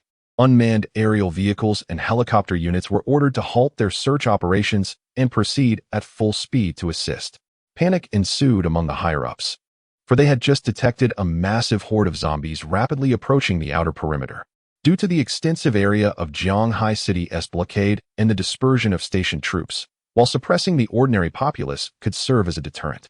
They were horrified to realize that their current forces were utterly insufficient to confront the imminent zombie onslaught. Particularly alarming was the presence of a group of overly curious civilians beyond the blockade. Beep, beep, beep. An emergency situation was declared ahead. All civilians, return the way you came. Please, all civilians, immediately retreat. Inside the blockade, the urgent wail of alarms echoed through the air. Upon hearing the sound, the surrounding individuals were swiftly engulfed in a state of panic. As they attempted to escape in their vehicles, they were abruptly confronted with a staggering realization. The sheer number of people converging from all directions had rendered the roads impassable, immobilizing them entirely. The air was filled with a low, ominous buzzing. Suddenly, a faint tremor emanated from the ground, causing everyone to freeze momentarily and turn their gaze towards a group of cyclists dashing in the distance. Behind them, a vast, shadowy horde gradually materialized, advancing with alarming speed. Were those zombies? Could it be true that zombies actually existed? My heavens! In an instant, the collective consciousness of the crowd seemed to falter, leaving them petrified in place. Soon, an ever-increasing number of zombies came into view. Witnessing these creatures sprinting with the agility of athletes shattered their long-held perceptions of the undead, who dared to claim that zombies moved slowly and awkwardly. This was nothing short of a relentless swarm of tireless, insatiable predators. "Open fire," commanded the officer, and immediately, hundreds of soldiers unleashed a torrent of bullets. It was then that the crowd finally grasped the gravity of the situation, retreating in frantic haste. Zombies. The zombies have broken through. Good heavens. So many zombies. I shouldn't have come here. Get out of my way. The scene descended into chaos as the dark horde of undead loomed closer, nearly overwhelming many with sheer terror. Run. Stampede. Scream. After witnessing those frenzied, bloodthirsty zombies up close, the only thought that remained in the minds of the people was to flee. In stark contrast, the military unleashed a torrent of bullets, yet the distance rendered them ineffective in striking lethal targets. Instead, several fleeing survivors were struck and fell to the ground, crying out for salvation. "Help me, please. We haven't escaped yet. I beg you, take me with you. I will give you all my money." The wounded cried out in despair, but at this juncture, no one paid them heed. As they witnessed the encroaching horde of zombies drawing ever closer, a profound sense of hopelessness enveloped them, transforming their pleas for aid into curses of desperation. Before long, amidst the echoes of their anguished screams, they were utterly torn apart and devoured by the relentless undead. The zombies, invigorated by the scent of blood and flesh, surged forward in a frenzied assault towards the remaining survivors. At that moment, dozens of survivors who had fled the town found themselves less than 300 meters from the soldiers stationed at the blockade. Hope. The hope of survival lay within their grasp. Alas, as the machine guns mounted on the distant armored vehicles roared to life, it became evident that their hope was destined to be buried in the earth. Chapter 32. The Collapse of the Jianghai City Defense Line. At any cost, strive to buy time for reinforcements. All zombies must be contained within the blockade. With a command from higher authorities, a flicker of compassion crossed the eyes of the commanding officer of the unit. However, confronted with the overwhelming tide of the undead, he was left with but one choice: to open fire. In an instant, the terrifying weapons mounted on the armored vehicles, each with gun barrels a meter long, unleashed a torrent of flames. A barrage of heavy machine guns erupted, firing hundreds of rounds per second, raining down upon the mass of corpses several hundred meters away like a curtain of rain. Bang! In an instant, the outermost layer of zombies trembled violently, only to explode suddenly. A foul, dark spray of blood erupted forth. Their skin and flesh were as fragile as parchment. Even their bones appeared feeble and powerless in the face of such a terrifying heavy machine gun capable of obliterating cars and tanks. There was no need for precision. Merely striking them was sufficient to utterly shred a zombie. They were beyond death. In that moment, the horde of zombies was decisively intercepted by a torrential downpour of bullets. Simultaneously, hundreds of soldiers swiftly squeezed their triggers, forming a barricade of bullets that staunchly halted the zombies' charge 300 meters away. As for the survivors desperately fleeing, some had no chance to react before the merciless rain of bullets transformed them into vibrant crimson fireworks. The rest either had their arms shattered or their lower limbs torn apart, collapsing to the ground with expressions of rigidity and lethargy. Only a fortunate few managed to drop to the ground in time, narrowly escaping disaster. Moments later, excruciating pain surged through their hearts, causing them to writhe on the ground, screaming hoarsely in agony. It hurt immensely. The sensation of flesh being pulverized and bones being shattered nearly rendered them unconscious. Cursing? The pain consumed their entirety, stripping them of even the most basic capacity for thought and reaction. How could they possibly curse? Witness the more than 10 survivors, howling as they crawled on the ground, their crimson blood trailing behind them in glaring streaks. They resembled unwilling souls of the departed. Beyond the barricade, those who had not managed to escape were left in a daze. Could it be that they were attacking their own? The military, astonishingly, would truly massacre its own. It is utterly deranged, devoid of any semblance of humanity. Those are human beings, not mere beasts. It is incomprehensible what drives them. Their fury has nearly rendered them mad, each one forgetting to flee, instead frantically capturing the moment on their phones. They seek to expose the military's actions at this very instant, demanding that the world bear witness. Meanwhile, the few fortunate survivors, listening to the piercing and desperate cries around them, can only feel a sense of absurdity. In the town, tens of thousands of zombies roam, yet they manage to escape. Despite the relentless pursuit of the undead, they survived. They truly believed, that escape was imminent, that life was within reach. Yet, unexpectedly, they met their demise beneath the very shield they depended upon. Their deaths were so trivial, so weightless. The incessant sound of gunfire echoed, bullets flying from heavy machine guns and rifles, all weapons functioning under unprecedented strain. Yet, even so, in the distance, the zombies advanced methodically, tens of thousands of them, forming a charging line stretching far beyond mere dozens of meters, an insurmountable force. After all, these are zombies, creatures devoid of pain and fear. Even with shattered limbs, they may continue to writhe and crawl upon the ground. Moreover, the zombies of reality bear no resemblance to the sluggish, mindless ones depicted in films. They charge forth at nearly 10 meters per second. Even under a hail of bullets, they remain oblivious to the notion of stopping.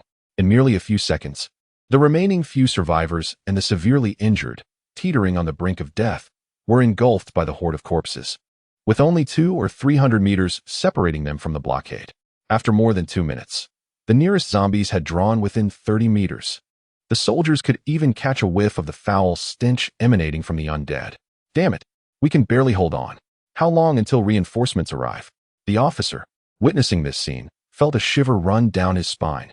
It was as if a legion of the living dead was rampaging across the battlefield, even facing modern weaponry. They were advancing relentlessly. How could one possibly fight back? Engage in hand-to-hand combat. They are soldiers, not superhuman beings. Hold on. Withdraw while fighting. Just endure for 1 minute and 19 seconds longer. Give it everything you've got. Listening to the reports from that direction, the officer felt as though his head might explode. Report. The assault is too fierce. Retreat is impossible. Moreover, there are countless civilians outside the blockade. Retreat? With what means? A mere pause in firing for a few seconds would allow these zombies to leap upon you. The nearest helicopter is still 30 seconds away. No matter what, we must hold out. Damn it. Acknowledged. As the helicopter approached in 30 seconds, the commander took a deep breath. However, at that moment, the cacophony of gunfire abruptly ceased. Only sporadic, intermittent shots could be heard, accompanied by numerous explosive sounds. His heart sank. Experience told him the gun barrels had exploded. After more than 2 minutes of sustained fire, the assault rifles had reached their limits, and the barrels had melted. As for the heavy machine guns, they required immediate barrel replacements. This is the price to pay, under the formidable power unleashed by the bullets. Even the most resilient steel cannot withstand such devastation. Change the barrel. Keep firing. He bellowed, his voice hoarse. However, the zombies showed no honor in combat. Deprived of sniper fire, the horde surged uncontrollably into the crowd. In an instant, 2 or 3 dozen soldiers were knocked down. The remaining troops lost their composure, utterly powerless before the advancing legion. Retreat. Quickly, retreat. The commander shouted hoarsely, finally comprehending the despair previously felt by the survivors. Amidst the horde, several ferocious roars erupted, followed by the emergence of grotesque entities unlike ordinary zombies.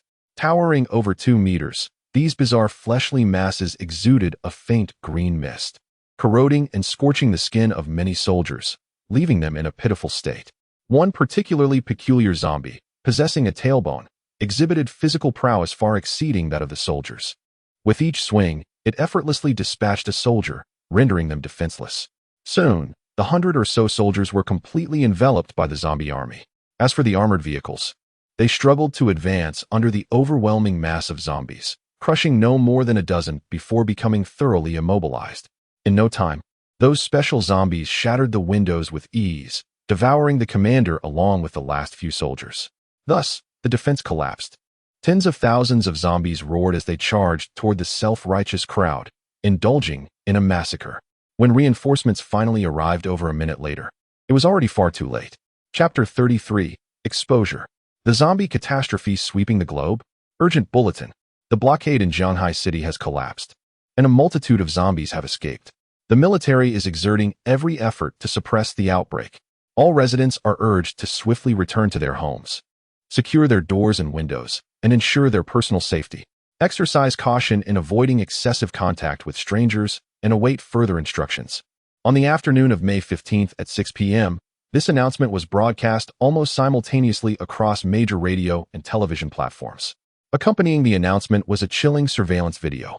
In the footage, tens of thousands of terrifying zombies surged forth like a ferocious tide, darkening the horizon as they charged toward the soldiers manning the blockade. Overwhelmed by sheer numbers, hundreds of soldiers fell victim to the ravenous horde. Subsequently, these zombies completely breached the barricade, launching frenzied attacks on those attempting to enter Shanghai City. The air was filled with cries, screams, desperate curses, and pleas for help. The scene was utter chaos. Even after extensive editing, the footage evoked sheer horror, sending chills down the spine. Fortunately, this massacre lasted barely over a minute before reinforcements from the remaining blockade rushed to the scene. As the video drew to a close, a barrage of artillery fire rained down upon the encroaching horde. Dozens of armed helicopters unleashed their firepower with fervor. Numerous light tanks discharged shells, wreaking havoc indiscriminately. Moreover, thousands of soldiers swiftly established a new blockade, clearing away the infiltrating zombies while sniping the remaining threats in place, preventing further spread. Thus, the video concluded, and the somber broadcast resumed. As the piercing alarm echoed, the harrowing images replayed rapidly in my mind. Despair. Zombies? Could it truly be that zombies exist? Oh my heavens! It appears that Shanghai City has indeed been overrun by the undead. The devastation is unimaginable. Even the military has suffered substantial losses. Alas, if the zombie virus is contagious, then those who fled from the quarantine zone must surely be infected. It's all over. The end of the world approaches, and if we are to perish, let us perish together. Humanity faces extinction. We are utterly doomed. I shan't have to repay my loans. Let them all meet their demise.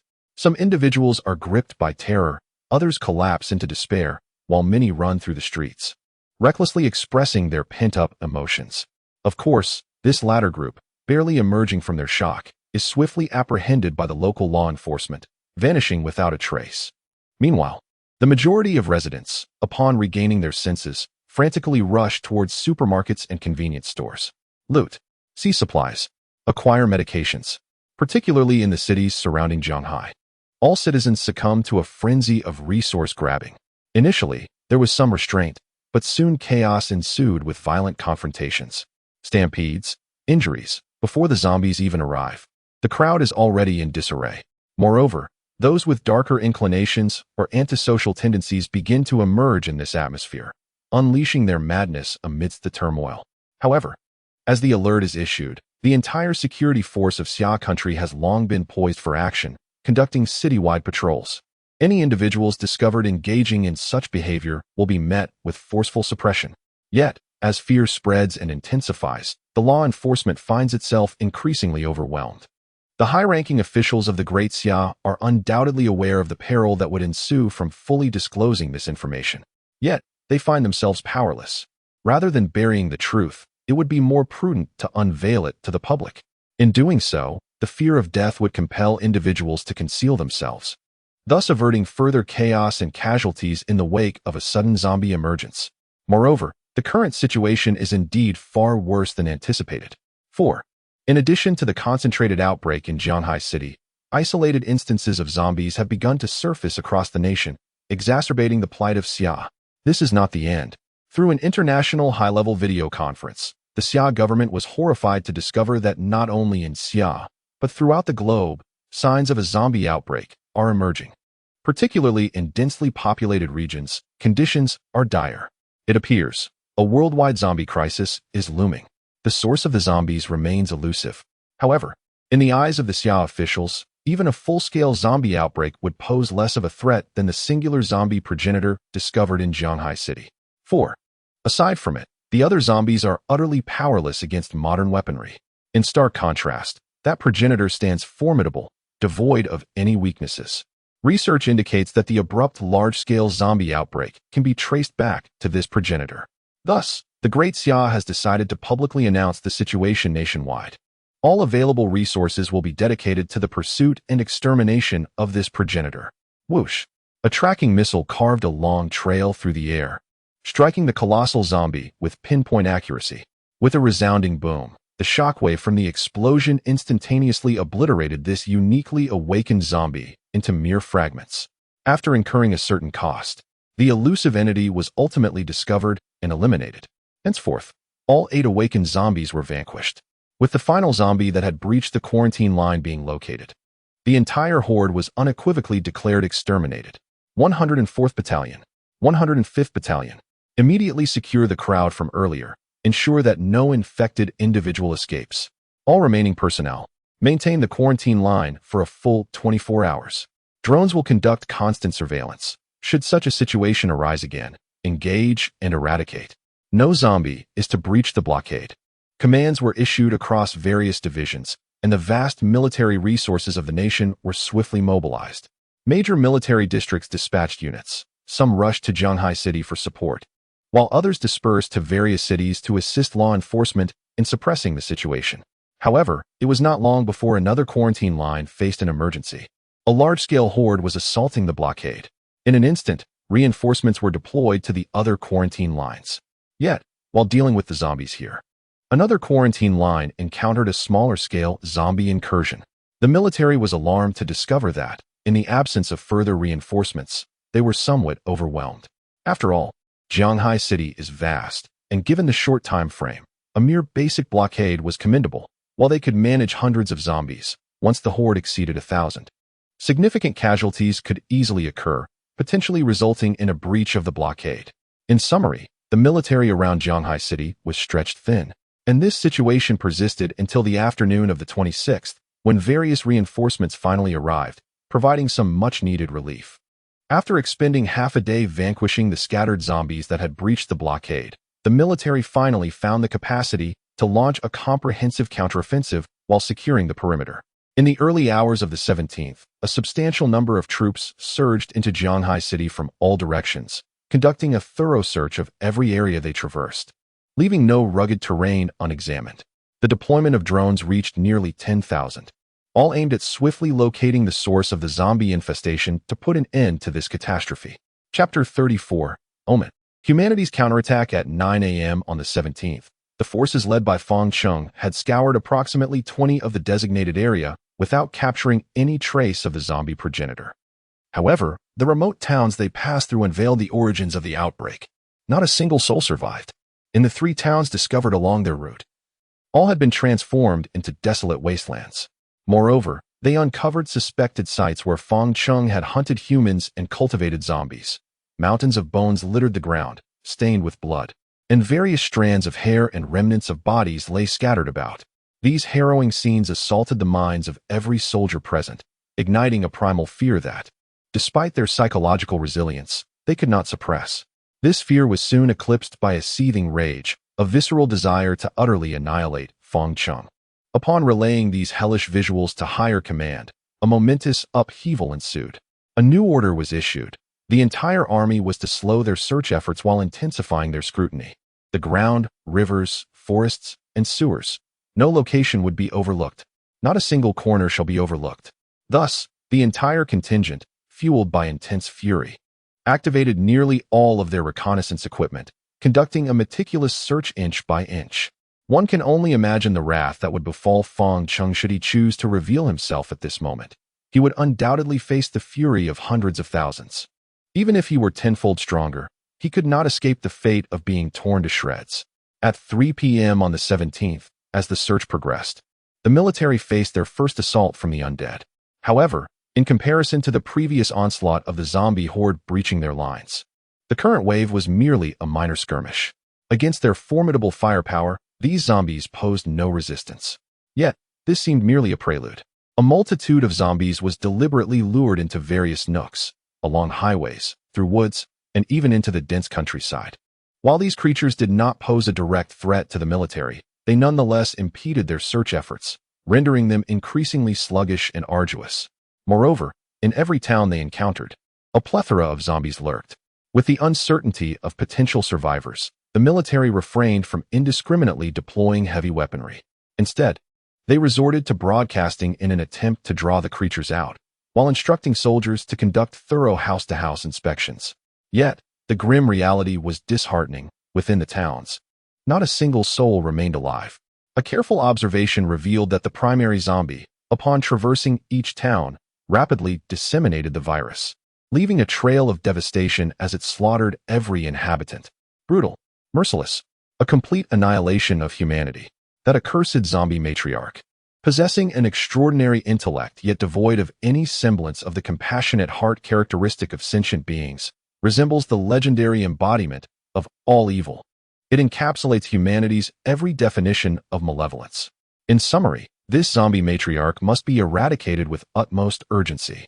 In the early hours of the 18th, after a full day of relentless searching, aided by a multitude of drones, reconnaissance aircraft, and helicopters, approximately 40 of the area of Jianghai City had been scoured. Based on extensive analysis conducted by numerous technicians, clues discovered across various towns suggested that the zombie matriarch was most likely situated in the heart of Jianghai City. However, in the interest of caution, the higher authorities opted for a gradual search, leaving no room for the target to entertain any hope of escape. Thus, after a brief respite of 2 to 3 hours, the entire contingent resumed its advance.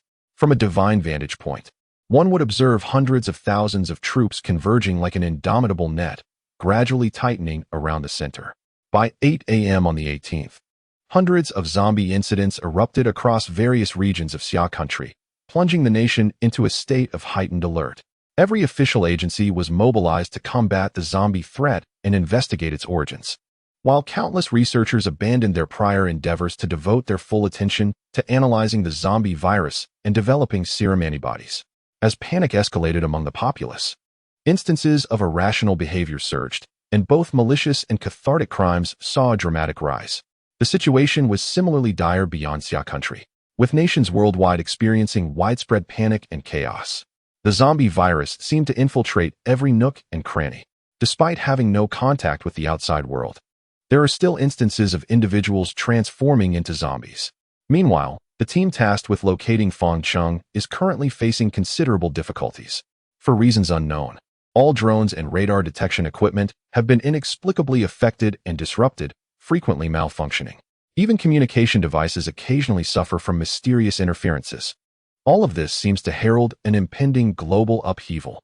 Nevertheless, the higher-ups remain resolute in their intent to eliminate Feng Cheng. In their view, if he is not eradicated, the upheaval could lead to a complete destabilization of the Xia nation. Consequently, the military has no choice but to abandon the use of drones and various instruments, resorting to the most primitive methods for a gradual search.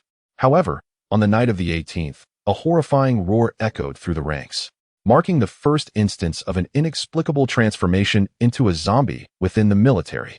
From that moment on, the atmosphere became exceedingly tense. They not only had to guard against external zombie attacks, but also remain wary of their own comrades. The immense pressure significantly diminished the previously unyielding morale of the troops. Observing the situation, the accompanying officers made swift decisions, issuing immediate orders. Soldiers were to maintain a one-step distance from one another, and upon detecting any signs of impending transformation, they were to swiftly contain the individual. Additionally, they were to forego rest and expedite their search efforts. Under the officers' deliberate concealment, all responsibility for the outbreak of the zombie virus was attributed solely to Feng Cheng.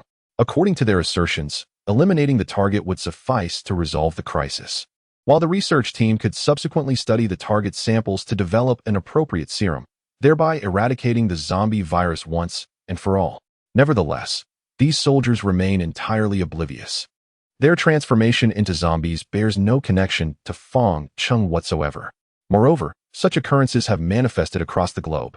At last, under the immense psychological strain and fatigue, by 4 p.m. on the 19th, a thorough search of 90 of Zhanghai City had been completed. During this period, there were at least 100 instances of mutated zombies within the ranks of the military. Although these incidents did not result in any casualties, they rendered the nerves of every soldier exceedingly taut. Furthermore, the commanding officer was alarmed to discover that the interference with communications was becoming increasingly pronounced, making each attempt to contact the outside world exceedingly arduous. Fortunately, the mission was nearing completion, with only 10 of the area remaining. As the encirclement tightened, the military's strength coalesced, providing a modicum of reassurance. Subsequently, the Supreme Commander issued another order. The entire army is to advance, seizing the moment, locate the target, and strike decisively. Chapter 35. Hunting Ground, Zhanghai City Zoo. The night was dark. A purplish-red glow flickered ominously across the sky. Whoosh! A swift shadow darted past, stirring a chilling evening breeze. Moments later, this ghostly figure paused by the roadside, gazing at the clearly visible sign overhead. Murmuring to itself, "This is the place." The sign boldly proclaimed, "Zhanghai City Wildlife Park." Feng Cheng glanced at the time displayed on his watch, 9:35 p.m. on the 19th. Only 2 hours and 25 minutes remained until the onset of the game. Gazing upward at the sky, a purplish-red glow illuminated the night with remarkable clarity. Feng Cheng realized that this was a precursor to the imminent arrival of the game arena. The moment was approaching. Whether they could transcend the initial stage before the arena's descent rested upon their shoulders. A flicker of anticipation crossed Feng Cheng's eyes. Over the past few days, he had been ensnared in a frenzy of slaughter, killing, devouring, and then killing again. Regrettably, with each level ascended, the rate of acquiring evolutionary value had slowed to a crawl. Even now, he remained far from breaking through the 10th level. Moreover, the activity level of the Blacklight virus had reached a certain threshold. The effectiveness of ordinary human flesh had peaked, leaving no room for further progress. Thus, he had chosen this place as his final hunting ground, the Zhanghai City Zoo. In comparison to humans, animals possessed extraordinary inherent talents in certain aspects. Particularly, some ferocious beasts could significantly enhance the effects of the Blacklight virus, and the evolutionary value derived from their flesh was incomparable to that of humans. In his previous life, formidable evolutionary beasts could dominate entire mountain ranges or cities, single-handedly fending off hordes of human zombies and other monsters with terrifying prowess. As for why he chose this particular time frame, there was indeed a reason. As the arrival of the game arena drew nearer, all flora and fauna would gradually undergo transformations. The closer it got to the moment of descent, the more pronounced these changes would become, naturally resulting in greater potential gains. During this period, the human army has been tirelessly searching for him, and he has exerted considerable effort to create a multitude of zombies for interception. After all, he has no desire to confront the army head-on before the arrival of the game arena. Those high-caliber weapons are no jest, and a single misstep could prove fatal. Even for him. Name: Feng Cheng. Soul binding. Evolution origin. Faction. Zombie. Level: 9, 12, 37, 4000. Talent: Solid consciousness. Strength: 34, 25. Agility: 39, 25. Constitution: 36, 25. Spirit: 30, 20. Having ascended from level 6 to 9, his strength has increased by 2 points and his constitution by 4 points, resulting in a modest overall enhancement. However, the increase in constitution significantly bolsters his survivability. Yet, the evolution value required to advance from level 9 to the next tier exceeds the cumulative total needed previously. Casting a final glance at the vacant evolution value, Feng Cheng vanished in the blink of an eye. The wildlife park in Zhanghai City is in close proximity to the city center and, although not particularly large, boasts a rich diversity of animal species. Those that soar, scurry, and swim are all well represented. Upon entering the park and traversing merely a couple of 100 meters, Feng Cheng spotted his first target, a colossal macaw. This parrot, in comparison to its ordinary counterparts, is nearly twice its size. Its enormous beak is dark and smooth, exuding an air of distinction. Fortune smiles upon him. Once the game arena descends, it is likely to undergo an immediate transformation into an evolved beast. Fong Chung observed the parrot with keen interest, the latter seemingly sensing a hint of danger, squawking frantically while flapping its wings vigorously in a futile attempt to escape its cage. Alas, its strength was woefully inadequate against the iron bars, and no matter how fiercely it struggled, it could not budge them in the slightest. Growing impatient, Fong Chung grasped the wire mesh with one hand and yanked with force. The rigid iron net emitted a groan as he tore a sizable hole through it. And without hesitation, he swiftly leaped inside, effortlessly capturing the magnificent macaw in his grasp. The bird squawked defiantly, attempting to flee, piercing Fong Cheng's palm with its beak, causing a slight sting that surprisingly left a small puncture wound. What? It could actually injure me? Even without undergoing transformation. Its attack power already surpassed the limits of its species. And this creature is fit for raw consumption. With a grin, he bared his sharp teeth and, in just a few bites, devoured the entire bird whole. Spitting out the feathers, Fong Cheng's expression soured. This was exceedingly unpalatable. However, upon assessing the evolution points gained, he was astonished to find an increase of over 3 points. It was noteworthy that consuming an entire ordinary human might not yield even a single point of evolution value. The returns were indeed excessive. Encouraged by this bounty, Fong Chung hastily departed the avian enclosure, following the directional signs toward the tiger area. Before long, a powerful roar of a tiger resonated from a distance, the sound reverberating with a sense of majesty that seemed to engulf the very mountains and rivers. The mere sound was sufficient to instill fear in the hearts of ordinary individuals. Moments later, before Fong Chung appeared a colossal glass exhibition hall, unmistakably the tiger enclosure, the star attraction of the entire zoo, and one of Fong Cheng's objectives for this journey. The roar. It erupted like a thunderclap, reverberating with an air of dominance, akin to that of an indisputable sovereign. Fong Chung could not help but smile. He harbored a keen interest in this tiger.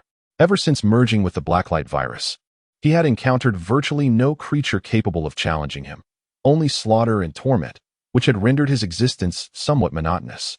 Yet now, the creature within seemed poised to fulfill his expectations. He then clenched his fist, the muscles in his arms swelling with sudden intensity, and delivered a powerful blow to the tempered glass before him.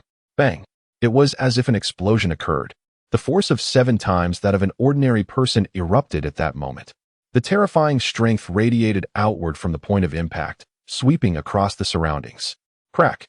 The tempered glass was instantly marked by a massive fist imprint, with a multitude of spiderweb-like cracks spreading forth. Immediately, Fong Chung unleashed another punch. The tempered glass could no longer withstand the immense force and shattered explosively. The resounding noise echoed throughout the tiger enclosure, causing the unknown creature within to fall silent for a moment. Then, a fierce and menacing roar suddenly erupted. In the next instant, a colossal creature sprang forth from the distant thicket. It was a vast Siberian tiger. Its body measured over 3 meters in length, with its tail extending nearly 2 meters, surpassing even the largest tigers in the world. Robust and taut, the creature exuded an aura of formidable power. Most astonishingly, within its jaws lay a lifeless counterpart, rendered as fragile as a mere chick in contrast to its might. Observing this scene, Fong Chung felt no surprise. The saying goes, in a mountain, 2 tigers cannot coexist. The unique energy of the gaming arena not only catalyzed its evolution, but also awakened the primal ferocity embedded within its genes. It was no wonder that the entire tiger zone lay in eerie silence. Undoubtedly, apart from this tiger king, the rest of its kin had succumbed beneath its ferocious appetite. Fong Chung smiled softly. However, it only made the encounter all the more intriguing, did it not? He then lifted his foot, unabashedly stepping through the shattered tempered glass. This was a provocation, an affront. What of the Tiger King? Before him, it was merely sustenance. Chapter 36. The Slaughter of the Tiger King. All are my provisions. A low growl escaped the mutated Tiger King as it violently flung the deceased tiger from its mouth, as if it were a discarded sack. Fixating its gaze upon Fong Chung, its beastly eyes brimming with murderous intent and savagery. This place was its dominion. It yearned to rend this insignificant creature before it into shreds, with its razor-sharp teeth and lethal claws. Yet, a flicker of remaining reason cautioned it that this seemingly inconspicuous being was not so easily dispatched. Subsequently, it crouched slightly, its muscular limbs bending like a taut bow, coiling with terrifying energy. Witnessing this, the anticipation in Fong Chang's eyes grew more pronounced. He casually moved his joints, and then, bang! The earth erupted in a spray of dirt beneath his feet. Fong Chang sprang up with the swiftness of a coiled spring, traversing several dozen meters in less than a second, launching a powerful punch towards the Tiger King Luan. He had no time to indulge this beast in a gentlemanly duel. He intended to slay it, and then consume it, absorb it as part of himself, transforming it into the very essence of his strength. The sudden assault sent the Tiger King into a frenzy, its massive eyes narrowing to the size of pinpricks. The beast leaped, twisting its powerful body, narrowly evading the blow. Bang! In an instant, the spot where it had stood was cratered, as if struck by a grenade. Oh, it actually dodged. Fong Chang rose, a flicker of surprise in his eyes as he gazed at the agitated Tiger King not far away. His blood surged with excitement. He was exhilarated. Food. With a low growl, he unleashed nearly 40 points of agility, transforming into a phantom-like blur, appearing before the Tiger King in the blink of an eye. The latter responded with an enraged roar, its limbs propelling it forward as it swung its razor-sharp claws at Fong Chang. Thud! Their fists and claws collided. Fong Chang's resilient skin was instantly marked with a crimson gash, while the Tiger King suffered as well, one claw bending grotesquely, nearly breaking. The man and the beast danced through the arena, their movements intertwining rapidly, exchanging dozens of blows in mere seconds. As the battle raged on, Fong Chang grew increasingly exhilarated, his strikes becoming ever swifter. After more than 10 seconds, the Tiger King could no longer keep pace with his monstrous speed, receiving a powerful punch squarely to its head. Thud! The force unleashed was such that the formidable Tiger King was sent hurtling 5 or 6 meters away by a single blow. A deep indentation marred its hard forehead, with skin ruptured and blood dripping from the creature. In contrast, Fong Chang's upper garments lay in tatters, riddled with a network of deep gashes. One could only marvel at the tiger's prowess. In its early stages, its strength surpassed that of any human by an incalculable margin. However, under Fong Chang's extraordinary regenerative abilities, these wounds healed at a remarkable pace, visibly mending within mere seconds to a state of pristine condition. As Fong Chang's imposing presence grew even more terrifying, the Tiger King exhibited palpable fear in its eyes. Despite the apparent insignificance of its opponent, it could not fathom why such power resided within him. Its limited intellect failed to grasp this conundrum, yet primal instinct instilled a profound sense of dread. The Tiger King crouched low, remaining vigilant of Fong Chang while scanning the surroundings, already contemplating escape. Thinking of fleeing? Fong Chang smirked. This was his designated prey, if it were to run. Who would take its place? Moreover, he had only just begun to revel in the thrill of the hunt. Since it was unwilling to yield, the only outcome left was death. With a swift motion, Fong Chang closed the distance, the force of his speed compelling the Tiger King to momentarily evade his assault by sidestepping. Yet, in an instant, Fong Chang accelerated, positioning himself beside the Tiger King. The air whistled as Fong Chang's leg, akin to an iron whip, struck fiercely at the creature's flank. The Tiger King let out a pain scream, crashing heavily to the ground. As the saying goes, a creature's head may be as tough as copper and iron, but its waist remains the most vulnerable part. Having nearly shattered its skull, Fong Chang's strike to the midsection was all the more devastating. Struck by a powerful kick, the mutated tiger was grievously injured, struggling to stand. Just as it managed to rise, Fong Chang's subsequent assault arrived. With a resounding thud, the entire tiger enclosure trembled. Fong Chang's foot descended with the force of a crane, crashing down upon the Tiger King's skull, causing the ground to sink. Its head was embedded into the earth. A sharp crack echoed as the resilient cranium fissured, and Fong Chang exerted his strength once more. With a thunderous explosion, the tiger's head disintegrated. The mutated tiger stiffened, utterly devoid of life. Only then did Fong Chang cease his actions, seizing the lifeless carcass of the tiger. With a vigorous pull, he tore the skin and fur from its body and opened his mouth wide, ravenously devouring the flesh. Faced with the focused Fong Chang, even the Tiger King, not yet fully evolved into a beast, posed little threat. Even a completely mutated creature would struggle to stir any significant turmoil. The Blacklight virus bestowed upon him an almost invincible prowess. At least until the game's onset, disregarding firearms, he was invincible. Before long, this Tiger King, brimming with immense potential and weighing at least half a ton, was reduced to a grotesque pile of bloody bones. My choice was indeed correct, Fang Chung exclaimed with excitement as he discarded the tiger bones. Having just consumed the Tiger King, the already maximized Blacklight virus surged with vitality compared to human flesh. The mutated Tiger King's blood and meat appeared to be a miraculous elixir, greedily absorbing its superior genes and vast energy.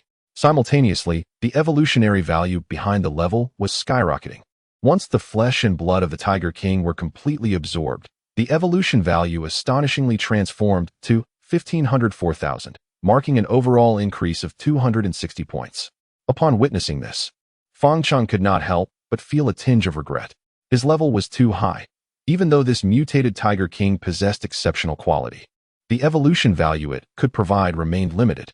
To expedite his ascent, he must hunt higher-level creatures. Of course, at this moment, all of this was mere speculation. Fortunately, the number of creatures within the Zhanghai Zoo was vast. Even if the probability of mutation was low, the sheer volume should suffice to meet his needs. Moreover, he sensed that after devouring the mutated tiger, the activity level of the Blacklight virus had significantly increased, perhaps by consuming other formidable beings of a similar nature. The Blacklight virus could further integrate. The enhancement in power would far surpass the benefits of merely leveling up. It is crucial to note that his current strength was predominantly bestowed by the Blacklight virus. Should its integration progress further, he might even awaken its unique abilities. For instance, devouring? At that juncture, his rate of evolution would experience a remarkable surge. Without further contemplation, Fang Chung swiftly departed from the tiger enclosure, embarking on a quest to hunt the remaining mutated beasts in the other animal sections. After all, within the zoo, there were numerous creatures whose value could rival or even surpass that of a tiger. For instance, elephants, rhinoceroses, brown bears, hippos, and the like. Each of these would become his sustenance. Chapter 37. The Final Blockade. Approaching Transcendence. Quickly, 5 comrades from the 107th Battalion are undergoing corpse transformation. Control them. Immediately secure all of them. This is dire. The transformation of the undead has been completed. Open fire. Amidst the cacophony of gunfire, several transformed soldiers were instantly pierced by bullets. The chaotic scene gradually returned to a semblance of normalcy. However, a pervasive sense of horror and unease enveloped the crowd, as they feared that at any moment, their comrades might succumb to the same fate and turn into zombies. Simultaneously, unsettling thoughts crept into their minds. Could they have unknowingly contracted the zombie virus? A complex tapestry of emotions began to spread throughout the ranks. The commanders gazed at the endless line of soldiers behind them, their expressions heavy with gravitas. Unlike the ordinary soldiers, who remained oblivious, they bore the weight of knowledge that deepened their sorrow. Yet, there were still a few locations in Zhanghai City that had yet to be thoroughly searched, and their mission was nearing completion. Despite their suspicions that this calamity bore little connection to the primary zombie entity, one could not deny that it was a demon, treating humanity with utter disdain. The victims along the way numbered well beyond 100,000, a staggering figure, unimaginable in times of peace. Thus, regardless of any potential ties, that monstrous zombie entity must be eradicated. At this moment, however, the morale of the troops continued to plummet, with incidents of soldier transformations occurring with increasing frequency. Without having identified their target, they had already suffered hundreds of losses due to these transformations. If this continued, catastrophe was inevitable. All the officers convened swiftly to deliberate, and soon they had forged a plan. The entire army would disperse, establishing 3 tightly knit encirclements centered around the Zhanghai City Wildlife Park, the Zhanghai City Central Hospital, and the People's Square. A vanguard unit would be dispatched to conduct searches within the encirclement, while the remaining forces would secure the perimeter. Constant vigilance would be maintained for surrounding safety. They would remain ever watchful for any signs of potential transformations within their ranks. Victory is within reach. Now, immediately. Act. At the sound of a command, a colossal contingent mobilizes. Military trucks swiftly transport all soldiers to the designated defense lines. Soon, 3 encirclements are formally established. Following this, a battalion of elite troops, numbering in the thousands, rapidly assembles, setting forth to scour the 3 major encirclements. Behind them, dozens of tanks and armored vehicles advance, accompanied by an array of formidable individual weaponry. In addition, hundreds of armed helicopters patrol in formation, conducting searches while simultaneously providing fire support. Such a formidable force could level not merely a region, but even an entire city. According to the analysis of technicians, the search proceeds sequentially from People's Square, the Central Hospital, and the Jianhai City Zoo.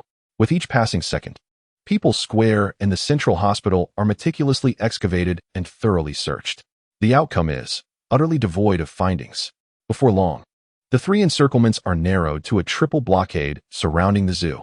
As the clock strikes 22:45 on the 19th, the search teams finally commence their examination of the last remaining area, gradually drawing closer to the heart of the Jianhai City Wild Animal Park. Moo. Within the elephant enclosure of the zoo, a long, ancient tremor suddenly erupts. The mere sound conjures images of a colossal, formidable, and ancient creature. Yet, within this sound is imbued a profound sense of pain and fear, as if the source of the noise is enduring unspeakable torment. The sound grows increasingly feeble, transitioning from terror to utter despair. With a heavy, muffled sound echoing through the park, the noise gradually dissipated. It was a colossal African elephant, its size comparable to that of an entire building. Yet, its dimensions resembled those of a prehistoric mammoth, even surpassing the mammoth in sheer girth. Standing nearly 5 meters tall, it bore the weight of a mountain, causing the ground beneath it to buckle slightly under its immense mass. The resilient, thick skin raised doubts that even the sharpest blade could penetrate its formidable defenses. This was a king among elephants, unprecedented in its grandeur. Alas, this regal creature was slowly collapsing to the ground, its lantern-like eyes filled with despair. Upon closer inspection, one could see its body marred with numerous scars, its tusks shattered, and its limbs grotesquely contorted, particularly its abdomen, which bore a gaping wound. Scalding blood mixed with shattered innards gushed forth, staining the surrounding earth a vivid crimson. Suddenly, a long, powerful hand emerged from its abdomen, and shortly thereafter, a tall figure began to extricate itself from within, none other than Feng Cheng. The giant elephant convulsed, weakly opening its mouth, yet no sound escaped. It could only close its eyes in anguish, awaiting the inevitable embrace of death. What a marvel of strength it was, though lamentably burdensome. A fleeting shimmer of dark, intertwined filaments passed over Feng Cheng's surface as the blood that stained him was swiftly absorbed, restoring him to a pristine state. This elephant could be deemed the most potent creature he had encountered since his rebirth. There is no doubt that its collision is powerful enough to lift the tank off the ground. Even with his strength attribute reaching 34 points, he cannot compare. This is a tremendous advantage bestowed by species and genetics, which is insurmountable in the early stages. Feng Cheng estimates that the strength attribute of this colossal elephant has likely reached nearly 45 points. It is essential to understand that as one progresses, even a slight difference in strength attributes can have a significant impact. Although it may seem like only a 10-point difference, the actual strength is over twice as formidable. Of course, this immense power comes at a cost. Due to its hefty body, its speed is significantly constrained, more accurately, its agility. Is the elephant slow? Not at all. Even a human sprinting at full speed cannot compete with a charging elephant. However, the elephant's agility is notably lacking, especially in front of Feng Cheng, making it akin to a moving target, easily dispatched by him. Subsequently, Feng Cheng tore open the lengthy wound with great force. A piece of fresh flesh weighing several hundred pounds appeared in his grasp, which he began to devour voraciously.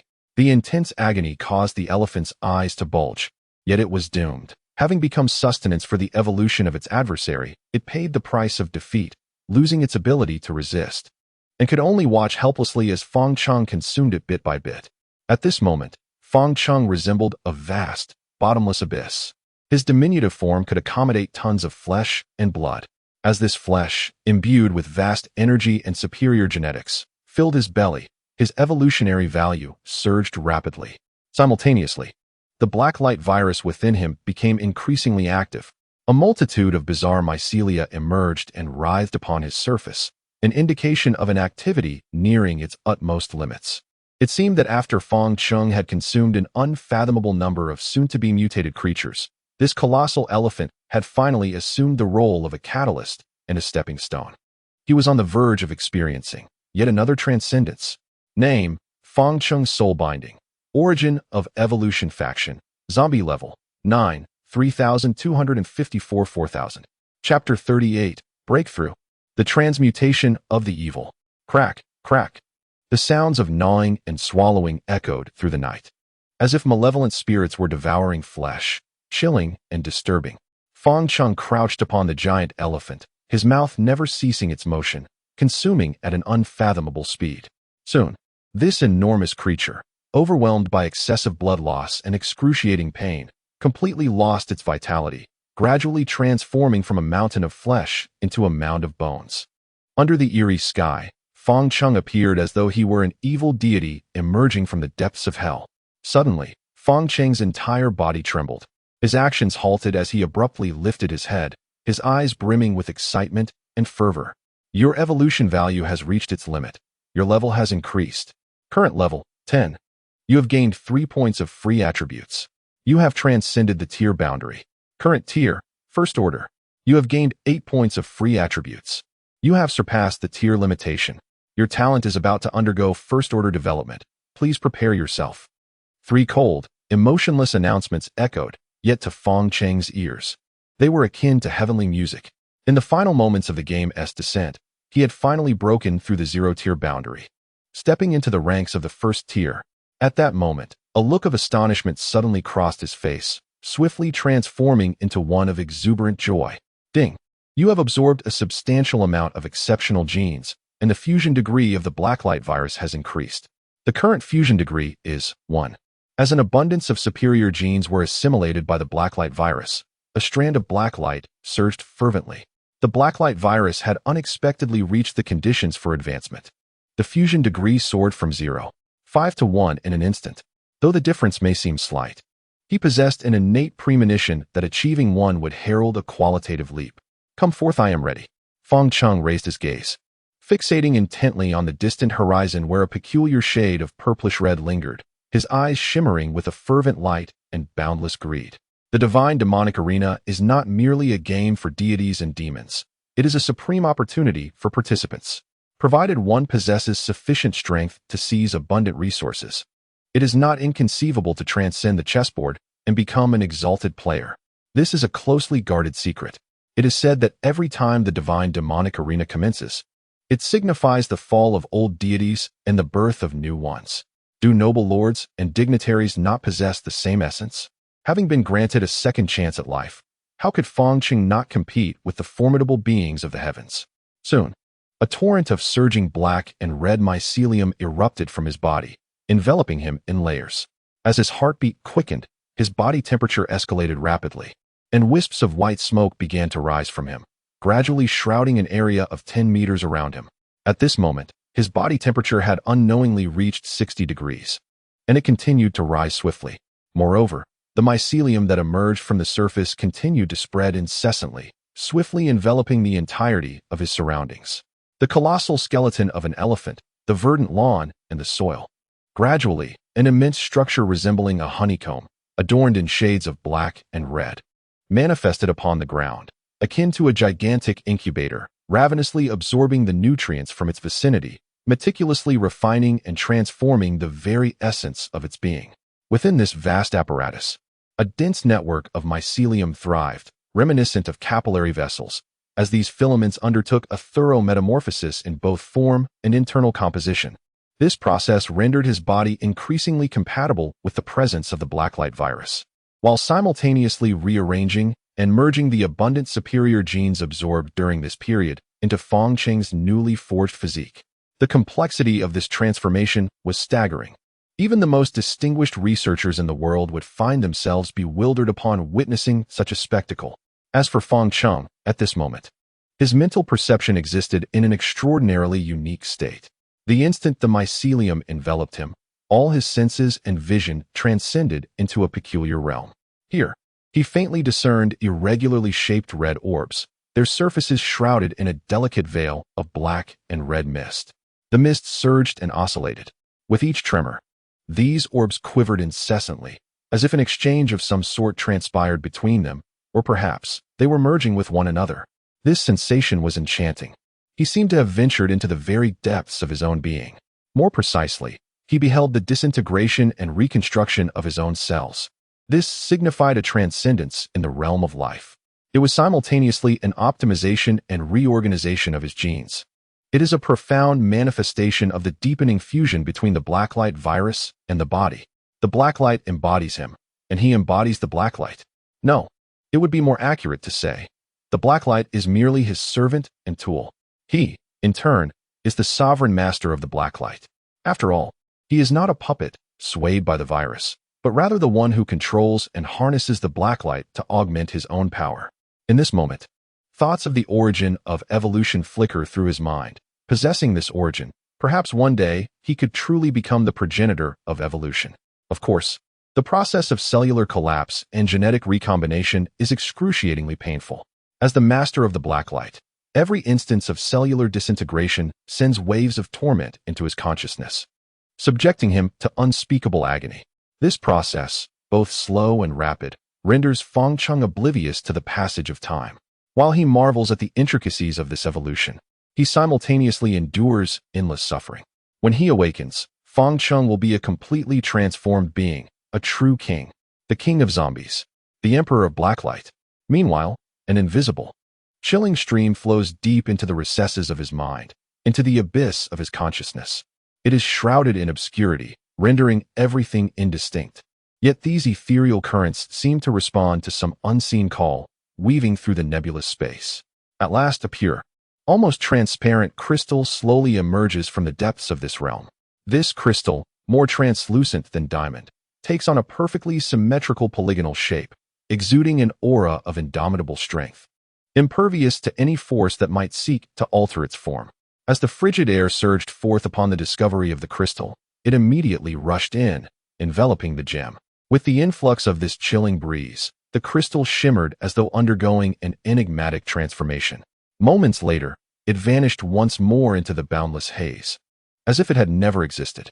At that instant, Feng Cheng, who had been enduring immense agony, suddenly felt a refreshing coolness wash over his mind, alleviating much of the torment that had gripped him. He understood clearly that this was a manifestation of his talent's metamorphosis, aside from self-development. Each breakthrough beyond his limits heralded a profound enhancement. With every such development, his innate abilities would undergo significant transformation and augmentation.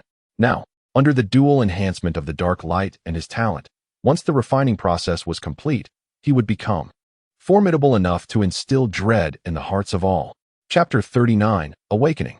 Report, Commander. The number of transformations is rising alarmingly. Various battalions are experiencing instances of transformation, and we request your decisive intervention. Listening to the report from his subordinate, the commanders found themselves engulfed in an inexplicable sense of helplessness. Not only had transformations begun to emerge among the battalions below, but several occurrences had also manifested within their ranks, resulting in the sacrifice of over 10 officers. However, in order to maintain morale, this information had remained classified, and a silence order was imposed on all. The Supreme Commander inhaled deeply. What is the exact count? Report. Time is of the essence. Preliminary assessments indicate that at least 1,000 soldiers have been inexplicably infected and are undergoing transformation. We are currently engaged in control and cleanup measures. Upon hearing this number, all present were struck with dread, exchanging glances that revealed the unease reflected in each other's eyes. This virus, akin to a natural disaster, rendered them utterly powerless. Furthermore, the interference with the communication system had intensified, necessitating considerable time to report to the outside world. All of this seemed to forebode a monumental upheaval on the horizon. The Supreme Commander furrowed his brow as he glanced at his watch, 23:54 on the 19th. For reasons unknown, as he observed the seconds slipping away, a sense of urgency gnawed at his heart. Yet, this was not the moment for contemplation. Whatever was about to unfold was beyond their control. What mattered now was seizing the moment to locate the target, eliminate the target. He needed to calm the soldiers' emotions. How was the reconnaissance of the final sector progressing? Report. The search around the base point is nearly complete, aside from the infected residents. No traces of the target have been discovered. The target is suspected to be hiding near the base point. A report came in. Due to electronic communication interference, using the communicator is less efficient than delivering messages by hand. At that moment, a soldier from the search team hurried to the command vehicle. Commander, we have found traces of the target within the Jianghai City Zoo. Please take a look. Come in. The soldiers swiftly produced a camera and played the footage. Clearly, the search team had already entered the premises. The video displayed the scenes from the Jianghai City Zoo, where, for reasons unknown, the animals appeared exceedingly agitated. A multitude of birds flapped their wings frantically, as if agitated, careening wildly within their cages. Many even hurled themselves against the wire mesh, sustaining grievous injuries. Likewise, the other creatures within the confines of the park exhibited similar distress. The air was thick with a cacophony of avian cries and the roars of beasts, saturating the entire zoo with a disconcerting symphony that sent shivers down one's spine. However, this was not the most alarming revelation. Moments later, the video unveiled a corpse. The remnants of the skeletal remains indicated that it belonged to a tiger. Yet, this tiger was exceptionally large. Even in its skeletal state, it appeared significantly more imposing than an ordinary tiger. Astonishingly, such a formidable beast had perished within the park, having been entirely drained of its blood and flesh. Numerous signs of a violent struggle were evident at the scene, among which, unmistakably, human footprints were discernible. At this sight, a visage flashed through everyone's minds. The very face of the zombie matriarch, possessing human-like features and behavior. It was confirmed. That vile creature was within these confines. Rally the entire battalion. Envelop the area in a complete lockdown. Search units. Swiftly locate the target's position. The helicopter squadron, poised for missile bombardment at a moment's notice. The Supreme Commander, incensed, slammed his fist upon the table and issued immediate orders, as the command vehicles slowly rumbled to life, hastening into the depths of the zoo. They were determined to witness that abomination meet its demise before their eyes. Only then could they find solace. Move out. Enforce a stringent blockade of the zoo. Leave no gap unattended. In an instant, the entire military apparatus sprang into action. A multitude of armored vehicles and tanks traversed the designated access road of the zoo, poised to execute long-range artillery strikes upon confirming their bearings. The sound of gunfire echoed as hundreds of armed helicopters dispersed across the sky, their searchlights illuminating nearly half of the zoo. Within mere minutes, all units were in position, and the various zones were being swiftly scrutinized. Suddenly, a report came through. Unit 203 has detected an anomaly. The elephant enclosure is shrouded in a thick white mist, and there seems to be something amiss within. Requesting further instructions.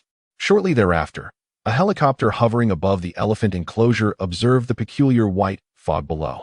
The expansive area appeared as if it had endured a fierce battle, with a landscape riddled with craters. Technicians, optimize short-range signal communication to the best of your abilities. Moments later, amid the technicians' anxious efforts, communication devices within a kilometer radius regained brief functionality. Concurrently, the visuals captured by Unit 203 were transmitted to the command vehicle and other units. Everyone promptly rushed to the scene. Unit 203 dispersed the mist. Upon receiving the command, a small missile was launched, striking precisely 30 meters from the edge of the fog. With a resounding explosion, flames erupted, and the air churned violently. A powerful shockwave swept outward, gradually dissipating the white mist within the elephant enclosure, revealing the long-hidden sights underneath. What is that? Staring at the mysterious object within the fog, everyone stood frozen, momentarily bereft of their senses. Before the eyes lay a vast expanse of intertwined black and crimson mycelium, coalescing into a structure reminiscent of a Zerg queen's nest. This fungal mass enveloped everything within a 10-meter radius.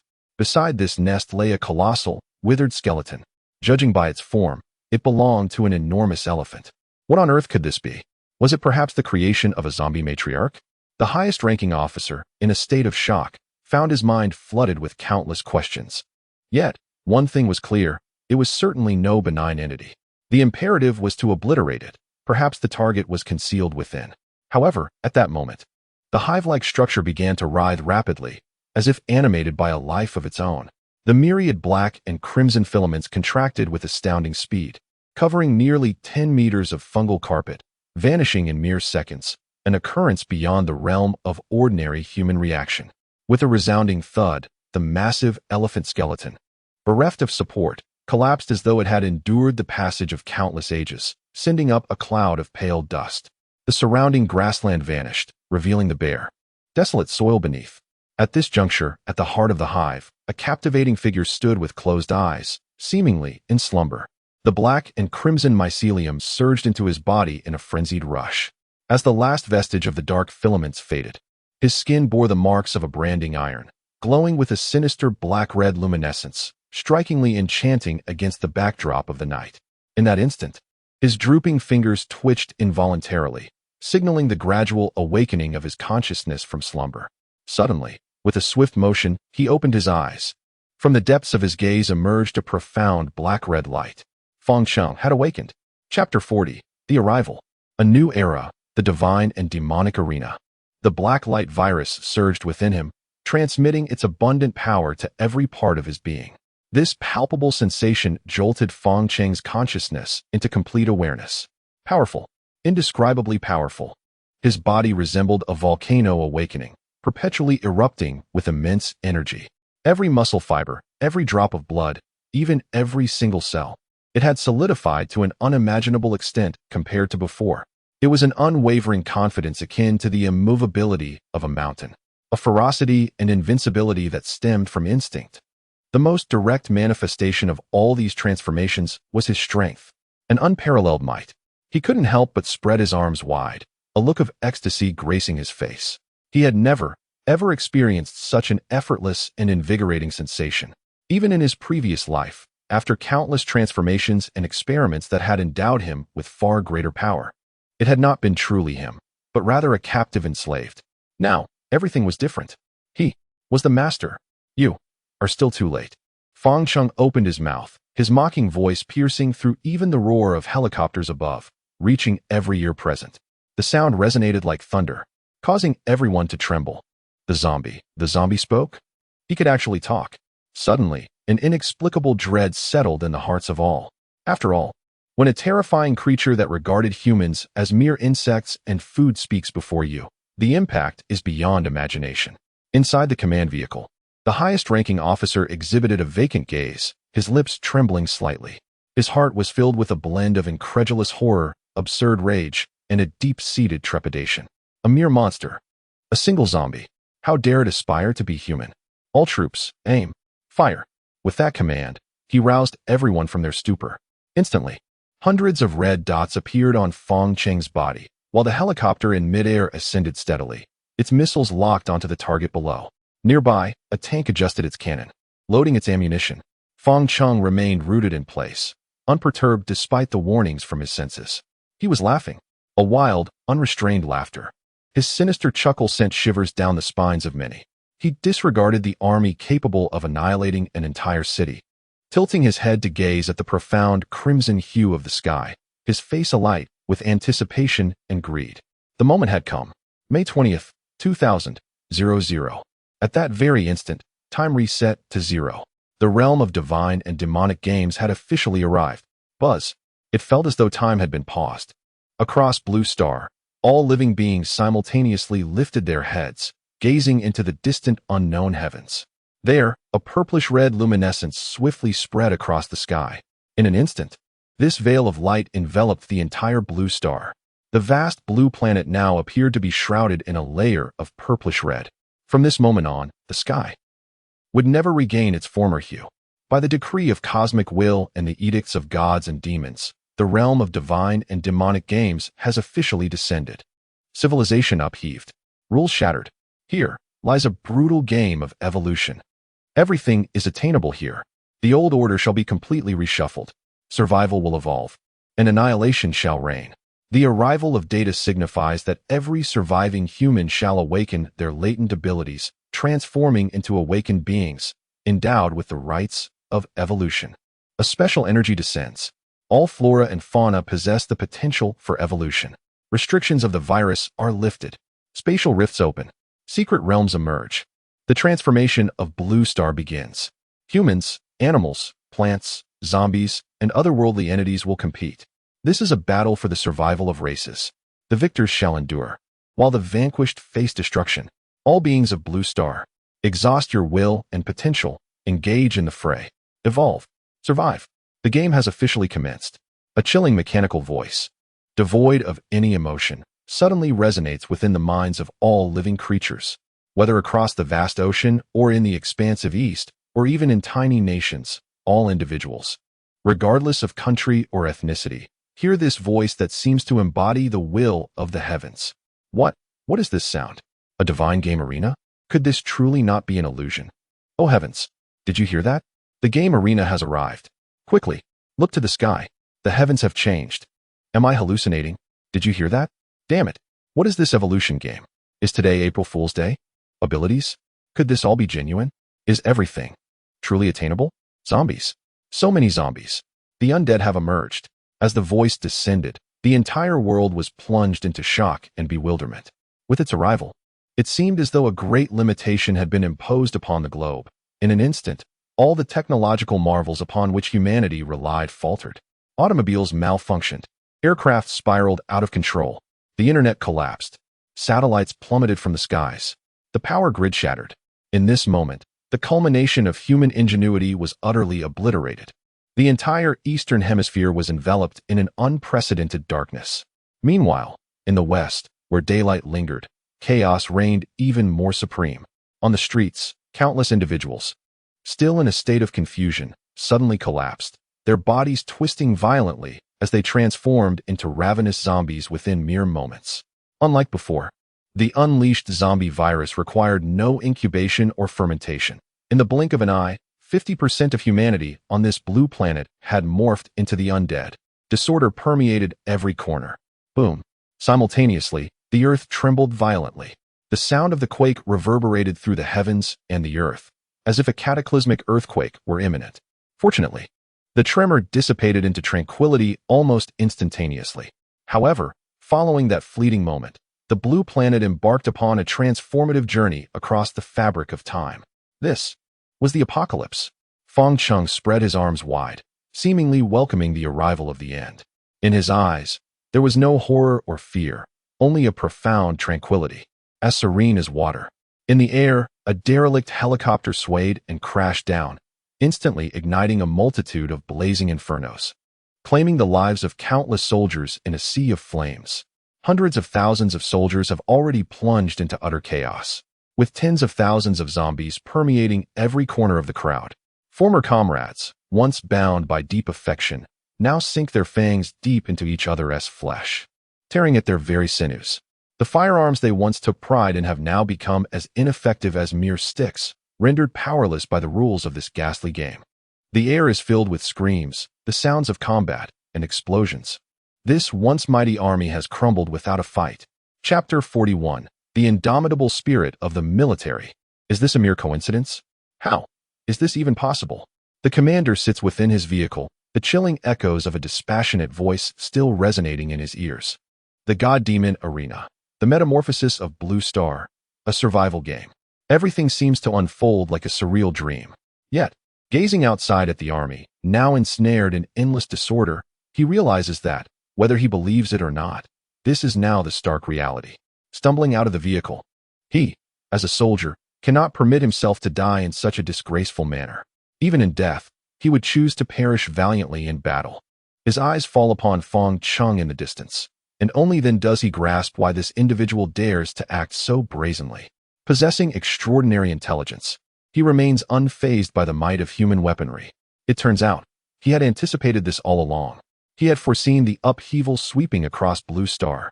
Recalling Feng Cheng's prior words, an indescribable sense of horror and helplessness surges within him. No wonder he grins with such audacity. No wonder he remains unfazed. Even when countless weapons are aimed at him, such a monstrous anomaly, he seemed to have witnessed the impending calamity that humanity was about to face. Guns. The firearms were rendered useless. Countless comrades had transformed into zombies. Is the apocalypse truly upon us? I am wounded. I can scarcely hold on any longer. In my life, confronted by at least half of his comrades having succumbed to the transformation, the remaining soldiers found themselves utterly overwhelmed. Particularly in the absence of weaponry, chaos ensued, and the situation tilted overwhelmingly in favor of the undead. A terrifying roar echoed in the officer's ear. Before him stood a young soldier who had not survived the 50% chance, now a bloodthirsty zombie, lunging at the very officer he once revered.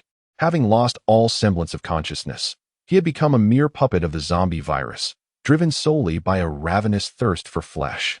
witnessing his soldiers' grotesque transformation. The high-ranking officer's gaze turned sorrowful, his eyes glistening with a crimson hue. Yet, after a fleeting moment, his expression was replaced by unwavering resolve. He reached up to remove his military cap, allowing his grizzled hair to cascade freely, an aura of grim determination emanating from him. With a sharp sound, his military saber was drawn from its sheath. Come, as a leader of the army, having once vanquished the monkeys of the South, how could he harbor fear? Fear?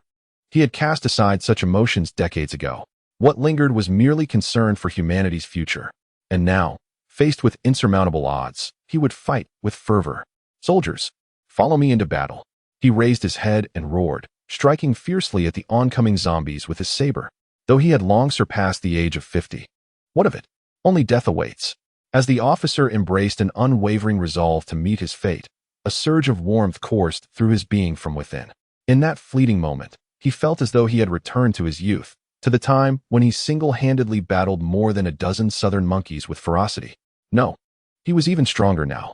With a swift motion, a flash of white light sliced through the night sky, and the zombie that had lunged toward him suddenly froze in place. With a sickening splatter, a massive head soared into the air.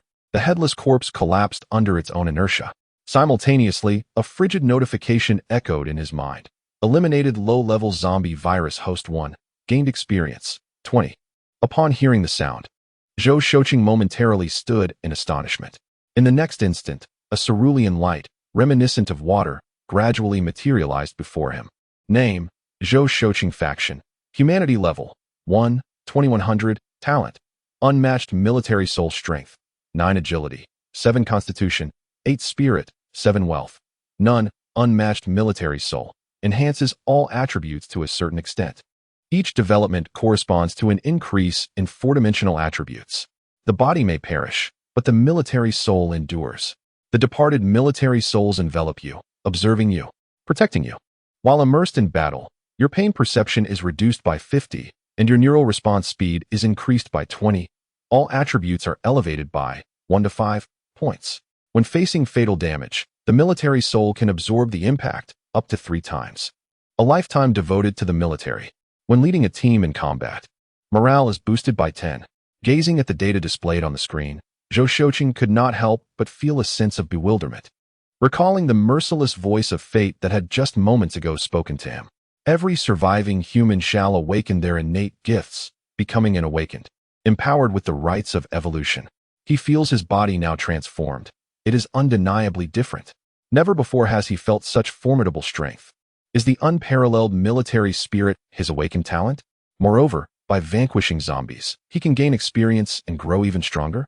As he surveys the surrounding undead, he realizes for the first time that they are not as fearsome as he once believed. No wonder that zombie matriarch was so powerful. It too must have awakened a talent. Now that he has awakened his own gift, can he not stand against it? A surge of latent fervor swells within him. Can all desires be fulfilled? The old steed rests in the stable, yet yearns for 1,000 miles. With merely the awakening of a talent, he feels the lost years returning. Thus, this apocalypse is not merely a calamity, but a rare opportunity. If everyone awakens their talents, then humanity, the great Xia, shall undoubtedly forge a new brilliance amidst the remnants of the old order. Warriors, fear not. Attune yourselves to your bodies. Embrace your awakened gifts. The apocalypse? What of it? Our great Xia soldiers are invincible. We shall sweep away all adversaries. Join me, as we lay our comrades to rest. Coming back to his senses, Zhou Shouqing raised his military blade, his resonant voice echoing through the night sky. For reasons unknown, upon hearing his voice, the soldiers felt a flicker of reassurance. Simultaneously, his voice attracted the nearby zombies. Suddenly, several of the undead roared and charged towards him, eager to rend him to pieces. Commander, be cautious, Commander. The soldiers witnessing this scene felt their hearts racing, yet at that moment, several piercing glimmers of cold light flashed by. The nearest zombies were instantaneously decapitated. Following this, Zhou Shouqing's momentum surged. The military knife in his hand wielded tremendous power, yet retained an exquisite finesse as he swiftly dispatched the remaining zombies. As these creatures fell, a few gleaming coins appeared on the ground. He hastily collected the coins, and a voice echoed in his mind. You have obtained Copper Coin 5. Upon the sound's emergence, The copper coins in his hand vanished, while his wealth attribute increased by 5 coins. It truly had transformed into a game. Zhou Shouqing had no time for reflection and cast a fierce glance around. His hair, streaked with white and mingled with blood, exuded an air of overwhelming dominance, resembling an unparalleled general who had triumphed on countless battlefields. The surrounding warriors were left in stunned silence. Was their leader a hidden master? As they regained their composure, they immediately recalled Zhou Shouqing's words. Awaken the latent talents? As this thought arose, attribute panels began to materialize, and the talents within their bodies gradually stirred to life. I have awakened talents too. Swiftness. My talent is swiftness. Damn. Keen sense of smell. What use is this? I also possess talent. Resilient physique. My skin has grown incredibly tough. I am endowed with immense strength. I feel as if I could strike down a bull with a single punch. Zombies are not so formidable after all. What does it matter if I have no gun? Let us grant our comrades peace. Kill, kill, kill. Follow the leader. Carve out a bloody path. The psychological resilience of trained warriors inherently surpasses that of ordinary individuals. Now, as they recover and their bodies undergo innate transformations, they immediately gain the strength to resist. Observing this, Zhou Shouqing bellowed with fervor, "Follow me into battle." Instantly, the indomitable spirit of the army ignited, and an inexplicable fervor surged through the ranks, dispelling the earlier despondency. Soon, the closest group of warriors rallied together, confronting the dense swarm of zombies. Meanwhile, those at a distance, caught unaware, suffered grievously. Yet, it was not long before their innate talents began to awaken. Upon sensing the shift, the soldiers charged forward, bayonets at the ready, mounting a counteroffensive. The chaotic despair that once enveloped the battlefield gradually transformed into a semblance of order. The scales of victory began to tip in their favor. How intriguing, Fang Cheng mused, a smile playing at the corners of his mouth. The transformations of these individuals did not escape his notice, particularly that of the elder in the distance, whose overwhelming aura was conspicuously powerful, carving a path through the bloodshed. Nevertheless, Fang Cheng remained unfazed. With the emergence of the game arena, humanity stood as the primary beneficiary. While it appeared that 50% had succumbed to zombification, the remaining 50% were destined to awaken their innate abilities, a far more favorable outcome than becoming a zombie. Once these individuals fully grasped their circumstances, they would undoubtedly launch a counteroffensive. Of course, the zombies were not so easily vanquished. With the onset of the divine and demonic game arena, their evolution would accelerate, and unique zombies would awaken with greater ease. Indeed, the battlefield was already rife with awakened special zombies, wreaking havoc. Moreover, even if these individuals adapted, he found himself preferring such developments. After all, this allows him to obtain a higher quality of sustenance.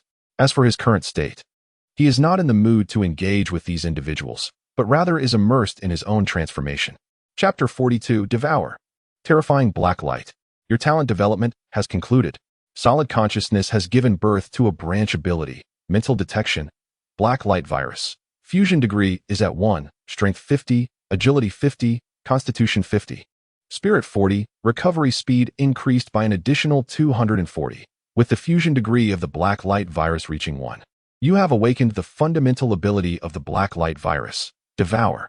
Gazing at his attribute panel, Fang Cheng's eyes gradually became shrouded in a crimson hue, as even the profound darkness of night could not conceal his current exhilaration.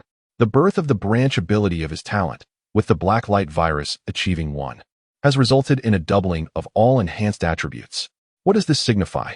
The sheer power provided by the Blacklight virus alone exceeds 50 points. It surpasses that of the previously mutated Elephant King. The doubling of attributes signifies that his strength has nearly increased exponentially. It is essential to understand that as one progresses further, the increase in attributes becomes even more substantial. A doubling of attributes is an extraordinary leap. Moreover, all of this is secondary. The most crucial aspect is that the Blacklight virus has finally awakened its devouring ability. Devour. Devour. This is indeed the most fundamental and formidable ability of the Blacklight virus. Suppressing the tumult within, Fang Cheng took a deep breath and gradually looked ahead. Fortified consciousness. Your mental awareness is unlike that of ordinary individuals. It remains impervious to interference, confusion, or control. Your consciousness will eternally possess a formidable resilience. impervious even to the ravages of a zombie virus. Mental detection. Your psychic attributes have been significantly enhanced. You are a natural biological radar. The limitations of the naked eye cannot fulfill your requirements. Within the realm of your mental perception, nothing can escape your awareness. Mental detection is a potent ability that, when combined with the characteristics of fortified consciousness, perfectly compensates for the weaknesses in the mental domain posed by the Blacklight virus. However, he had long anticipated this capability. In his past life, he underwent various experiments and modifications, fully unlocking his innate talents. Yet, due to his inherent weakness and the constraints imposed by numerous instruments and devices, he had been unable to fully harness his gifted potential. Now, with his talents augmented by the Blacklight virus, he was poised to elevate his strength to an entirely new echelon. He then steadied his emotions and turned his attention to the final new entry. Devour, Blacklight virus capable of releasing viral mycelium to consume any unresisting life forms and viruses. Following consumption, it can heal all injuries and grant access to fragments of the target's memories. Additionally, there exists a minuscule probability of assimilating fragments of the target's innate abilities. Although he had long been aware of the formidable nature of this ability, the thrill and confidence it instilled upon truly experiencing it were indescribable. Devour. Indeed, it is the quintessential ability of the Blacklight virus. All subsequent powers would unfold from this foundational capability, not only enabling the acquisition of memories, but also the restoration of all injuries. With an astonishing recovery rate bolstered by an additional 240. His survivability ascends to a truly desperate level. Just when it seems he is on the brink of death, he can casually devour a few life forms and return to full vitality. How can one possibly contend with that? The ability to acquire and fuse with the opponent's innate talents is, indeed, the most grotesque aspect. Even if the probability is minuscule, akin to a blind cat stumbling upon a dead mouse, there remains a chance. Each successful acquisition heralds a significant leap in power. Indeed, as anticipated, the Blacklight virus reaching this critical threshold signifies a complete metamorphosis. Feng Chung extended his hand, and with a mere thought, dark crimson mycelium began to manifest and swirl upon his palm. As he willed it, the mycelium gradually transformed, at times dispersing into strands, at others condensing into columns. However, within this limited scope, transforming into claws or other forms proved impossible. Even if feasible, it would merely be a fade. Clearly, further fusion is required for greater capabilities. Yet, in this state, Feng Chung felt immense satisfaction. Whenever he desired, these mycelia could instantly envelop an adversary, utterly devouring them and converting them into sustenance for his burgeoning strength. Consequently, the pace of his power enhancement would accelerate even further. Subsequently, he gazed upon his current attributes. Name, Feng Chung Soul Binding. Evolutionary Genesis Faction. Zombie Level. 10-1000. Talent. Solid Consciousness Strength. 59-50. Agility. 64-50. Constitution. 61-50. Spirit. 58-40. His attributes had undergone a complete transformation. The development of innate abilities has additionally augmented his mental attributes by 8 points, allowing this particular aspect to align with his overall strength. Yet, this is not the conclusion. It is essential to recognize that the 3 free attributes gained from surpassing level 10 and the 8 free attributes from transcending tiers have yet to be allocated. After a moment of contemplation, he distributed these 11 points as follows: Strength 8, Agility 3. As for Constitution, his survival capacity is already formidable. Further enhancement in this area would not significantly improve his display of power. The mental attribute is of little concern, with the gradual development of his innate abilities. This attribute requires no further attention. A gentle flow of warmth surged within him, rapidly fortifying his physique, propelling him toward a new echelon. Moments later, the enhancement was complete. Both strength and agility reached a staggering 67 points, exceeding that of an average person by 13-fold. Such a figure is truly despair-inducing. Everyone, maintain coordination. Minimize casualties. At that moment, a thunderous roar reached his ears. Feng Chung turned slightly, intrigued, and glanced into the distance. He observed numerous soldiers swiftly coalescing, skillfully utilizing their innate talents to achieve a remarkable synergy. Ordinary zombies posed little resistance against them. A low growl emanated from an awakened zombie, whose physique, significantly larger than average, was densely packed with muscle. This was a physically enhanced zombie, exuding an overwhelming sense of pressure. Moreover, having consumed a considerable amount of awakened flesh during combat, its level was nearing 4. In a sudden dive, this zombie lunged at a soldier, overpowering him instantly. The latter displayed an anxious expression, his hands emanating waves of chilling energy in an attempt to suppress his opponent's movements. Alas, this feeble frost proved insufficient, instead inciting the beast's bloodlust, which savagely tore him apart with its razor-sharp fangs. Beast, die! Witnessing this scene, Zhou Shouqing was consumed by fury, raising his military knife to cleave at the zombie. After prolonged combat, his attributes had surged, augmented by a temporary boost of 5 points from his talent. Coupled with the increase from his level up, his strength soared to 16 points. With the sharp blade of his military knife, he swiftly severed the zombie's arm. The creature roared in rage, swiping at him, yet he deftly dodged, retaliating with a thrust. The blade pierced through the zombie's skull, transforming into experience points that fortified Zhou Shouqing. A captivating battle unfolded before Fang Cheng, who grinned maliciously, his eyes gleaming with excitement. Perfectly. He had longed to test the potency of his devouring ability. Chapter 43, The Awakened Still Mere Ants. Taking a deep breath, he unleashed a suppressed aura with a sudden eruption. A ferocious roar reverberated throughout the Tianhai Zoo. Visible sound waves radiated outward, shaking the very ground beneath him. In an instant, the vast zoo plunged into a profound silence. The animals, agitated by the peculiar energy alteration, ceased their restless movements, trembling as they huddled in corners, afraid to make a sound. Even the savage, mindless zombies sensed a primal fear emanating from this force, freezing in place, unable to move. Zhou Shouqing's eyes widened in terror as he lifted his gaze, only to behold Fang Cheng, whose body was ensnared in a horrific blend of black and crimson, resembling a terrifying tyrant unmasked. The mere sound of his presence evoked an overwhelming sense of helplessness. Danger, utterly perilous. Beware of that progenitor, he hastily shouted to the crowd. But to his astonishment, Fang Cheng had already vanished from sight. The earth trembled, and soil erupted as Fang Cheng ascended like a mighty rock. His formidable strength and agility propelled him skyward, soaring to an astonishing height of 20 to 30 meters, plummeting toward the crowd not far away. The sudden spectacle left everyone momentarily paralyzed until boom. It was as if a cannonball had descended among them. The ground was brutally struck, creating a crater approximately 1 meter in diameter. Cracks resembling spider webs rapidly radiated outward.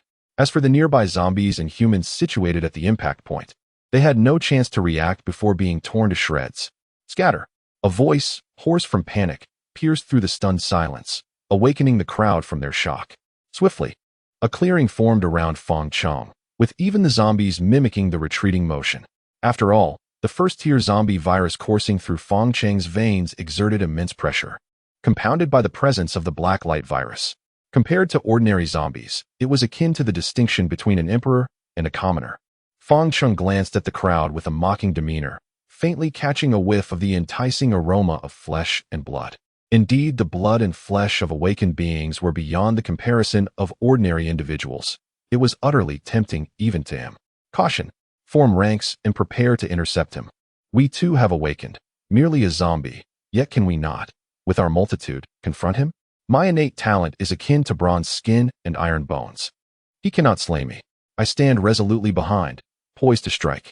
Perhaps it is the newfound courage bestowed by our awakening that emboldens these individuals to face him directly. Fang Cheng chuckled. In the next instant, with an agility of 67, he appeared before the speaker as if by teleportation. The latter trembled slightly, letting out a furious roar, his skin shimmering with a faint silver hue, his defenses significantly bolstered. Yet, a long, powerful hand grasped tightly around his throat. Attack! Quick attack!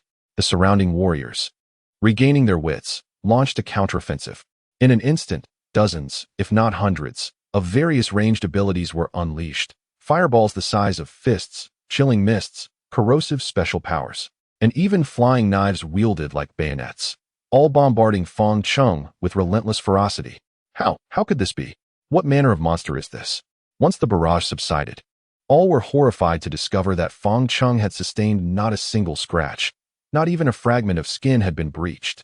A gleaming pattern of dark red and black, resembling a tattoo of branding iron, emerged on his surface, as if an abyss had absorbed their attacks entirely. Is this the power you take pride in? A glint of cruelty flickered in Fong Cheng's eyes as he tightened his grip on the Iron Man's arm. His fingers, akin to heavy machinery, sank deeply into the adversary's flesh, causing the latter to tremble, his eyes bulging, and his face flushed with exertion. He opened his mouth wide as if to utter something, but the terrifying pressure instantly crushed his throat. Only a trickle of blood, mingled with shattered organs, flowed forth. As for the so-called resilience of flesh and bone, it was nothing more than a jest in the face of absolute power. Thud! Fong Cheng discarded the remnants of flesh in his hand, and a blood-engorged head fell to the ground, still bearing an indelible mark of fear. Weak, so feeble. Why, after having awakened, was he still so diminutive? A voice, reminiscent of a whispering specter, echoed around him, as waves of dark crimson light cast him as a dark deity amid the shadows. If he was as weak as an ant, then let him become nourishment, for evolution was beyond their reach. Fong Cheng curled his lips into a bloodthirsty smile and, in an instant, plunged into the crowd. His hands, like a vice, swiftly grasped the throats of two warriors, rendering them utterly powerless. In the next moment, countless minuscule strands of black fungal filaments erupted from his hands. These filaments, seemingly alive, effortlessly pierced the skin of the two men, quickly enveloping them. The two awakened beings, both at level 3, could not even emit a scream before being reduced to hollow skins. Ah, how delightful! Discarding the human skins from his hands and feeling the warm currents surging into his body, a fleeting sense of nostalgia flickered in Fong Cheng's eyes. In comparison to the devouring capacity of the Blacklight virus, his own consumption speed was nearly negligible. In less than 2 seconds, he had completely absorbed the two awakened beings. The rate at which he grew stronger had increased by no less than tenfold. Subsequently, gazing at the multitude of awakened beings encircling him, he perceived them as prey, their presence imbued with an overwhelming sense of aggression and avarice. "Merge with me," he roared, his leg muscles swelling like inflating balloons. He assumed a quintessential starting position, his legs moving in a gradual, yet deliberate alternation. Thud, thud. The ground trembled as he began to run, every sinew in his body brimming with destructive power. Quick, scatter, be vigilant, and evade. Engage in ranged attacks. Do not confront him head-on. Observing Fong Cheng's movements, an ominous sensation welled up within them. Yet, where could they retreat? The clash between zombies and humans was already fraught with peril, and a single bite could spell doom, even for those who had awakened their talents. Now, how could they withstand Fong Cheng's onslaught? Thud, thud, thud. The tremors intensified, and Fong Cheng's legs transitioned from a slow pace to a rapid sprint. Ultimately, he moved with the ferocity of a pile driver.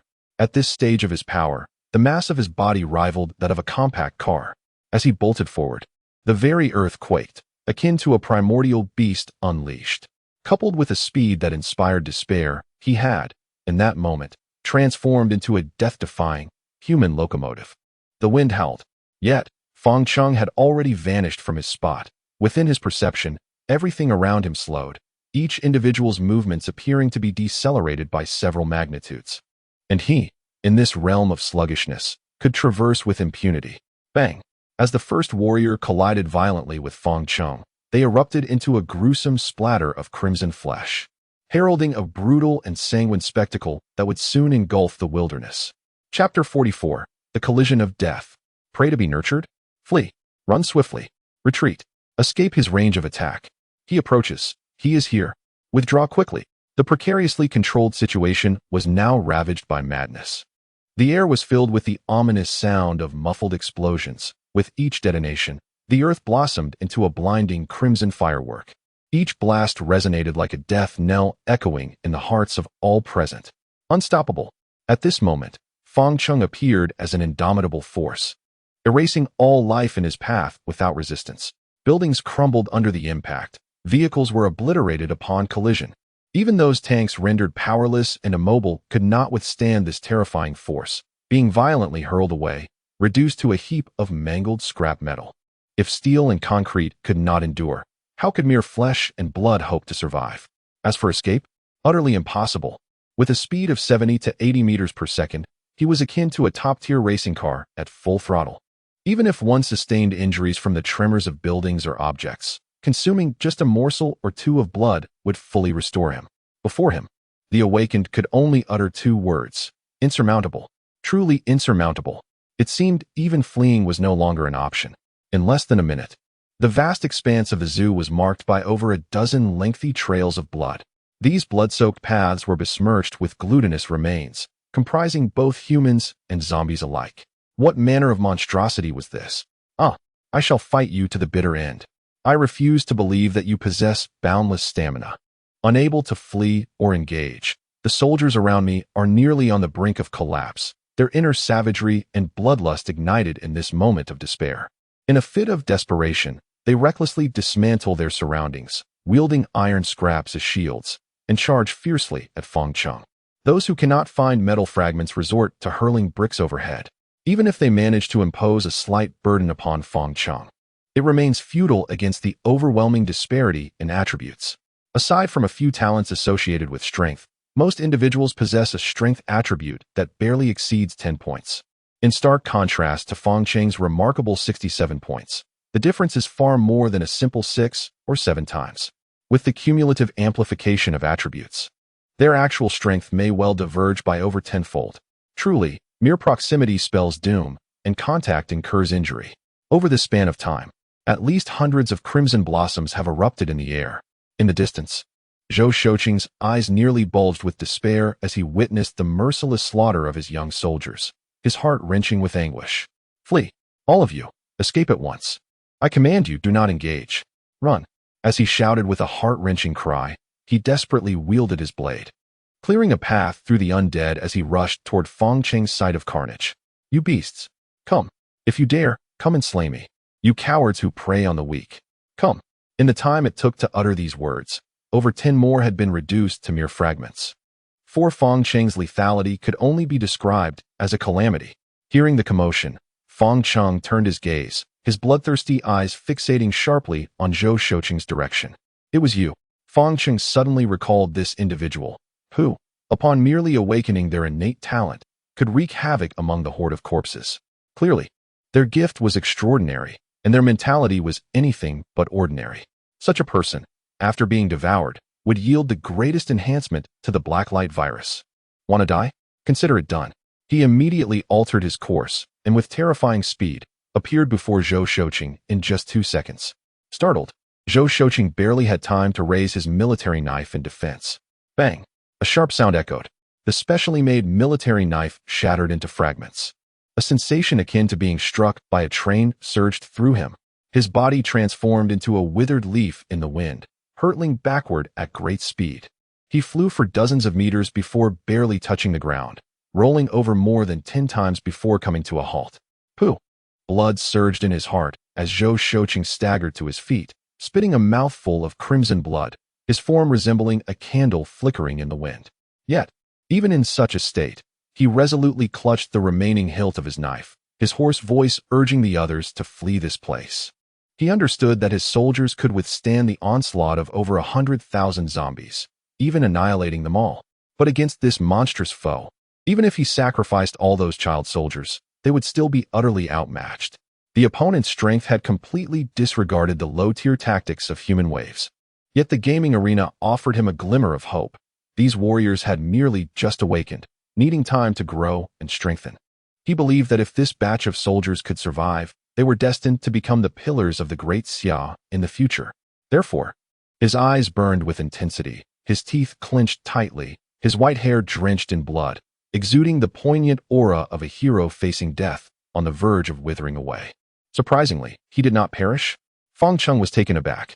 Although the opponent's strength had improved considerably since their recent arrival in the game before him, they seemed no different from an ordinary person. Being shattered into oblivion was what ought to have transpired. Yet, not only had the others survived, but they also possessed the strength to rise. At that very moment of collision, it appeared as though something had intervened between the two. Perhaps that entity had saved the other's life. It seemed they had awakened an extraordinary talent. A smile crept across Feng Cheng's face. The more formidable the talent, the more advantageous it was against the Blacklight virus. Since one death had been avoided, another could surely be inflicted. With this thought, Feng Cheng swiftly advanced toward Zhou Shouqing. Numerous soldiers witnessed this scene, their eyes bloodshot, ready to charge at Fang Cheng in a desperate attempt. This is my final command. Do not sacrifice your lives in vain. Flee. Allow this old bone of mine to buy you a glimmer of hope. At that moment, Zhou Shouqing's voice resonated, halting the soldiers in their tracks, their faces etched with turmoil. Meanwhile, Fang Cheng had arrived. Whoosh! The air was rent asunder, the wind howling fiercely. A palm descended like thunder, crashing heavily upon Zhou Shouqing's head. Tons of force propelled him through the air. This time, he was sent flying for over 100 meters before finally hitting the ground. Yet, Zhou Shouqing rose once more, staggering as he fixed his piercing gaze upon Fang Cheng, his eyes glinting like those of a predator. Go! With the last of his strength, he issued this command, dragging his weary body step by step toward the distance. There remained but one final chance to withstand the impending lethal blow. He must lead Fang Cheng to distant places. Brothers, flee. Do not let the sacrifice of our leader be in vain. Wait. Just wait. When I return, I shall slay you. The onlookers could bear it no longer and scattered in all directions. Fang Cheng was acutely aware of Zhou Shouqing's intentions, yet he remained unfazed, even harboring similar thoughts. Indeed, slaughtering these individuals would yield little benefit, while allowing them to escape would serve as excellent nourishment for future strength. To nurture prey is also a lesson a true king must learn. Chapter 45, Suppression. The currency unleashed, is it akin to a sacrificial ability? In comparison to those insignificant creatures, he was evidently far more intrigued by Zhou Shouqing's capabilities. Enhancing physical attributes, augmenting momentum, providing a brief surge in power, and the ability to substitute for death multiple times. TSK. Truly remarkable for an old fellow. As Fang Cheng analyzed the abilities exhibited by Zhou Shouqing, he could not help but marvel. Though talent knows no rank, the advantages of his opponent's prowess in the early stages were strikingly pronounced. This would facilitate a swift accumulation of strength in the initial phase. A single step ahead leads to a cascade of growth, ultimately expanding like a snowball. Especially the ability to substitute for death, which is exceedingly rare. One wonders which emperor-level figure it belongs to. Such talent and audacity could, in a past life, have led to becoming one of the few rare emperor-level powerhouses within the human faction. However, due to prolonged confinement, he remained unfamiliar with the great powers, knowing only rudimentary information. Yet, this was of little consequence. Regardless of what the other party was in a previous life, the encounter now shall draw everything to a close. The black-red mycelium spreads, extending in all directions. Within a 10-meter radius, flesh and blood gradually wither, transforming into evolutionary value that surges into his body. He then vanishes once more, reappearing before Zhou Shouqing, gazing down at the elder. Zhou Shouqing's body momentarily falters, yet he defiantly raises his head, his fierce eyes brimming with an indomitable spirit. You shall not prevail. The sons of Daxia shall one day sever your head. Oh, indeed. After the arrival of the game realm, even the ants have gained the right to evolve. A smirk of mockery spreads across his face. You have aptly reminded me. Thus, I shall now lead the horde of corpses to annihilate humanity. Observing the grim expression on Zhou Shouqing's face, Fang Cheng bursts into laughter, his piercing mirth akin to daggers stabbing at Zhou Shouqing's heart. Such brazen words. A wretched being born of a virus knows nothing of humanity's potential. In the future, a savior shall emerge to cleanse all. You shall not escape. Zhou Shouqing struggles to maintain his stance, wielding the remaining fragment of his blade with his last ounce of strength, driving it towards Fang Cheng. Bang! Fang Cheng does not evade. The iron blade is halted by his resilient skin, leaving not a trace. With a derisive scoff, he grasps Zhou Shouqing by the throat, lifting him as one would an ant. The blade fragment falls to the ground, deprived of support, powerless to resist, teetering on the brink of death. Zhou Shouqing's appearance and his words present the starkest contrast. Behold, your weakness fails to ignite my interest. You, as well as humanity, are insignificant. I shall ascend to the pinnacle of this world at a velocity 100-fold greater than yours. Humanity, ultimately shall be nothing more than my domesticated prey. Alas, you shall not witness it. Is humanity truly formidable? Gazing upon the entirety of the blue planet, the existence and evolution of humankind appear as a miracle. A cataclysmic leap in technology that has ushered in new eras. Yet, this race is also burdened by numerous flaws. Moreover, Beneath the divine and demonic arena, the conflict is not merely between zombies and humans. Evolved beasts, mutated flora, and beings from alternate dimensions are but pawns in this grand game. Even in the twilight of the last days, humanity, despite its utmost efforts, could only secure a modest foothold. As these thoughts lingered, vast strands of black and red mycelium began to envelop Zhou Shouqing, draining away his life and essence. Just as he teetered on the brink of demise, an invisible shield encased him, astonishingly repelling even the voracious Blacklight virus. Is this your talent? Quite impressive. With a sinister grin, Fang Cheng increased the intensity, encircling his opponent in a mass of mycelium. With a resounding crash, the protective barrier suddenly shattered. Despite Zhou Shouqing's 3 opportunities to withstand fatal harm, he remained powerless in the face of such overwhelming strength. Moments later, the black and red dissipated, leaving Fang Cheng with empty hands. This individual, destined to become an extraordinary force, had met his end less than an hour after the onset of the apocalypse. What a pity, for his talent remains unclaimed. A fleeting expression of regret surfaced on Fang Cheng's face, though it vanished almost instantly. This was entirely natural. The chance of devouring talent was minuscule, and achieving success even once was a stroke of fortune. Even if he did not succeed, it mattered little, at the very least.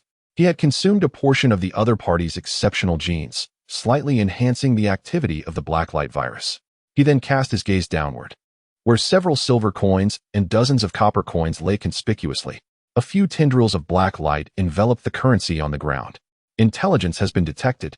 Currency activated. You have obtained silver coins 3, copper coins 69. Listening to the voice that resonated in his ears, Fang Cheng felt no surprise. He had long been aware of the existence of this entity. It was the sole currency within the realm of the divine and demonic games. The hierarchy of currency was classified as gold, silver, and copper, with an exchange rate of 1:100. These were not mere ordinary metals.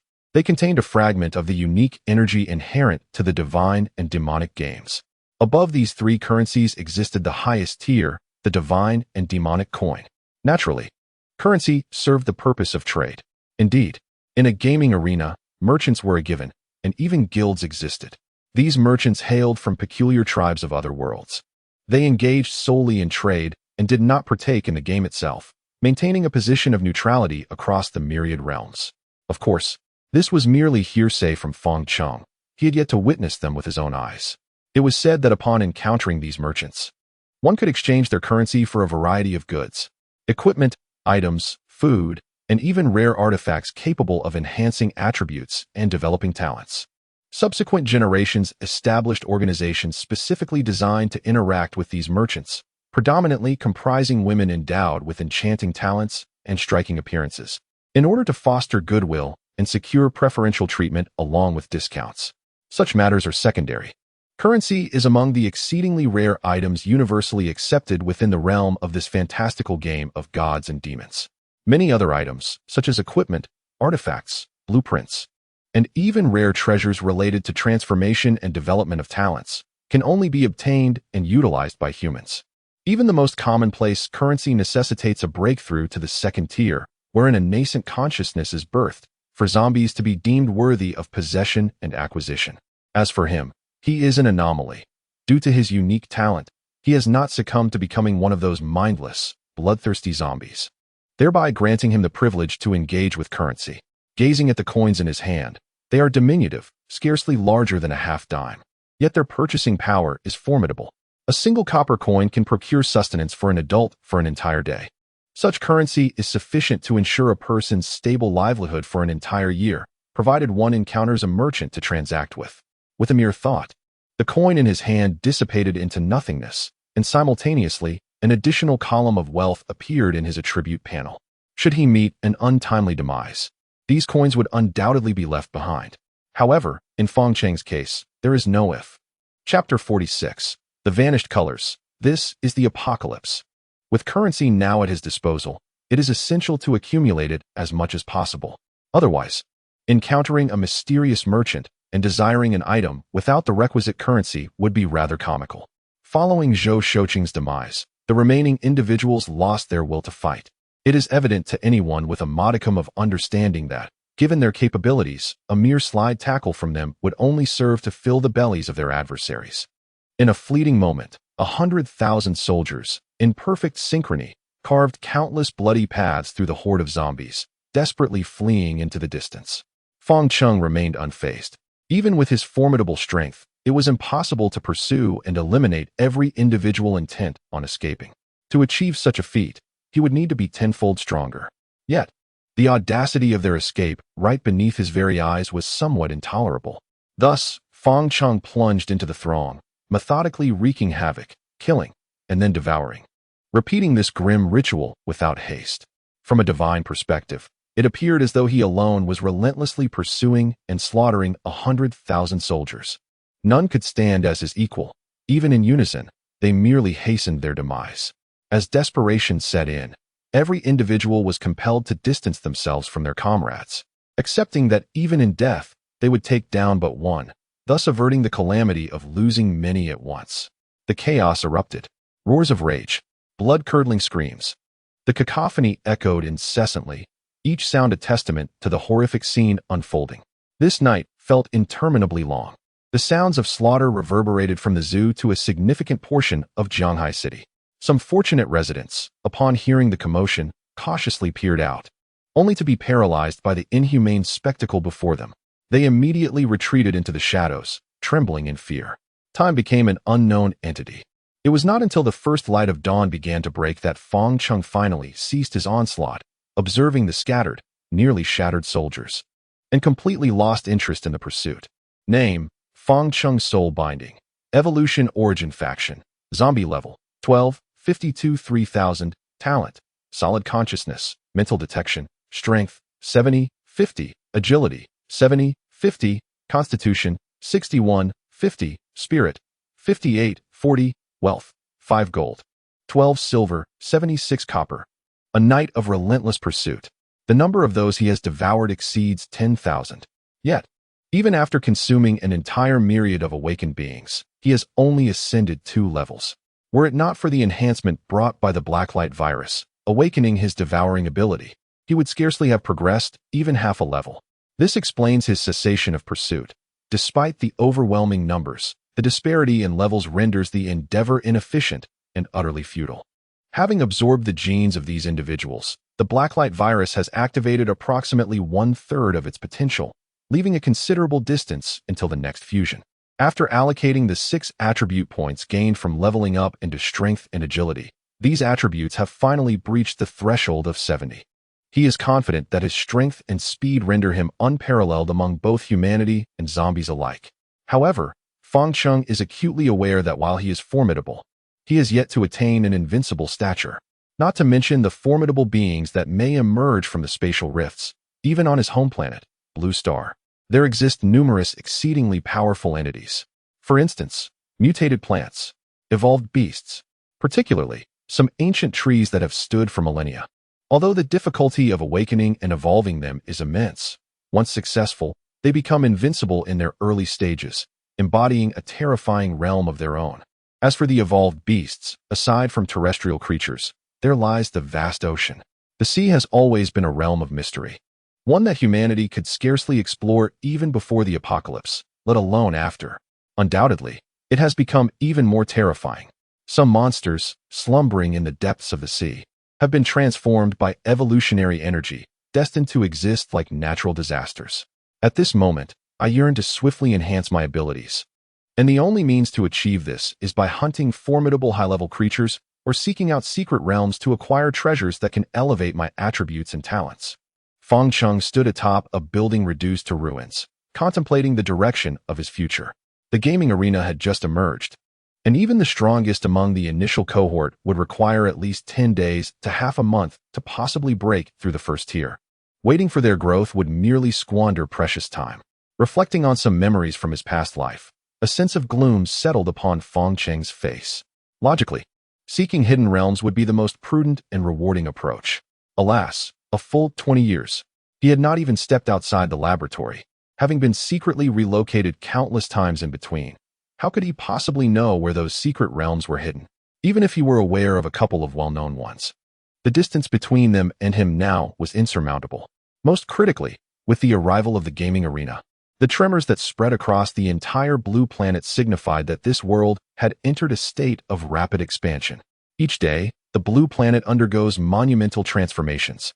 Numerous spatial rifts are birthed, from which other contenders emerge, their sizes changing daily, and in the later stages, they would expand to a scale 100 times greater than before. It is akin to a colossal star. Considering humanity, it seems that apart from certain gathering places, one might not encounter another soul for days on end in the outside world. It is merely a matter of chance, if all else fails. Even the tiniest mosquito is still flesh. He murmured to himself, casting a sidelong glance at a nearby residential building, where several timid heads immediately ducked from sight. Under the scrutiny of his mental detection, as long as one is not an exceptionally skilled concealer, they are no different from a glaring light bulb in the night. He looked up at the sky, which remained bright, albeit with a faint purplish-red hue that overshadowed the once vibrant blue, imparting a profound sense of oppression. This is the apocalypse. A hint of nostalgia flickered across his face, intertwined with a deeper sense of familiarity and acceptance. After years of a non-human existence, he had long abandoned his identity as a human, harboring only disdain and a desire for destruction towards human society, rather than any lingering attachment. In contrast, he found the current environment far more appealing. Freedom, chaos, disorder, yet brimming with opportunities. As long as one possesses sufficient strength, one can act as one wishes. In the next moment, Feng Cheng vanished from his location. Although this was merely the first day of the apocalypse, and the density of spatial rifts was not particularly high, Jianghai City is vast, and it is improbable that there are none at all. With careful searching, discoveries are certain to be made. Moreover, the creatures emerging from these rifts are not overly powerful and, to him, are simply delectable prey. Perhaps he could also explore another avenue. Should he succeed, Feng Cheng ceased his thoughts. The outcome remained uncertain. Once he departed, the surrounding area gradually began to exhibit signs of vitality. Numerous fortunate residents successfully evaded the ravages of battle and the onslaught of the undead, turning their attention to exploring their innate abilities.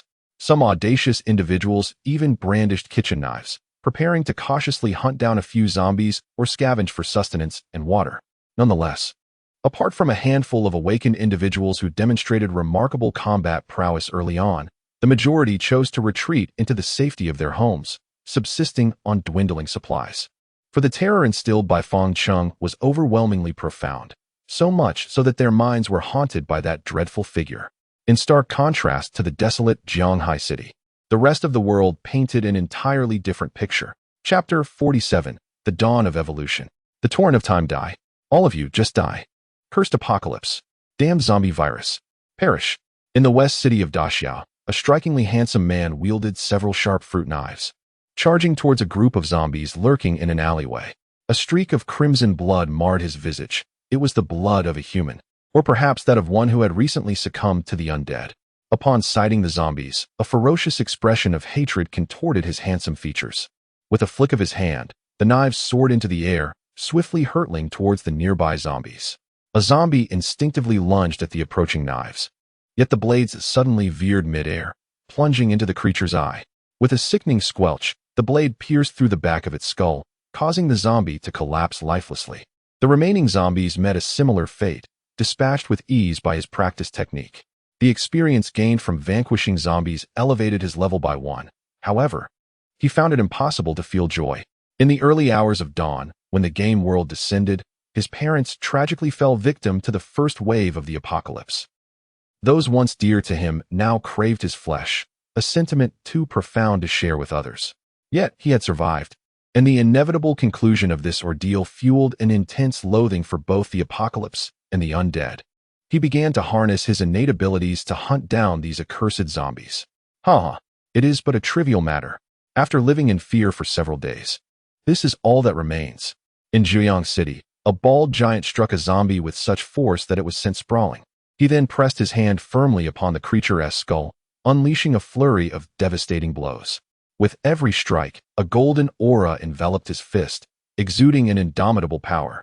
In mere moments, he reduced the zombie's head to a pulp. Yet, after dispatching this first foe, the bald giant remained unsatisfied, eagerly seeking out a second zombie.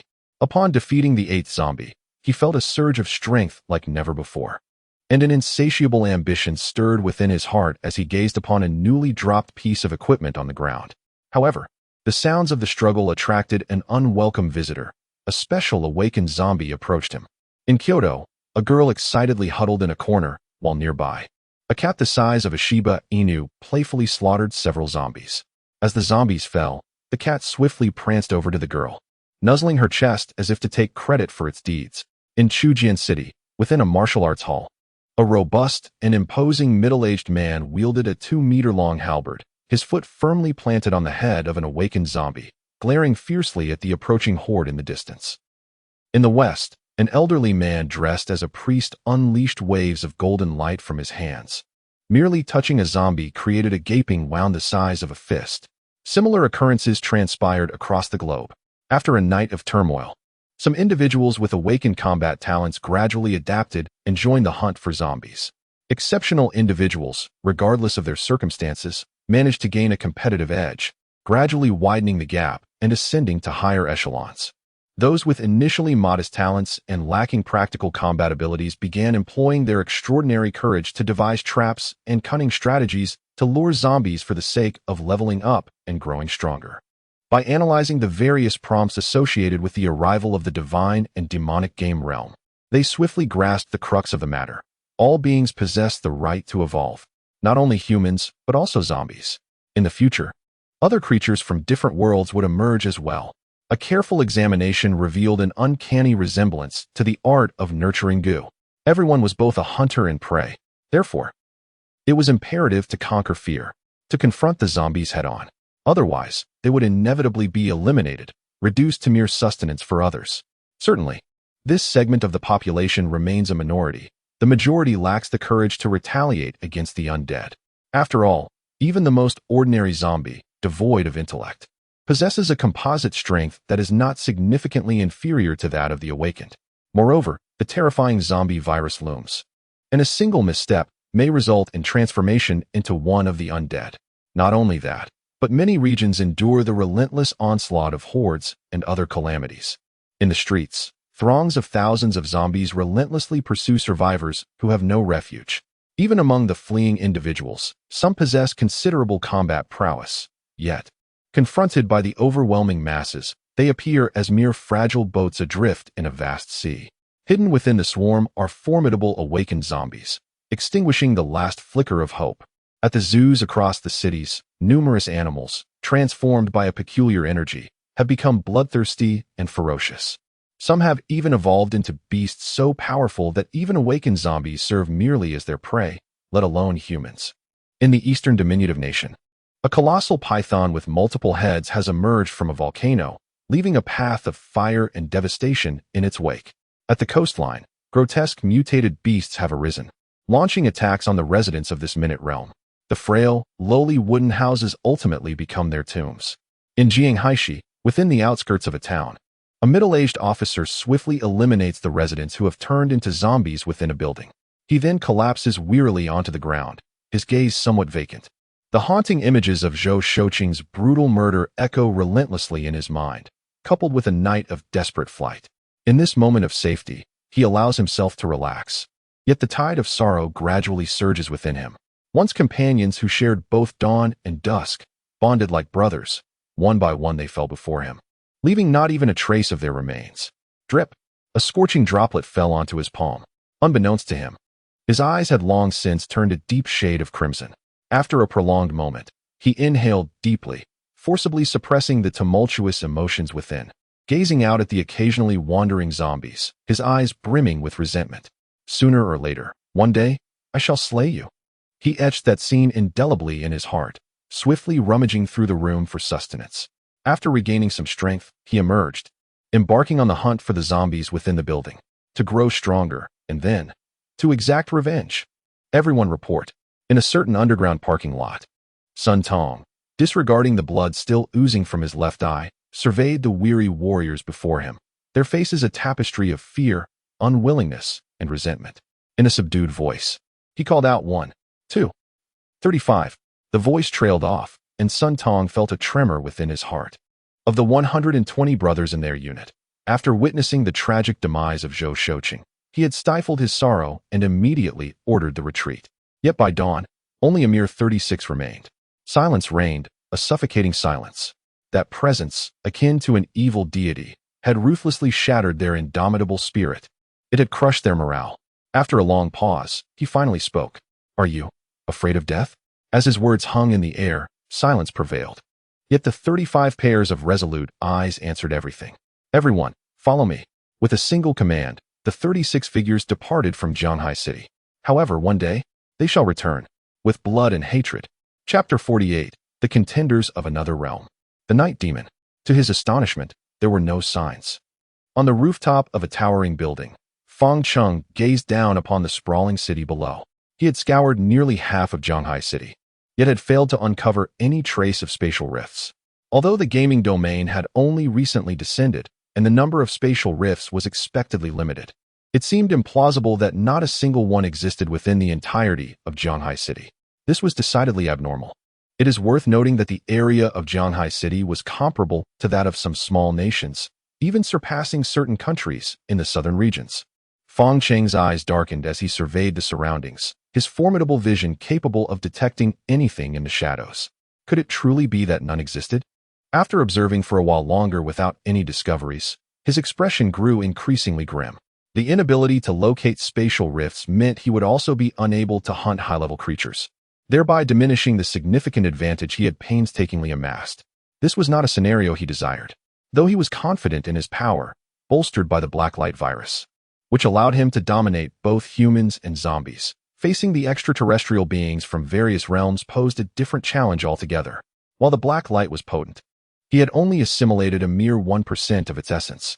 To transcend the gaming domain and become a player above the celestial canopy, he needed to be stronger than any creature. It seemed that leaving Zhanghai City was the only option. Feng Cheng composed himself. If necessary, he could venture into other regions to search for spatial rifts. After all, with his current strength, there were few, if any, threats across the entire Blue Star continent. Given this reality, why not expand his hunting grounds to encompass all of Xia country, or even the entirety of the Eurasian continent? Just as Feng Cheng was preparing to depart, he was momentarily taken aback by a fleeting glimpse. A subtle smile graced his lips, and excitement flickered in his eyes. It turned out, "Hang in there, brother. Just a little longer, my powers will be restored soon." In the underground parking lot, a delicate girl, merely 14 or 15 years of age, anxiously summoned her innate abilities, her dark, luminous eyes misting over, tears welling up in her gaze. Beside her lay a young man, approximately 20, sprawled on the ground, a long, gruesome gash marring his chest, as if he had been brutally slashed by a sharp weapon. Surrounding them were several fallen zombies, evidently vanquished by their hands, yet it remained a mystery why they were inflicted with such grievous wounds. The man struggled to lift his head, mustering a faint smile in an attempt to console the girl, but even this minor gesture nearly robbed him of breath due to the pain. Had he not allocated some of his upgraded attributes to his physique, he would have surely succumbed to his injuries. "Don't move. You'll be all right, I promise." The girl could no longer contain her emotions, crystalline tears cascading down her cheeks as she pinched herself fiercely, striving to continue channeling her powers. Alas, the repeated exertion of her healing abilities had pushed her body to its limits, rendering her incapable of further use for the time being. "Why? I can do this. I must be able to. Brother, you have to hold on." Suppressing her sobs, she attempted repeatedly. Suddenly, a clear, resonant voice echoed throughout the parking lot. The girl's complexion suddenly turned pale, her delicate features etched with panic. "Run, quickly, the monster is coming." Despair gripped the man's heart as he stretched out his hand, summoning the last of his strength to push the girl away. "Hurry, flee."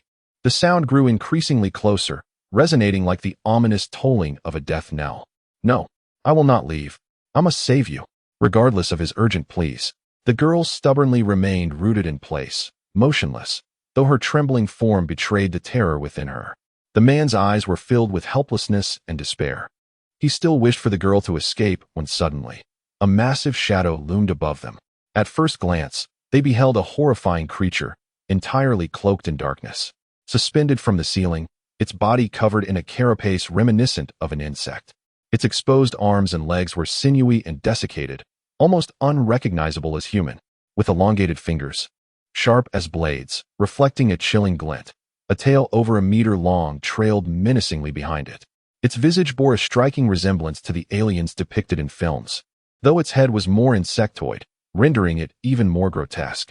The gaping wound on the man's chest was inflicted by its tail. Upon spotting the two, the creature leaped down from the ceiling, its four compound eyes greedily fixated on the delectable prey before it.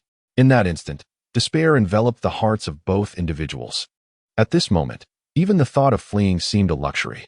A piercing roar erupted from the monster as it brandished its scythe-like claws, lunging towards them with an insatiable hunger for the blood and flesh of these awakened beings. This was an opportunity, a glimmer of hope, the sustenance for evolution. As they beheld the grotesque visage of the monster rapidly enlarging before them, the two individuals found themselves frozen in place, their pupils constricted. As the specter of death loomed ominously, even time seeming to decelerate in that moment. Faintly, a fierce gust of air appeared to surge from an indiscernible source. Was it the wind? Suddenly, a crisp, muffled thud reverberated in their ears. The anticipated pain failed to materialize, and instead, it felt as if nothing had transpired at all. Trembling, they dared to open their eyes, only to find that the creature which had been poised to pounce upon them had been supplanted by a robust, imposing man. This man possessed fair skin and a strikingly chiseled face, exuding a distinctive aura of mixed heritage. Upon closer inspection, they realized he was gripping a severed tailbone, the very one belonging to the monstrous entity. Meanwhile, the creature lay sprawled atop a vehicle, its rear emitting a torrent of green fluid, emitting anguished cries, unable to rise. How formidable! This abrupt turn of events sent their emotions spiraling like a roller coaster. Even such a powerful monster was no match for this man. Just how formidable was he? A glimmer of hope for survival flickered within them. Was this individual their savior? Undoubtedly. At that moment, a detached voice echoed throughout the parking lot. It was the night demon. Indeed, in contrast, this wretched beast could scarcely be deemed a lowly creature. Fong Chung regarded the incapacitated monster before him with keen interest. Such creatures were familiar to him from his previous life's laboratory, a race known as the night demons. Due to the inherent limitations of their genetic structure, even the mightiest among the population merely equate to awakened beings of the fourth tier. In the latter stages of the apocalypse, they represent a faction of the lower races, often reduced to mere sustenance and playthings for others. However, it is said that within the ranks of the night demons exists a singular entity that, through fortuitous circumstances within the realm of divine and demonic games, has transcended the shackles of genetic limitations, achieving a higher echelon, though such matters are of a later discourse. Yet, the low potential of the night demons does not imply their weakness. In the early phases of the apocalypse, they could be regarded as one of the most fearsome races. With a physique akin to a killing machine and a baseline level at the peak of zero tier, they present an overwhelmingly formidable presence to most living beings. Much like the man on the ground, who, before the night demon, possessed no capacity for resistance, ultimately becoming prey. Naturally, Fong Chung does not fall within this category. On the contrary, this night demon, in his presence, is destined to become the hunted. Chapter 49, Found. The Spatial Rift. Opportunities and Dangers. A wave of black and crimson mycelium erupted from his fingertips, swiftly enveloping the resilient, sharp tailbone in his grasp. In less than 2 seconds, the mycelium silently infiltrated his body, leaving behind only a hand that seemed imbued with a magical essence. Witnessing this scene, the struggling night demon in the car was momentarily paralyzed by a profoundly human-like fear. It had been consumed? Despite its somewhat simplistic brain, it could discern the stark reality of the situation. Its tailbone had been devoured by the human before it. This sensation was akin to witnessing one's own flesh and blood being consumed, instilling an indescribable terror. A delightful flavor. Perhaps it is the result of assimilating new genes. Astonishingly, the Blacklight virus has exhibited a rare flicker of vitality. The evolutionary value associated with its level has increased slightly. Though seemingly insignificant, at its current level, this increment necessitates the consumption of 1 to 2 awakened humans to attain. This clearly indicates that the power of this night demon far surpasses that of contemporary humanity. It corroborates his belief that the most efficient method is to devour higher-level life forms. With such a night demon, merely a few hundred would yield benefits exceeding those derived from thousands of humans. Behind him, the pair of siblings were equally taken aback by this surreal scene. momentarily rendered speechless, especially the girl, whose mouth could have accommodated 2 eggs. While it may seem commonplace for monsters to consume humans, witnessing a human devour a monster utterly subverted their worldview. At this juncture, the severely injured man's expression of shock abruptly froze. His gaze fixed upon Fang Cheng, his pupils nearly constricting to the size of pinpricks. His body began to tremble uncontrollably. It is him. It is him. Quickly, run. His eyes widened in terror, momentarily forgetting his pain as he frantically urged his sister. He remembered. He remembered. No wonder he found this person familiar. It turns out, he is the very monster, the one that plunged the entire Zhanghai city into chaos, confronting the military and slaughtering tens of thousands of soldiers and countless civilians, the progenitor of the undead. Oh, you recognize me? Sensing the fear emanating from behind him and a profound sense of being observed, Fang Cheng slowly turned, a gentle smile gracing his face. Almost forgot about those 2 adorable little snacks. Crimson and black intertwined, suddenly manifesting before the man and enveloping him entirely. In mere moments, he was utterly consumed, unable to even emit a scream due to the overwhelming disparity in power. As she gazed upon the vanishing figure on the ground, the girl was momentarily stunned, her expression frozen and her demeanor vacant. "Brother," she uttered in a dazed whisper, unable to fathom that this was indeed reality. Deep in her subconscious, did Fang Cheng not come to redeem them? How could it have come to this? The sensation was akin to a desperate soul encountering a savior, only to have the vibrant facade stripped away, revealing the true essence of a demon. How naive! Fang Cheng maintained his smile, observing the girl whose gaze was vacant, as if she had been utterly broken, feeling an unusual delight. It is no wonder that the exalted deities in mythology often delight in offering hope only to shatter it, for it is genuinely exhilarating. Had he not been preoccupied with pressing matters, he would have entertained the idea of indulging in this delicate morsel. However, for now, he would have to consume her hastily. The black and red surged forth, ensnaring the dazed girl, who was oblivious to the notion of resistance, or rather, her spirit had already collapsed, leaving behind only a soulless shell. Sensing the softness of her form, Fang Cheng's thoughts shifted, and moments later, all that remained was a pink dress. Having dealt with the 2 swiftly and efficiently, Fang Cheng retained his benign smile, for to him, this was merely a trivial interlude, hardly worthy of mention. Turning abruptly, he cast his gaze once more upon the severely wounded night demon not far away. Perhaps it was the dread of death that compelled it to struggle and rise, avoiding a glance in his direction, its trembling form staggering as it fled into the distance. Fang Cheng remained unhurried, trailing leisurely behind the night demon. This was precisely the sight he had yearned to behold. A mere night demon was trifling, insufficient to satiate his appetite. His true aspiration lay in utilizing it to uncover the concealed spatial rift lurking in the shadows.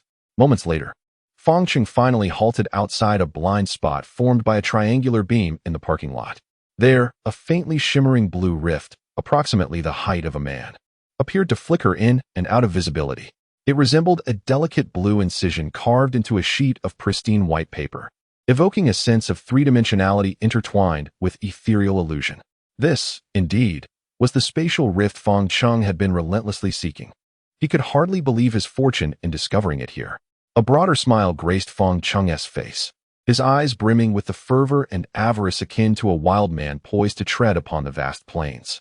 It was no wonder he had struggled to locate it. This cursed place could only be discerned by those possessing the ability of clairvoyance or an extraordinarily vast range of mental perception, powerful enough to effortlessly penetrate structures. Otherwise, the creatures within would remain hidden unless they chose to emerge. Such occurrences were relatively rare, as most spatial rifts tended to be concentrated in more open areas. Nonetheless, the discovery was paramount. As for the earlier night demon, it had long since fled in a panic through the spatial rift. He still recalled the last expression it cast in his direction, which could be succinctly summarized as an existential doubt. With a few strides, Fang Cheng advanced forward. A subtle sensation of gentle suction and a disorienting rift emanated before him, prompting a suspicion that it might conceal a colossal meat grinder. Fortunately, fragments of memory from his past life reminded him that under the rules of the divine and demonic game arena, traversing spatial fissures would not subject him to the chaotic forces within. The true concern lay beyond the rift, where various traps and defensive measures could be laid. After all, This was a contest among races. Without adequate precautions, formidable beings could easily traverse the spatial divide and obliterate everything at its source. Naturally, such traps and prohibitions typically existed only among powerful races, and some even directly established chaotic spatial rifts at the very source, where forced entry would result in immediate annihilation by another chaotic rift. Races like the Night Demons need not worry at all. Moreover, in the early stages of the game arena, the rift merely led to a tribe, army, or city of a particular race, or sometimes to the vanguard forces entering the arena.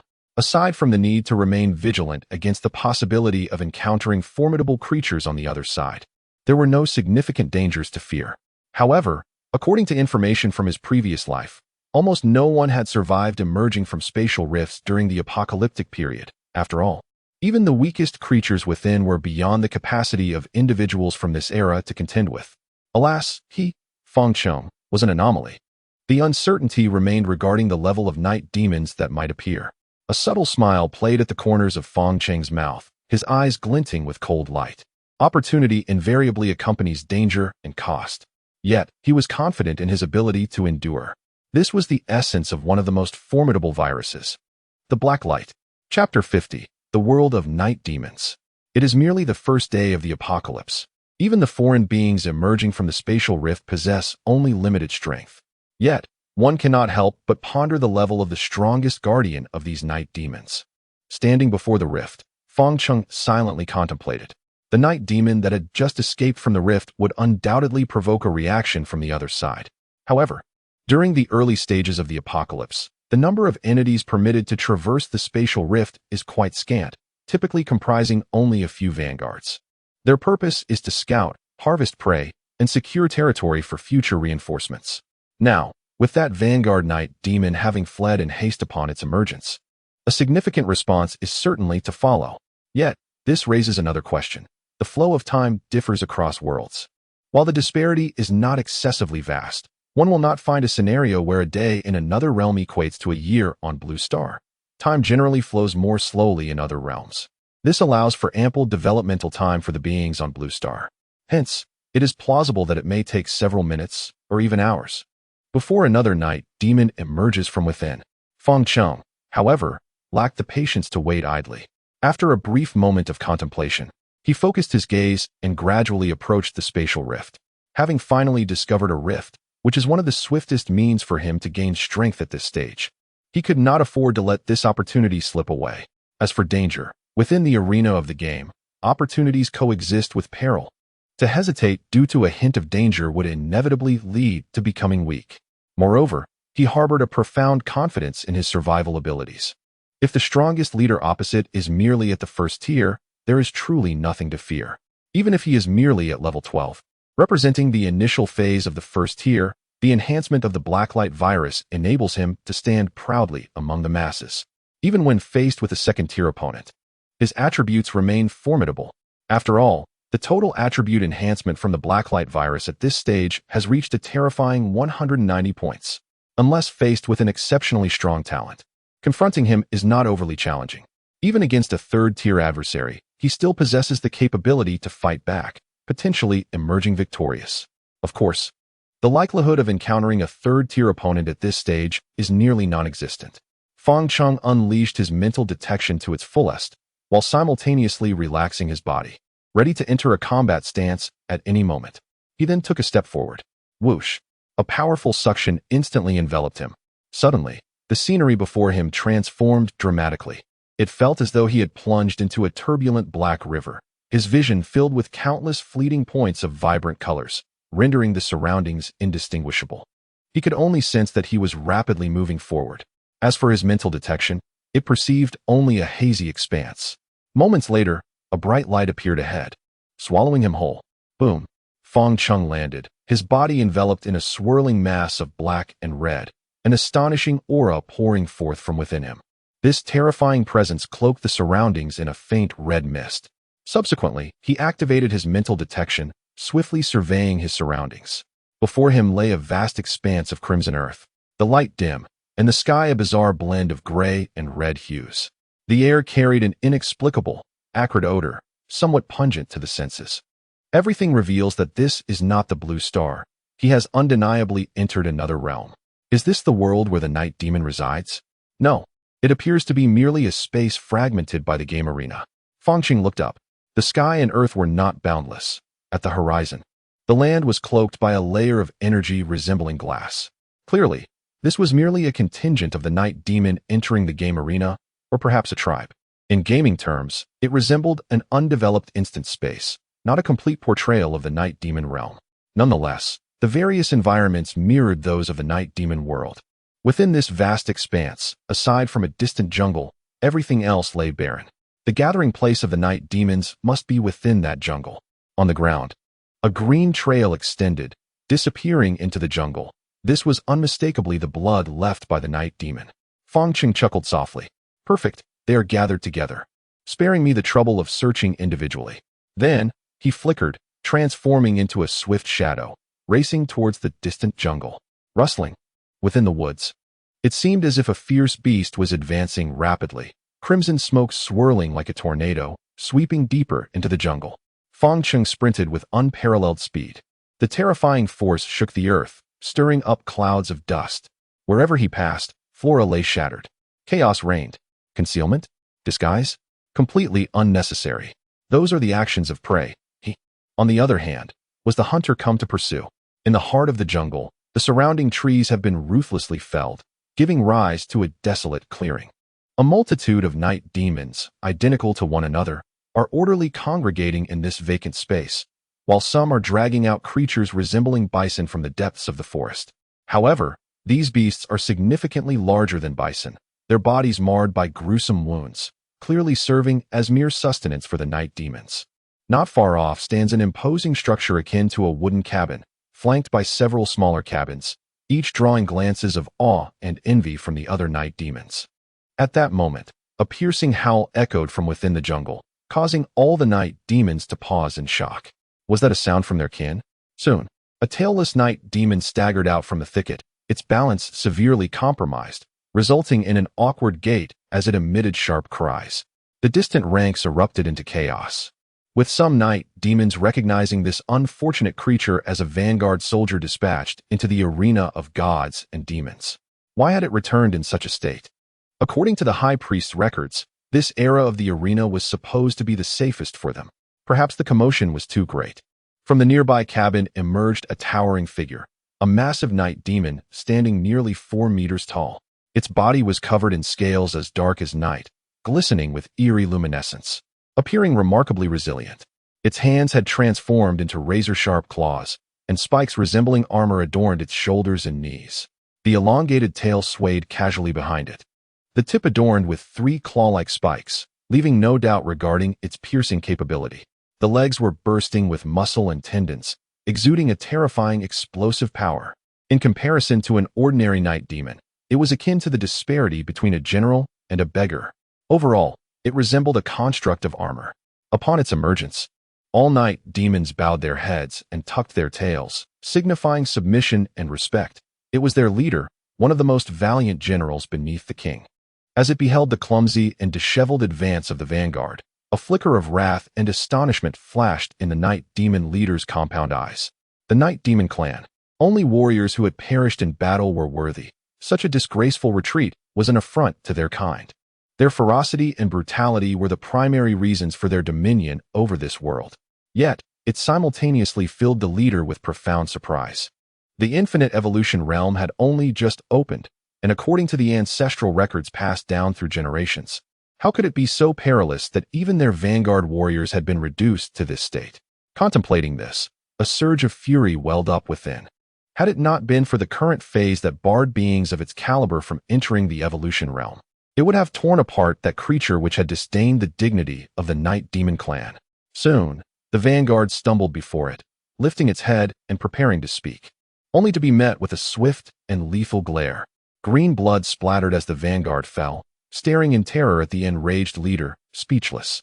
Just as the night demon leader intended to drag the fleeing soldier away for interrogation and subsequent execution, it abruptly turned its head, a flicker of horror flashing in its compound eyes. Chapter 51, The Great Exodus. A profound rumble reverberated from beneath, akin to the approach of a colossal entity in haste. Following the gaze of the night demon leader, a plume of crimson dust slowly ascended amidst the dense foliage. The dust, resembling a spectral mist, seemed to be propelled by an unseen force, swiftly advancing towards the gathering of the night demons. An immediate sense of foreboding surged within the night demon leader, who flicked its tail, casting aside a frontline soldier, its multifaceted eyes gleaming with murderous intent. With a piercing howl that echoed throughout the gathering, the night demon leader's cry instilled a tremor among its kin, their eyes ablaze with ferocity. They roared and charged towards the source of the rising dust. Furthermore, from the surrounding wooden abodes emerged a cadre of formidable night demons, towering and exuding a far more potent aura than their ordinary counterparts. Clearly elite warriors under the command of their leader.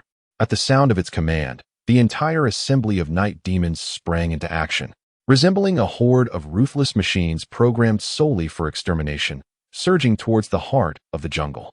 Before long, the once bustling gathering was left with only the night demon leader, observing the increasingly menacing cloud of smoke on the horizon.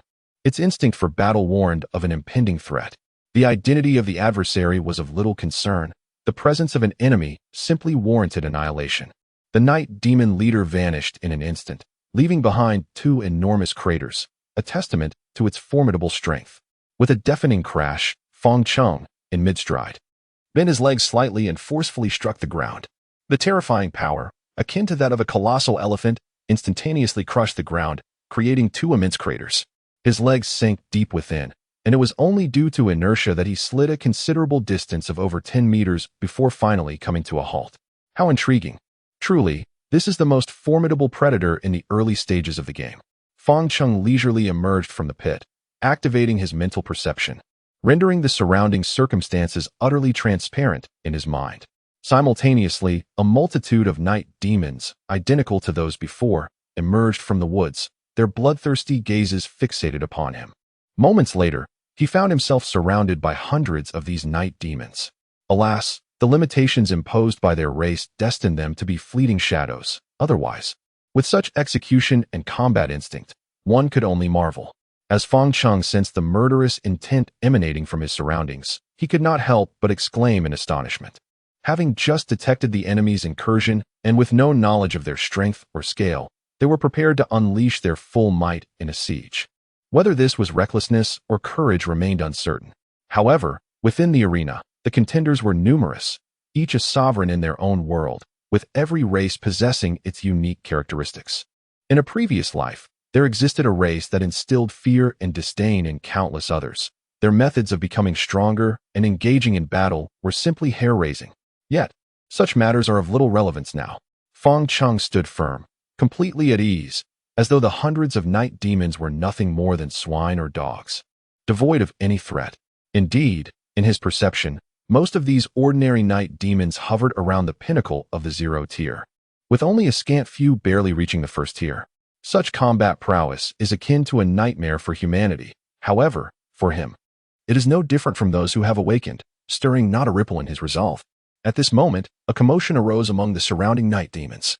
Elites, significantly larger than the ordinary night demons, hurriedly approached, intermingling with their lesser counterparts, standing out conspicuously like cranes among chickens. At last, some formidable entities have arrived, thought Feng Cheng, his eyes gleaming with anticipation. It seems that this spatial rift is not merely populated by a hodgepodge of soldiers.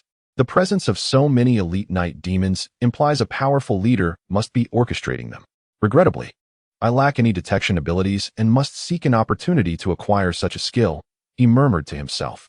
With the ability to detect, one could accurately ascertain the specific levels and certain attributes of foes, thus ensuring that knowledge of oneself and the enemy leads to victory in every battle, allowing for adequate preparations against formidable adversaries. Of course, while his perception may not be precise, he can still gauge the strength of any adversary not exceeding his own. These elite night demons are nearly all at the pinnacle of the first tier, existing at levels 17 to 19. Such beings cannot emerge under the constraints of the game field, yet he has willingly ventured into their midst. It is no wonder that in his previous life, no awakened ones ever emerged from the spatial rift. A mere zero-tier awakened individual would have no chance against a throng of elite monsters ranging from levels 17 to 19, facing only death. Observing the night demons around him, Fong Cheng's gaze burned with fervor. Such prey could furnish him with a wealth of exceptional genes and evolutionary value. The hunt promises to be exhilarating. It seems he has made the right choice. Unbeknownst to him, a faint dark red aura began to emanate from his being, enveloping the atmosphere with a palpable sense of dread. An overwhelming aura of lethal intent shrouded the night demons, causing a flicker of unease among them. Yet, a more potent sentiment prevailed: brutality. They yearned to rend asunder the source of their disquiet. Suddenly, a piercing howl erupted from behind. All the night demons momentarily froze, before unleashing a cacophony of bloodthirsty roars. In the blink of an eye, hundreds of night demons surged into a frenzy, brandishing their razor-sharp claws, converging upon Fong Cheng. What a rabble, Fong Cheng scoffed, his heart pounding as the terrifying power derived from the Blacklight virus surged violently through his veins. A night demon shrieked as it leapt from the branches, its claws aimed directly at Fong Cheng's neck, while its tail lunged toward his chest. However, awaiting it was an elongated hand that seized its throat with an astonishing speed, exceeding its reaction by countless folds. Fong Cheng grinned menacingly, his fingers tightening. The immense force instantly crushed the demon's neck, sending green blood splattering. In tandem, dark red mycelium spread rapidly, enveloping the creature entirely, devouring it whole. Get lost. With a slight exertion of his arm, he unleashed a punch that obliterated half of the approaching night demon's body. Following that, his legs swept like a divine whip, leaving nearly no night demon capable of standing against him. At that moment, an elite night demon sprang forth, its claws flailing, attempting to rend Fong Cheng to pieces. The surrounding night demons seized the opportunity to pounce, frantically scratching and biting. Fong Cheng's face reflected a hint of disdain as he raised his hand to block. Bang! A crisp sound resonated, and a faint trace of blood suddenly appeared on Fong Cheng's palm. An elite night demon unleashed a powerful strike, yet it barely managed to breach his defenses. In less than a second, a surge of black and red swirled, and the wound healed in the blink of an eye. As for the attacks from the ordinary night demons, Fong Cheng chose to disregard them entirely. Subsequently, he seized the elite night demon with one hand, rendering its struggles utterly futile. A savage expression emerged on Fong Cheng's face, with one hand gripping the creature's head and the other grasping its legs. His arm muscles bulged dramatically. A formidable strength of 70 points surged forth like a tensile machine. With a resounding crack, flesh tore, bones shattered, and entrails scattered. An elite night demon at the pinnacle of the first rank was ruthlessly torn asunder by him. Green blood splattered, and Fong Cheng stood amidst the multitude of night demons, a veritable harbinger of death. In Chapter 52, The Slaughterhouse of Night Demons, his hands swirled with black and red, enveloping the torn elite night demon and swiftly devouring its flesh and energy. Soon, the once formidable elite night demon was reduced to a mere fragile shell, its essence completely consumed. A brutal aura, the eerie black-red mycelium, the horrifying scene of consumption. Even though night demons were inherently combative and their thoughts somewhat sluggish, they were nonetheless paralyzed with dread at this spectacle. Ordinary night demons circled around Fong Cheng, yet none dared to advance. Even the elite night demons exhibited palpable wariness. The black and red energy coursed through him, infused with the vast power of the elite night demon, leaving Fong Cheng feeling warm and immensely comfortable. Upon inspecting his evolution value after leveling up, he discovered an impressive increase of nearly 600 points, truly deserving of its status as a pinnacle of the first tier. Its level far surpassing that of ordinary awakeners, the evolution points it amassed were incomparable. Thus, by vanquishing merely 5 elite night demons, he could ascend a level. Here, at least 4 or 5 dozen elite night demons lurked. Simultaneously, the slight depletion of his stamina was completely restored by the surge of dark crimson energy. Observing the prey around him, hesitant and unmoving, an insatiable greed welled up in Fong Cheng's eyes. Supplements. All were exquisite elixirs. Indeed, only those who dare to delve into peril can reap extraordinary rewards. This was, of course, a significant advantage conferred by the Blacklight virus, granting him combat prowess that transcended his level. Hunting high-level creatures with superior strength would inevitably lead to exponential growth in levels. Taking a deep breath, a ruthless expression crossed Fong Cheng's visage, and with a mere flicker of thought, his mental probe contracted rapidly to encompass a radius of 5 meters. Suddenly, everything around him appeared to slow down, akin to insects submerged in water, becoming increasingly languid.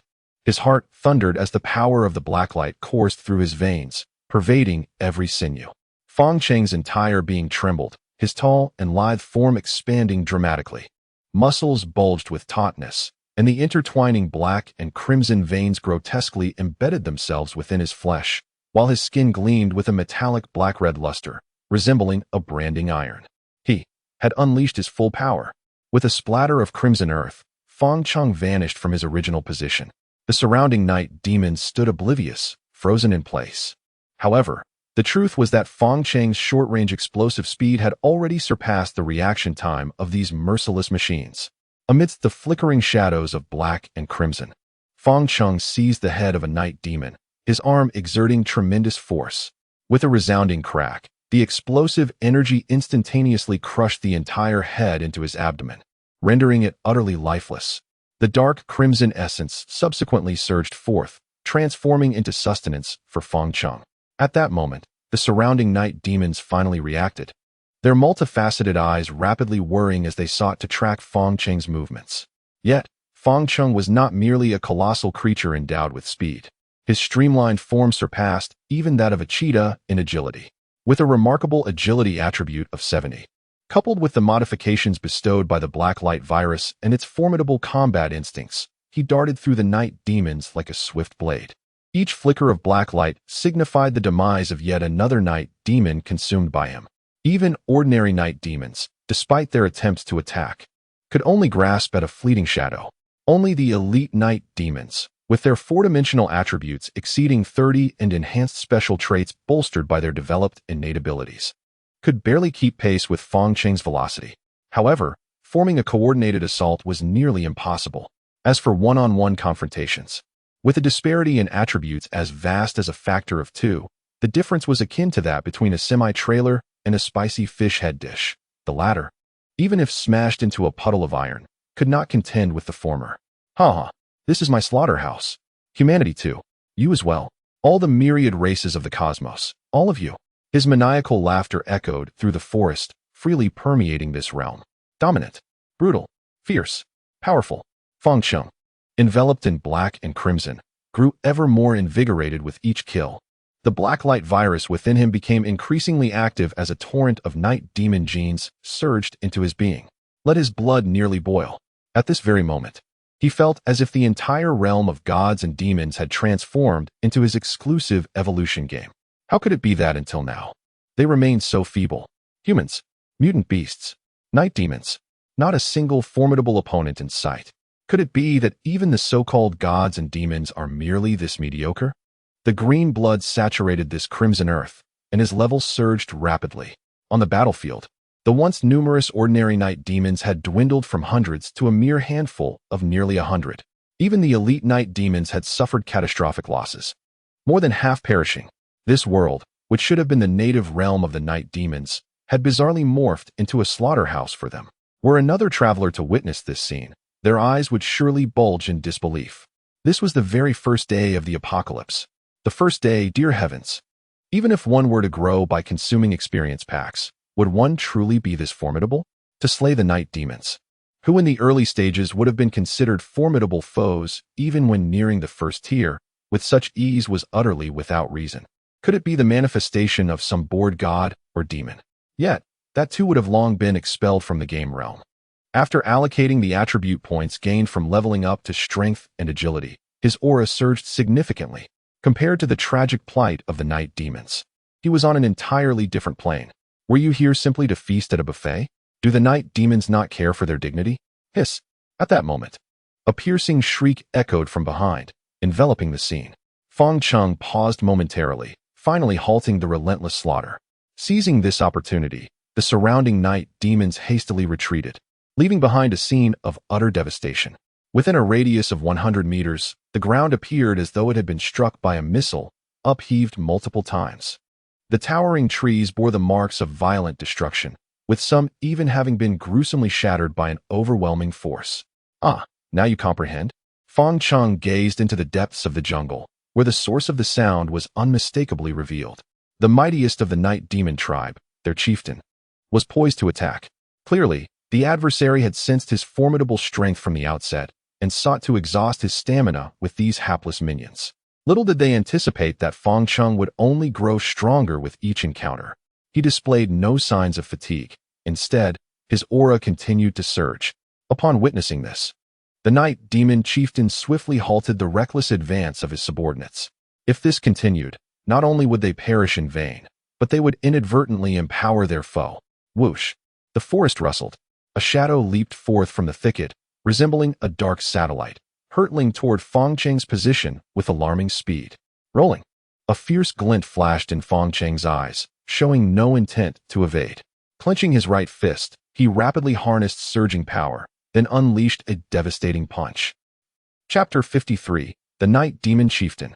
Mutual destruction? Boom. The collision of a black fist and a white fist resonated through the air. The thunderous sound reverberated, causing the very earth to tremble. Chaotic and fierce gusts of energy erupted between them, sweeping outward and stirring up layers of soil.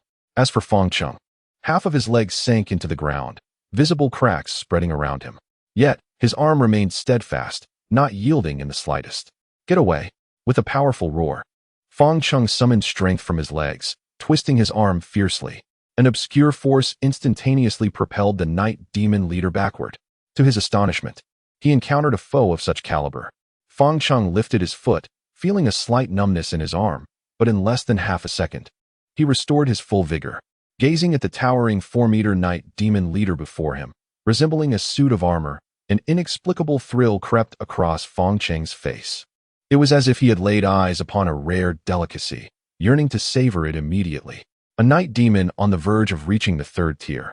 If it were to grow stronger and break through that threshold, it might very well ensnare me here. He mused with the curiosity of an outsider. At the pinnacle of the 2nd tier, it was merely a step away from the 3rd tier. Considering the augmented attributes from his 2nd tier innate abilities and the disparity of over 10 levels, the opponent was not inherently weaker than him. In fact, it possessed a slight edge. Yet, despite this, he remained audacious. On the Night Demon's side, feeling the raw intensity of his gaze, it slowly revealed its sharp claws. The spiked tail was raised high, poised to unleash lethal projectiles. It sensed the insult. Though its aura suggested superiority, this diminutive creature, akin to a pygmy night demon, dared to cast such a look. An inferno of rage surged within, igniting the bloodthirsty savagery ingrained in its very genes. It yearned to methodically tear the skin of this oblivious pygmy, bathing in its blood, feasting upon its flesh and bones. Hiss! The grand battle is on the verge of erupting. The night demon moves its colossal legs with astonishing speed, resembling a bulldozer as it charges toward Fang Cheng. Navigating around the trees before it, it maximizes its momentum, leaping into the air with ferocity, its razor-sharp tail transforming into a whip-like blade. With a thud, Fang Cheng activates his perception, allowing him to clearly discern the opponent's movements through his mental detection. Although the night demon's speed slightly surpasses his own, he narrowly evades the attack. The spot where he once stood is cleaved open, a fissure a meter wide carved into the ground, and the nearby trees are severed. Splintered wood flying in all directions.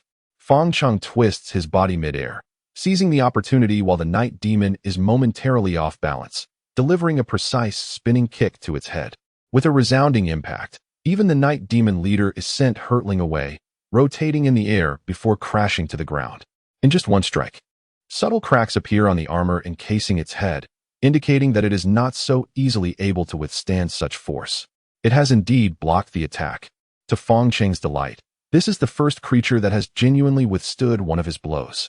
Even the mutated giant elephant had succumbed to his whims and perished. Had he been earnest, a single strike would have been enough to eviscerate it. A surge of fierce battle spirit ignites within him. While the thrill of slaughter is exhilarating, it can become monotonous over time. Yet now, at last, he encounters a creature that can rival his strength. Death. With explosive force in his legs, Fang Cheng lunges toward the night demon, suddenly altering his trajectory at the moment of nearing, skirting closely around its thigh to position himself behind it. The night demon leader had just regained its senses when it swiftly lashed out its tail towards Fang Cheng, only to be effortlessly evaded. Subsequently, it closed in behind him, delivering a powerful punch.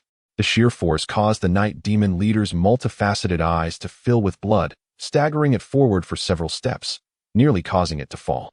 Instinctively, it pivoted and swiped a claw, interrupting Fong Cheng's subsequent assault.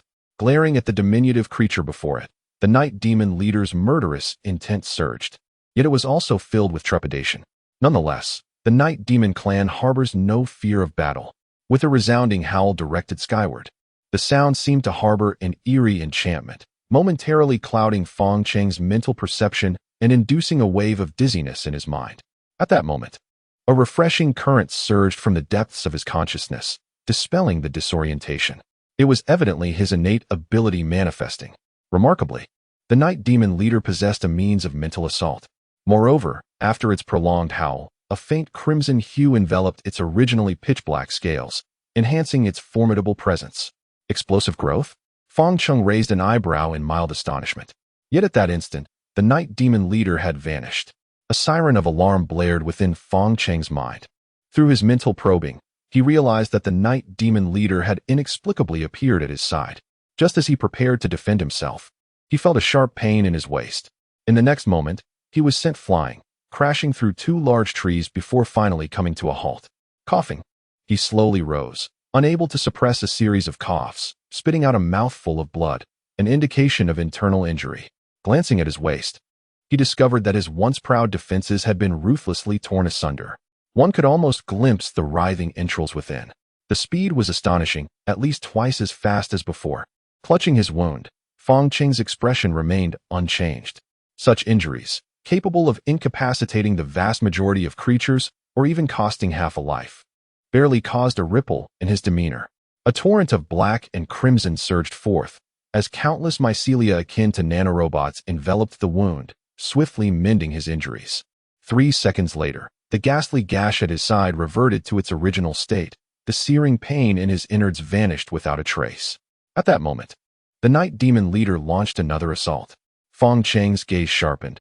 He fervently summoned the power within him, unflinching as he confronted the onslaught. Bang, bang, bang. A larger and a smaller figure darted rapidly through the thicket, leaving behind a scene that resembled the aftermath of a tempest. With a sudden thrust, the lethal claws pierced Fong Cheng's abdomen, yet he retaliated with a powerful punch to the adversary's chest. The tail blade retracted, mutilating his arm, nearly severing it. Fong Cheng, in turn, tore a chunk of flesh from his opponent. The exchange escalated swiftly into a fierce confrontation. As their forms became discernible, one could see the Night Demon leader's claw embedded in Fong Cheng's chest, mere centimeters from his heart, while Fong Cheng's legs were like iron chains. Entwined around the Night Demon's head, his fingers deeply embedded in its compound eye. A profound sense of peril enveloped the Night Demon leader, the intense pain in its eyes eliciting an involuntary howl.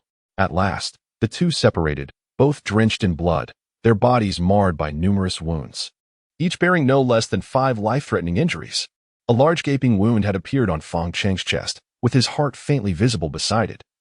While the Night Demon leader was not faring much better, the crimson aura enveloping him dissipating, and his breath exceedingly weak.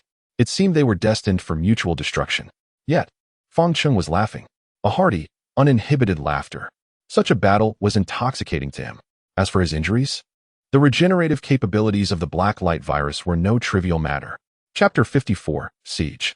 The regeneration ability that makes one question life. Fong Cheng gradually straightened his body.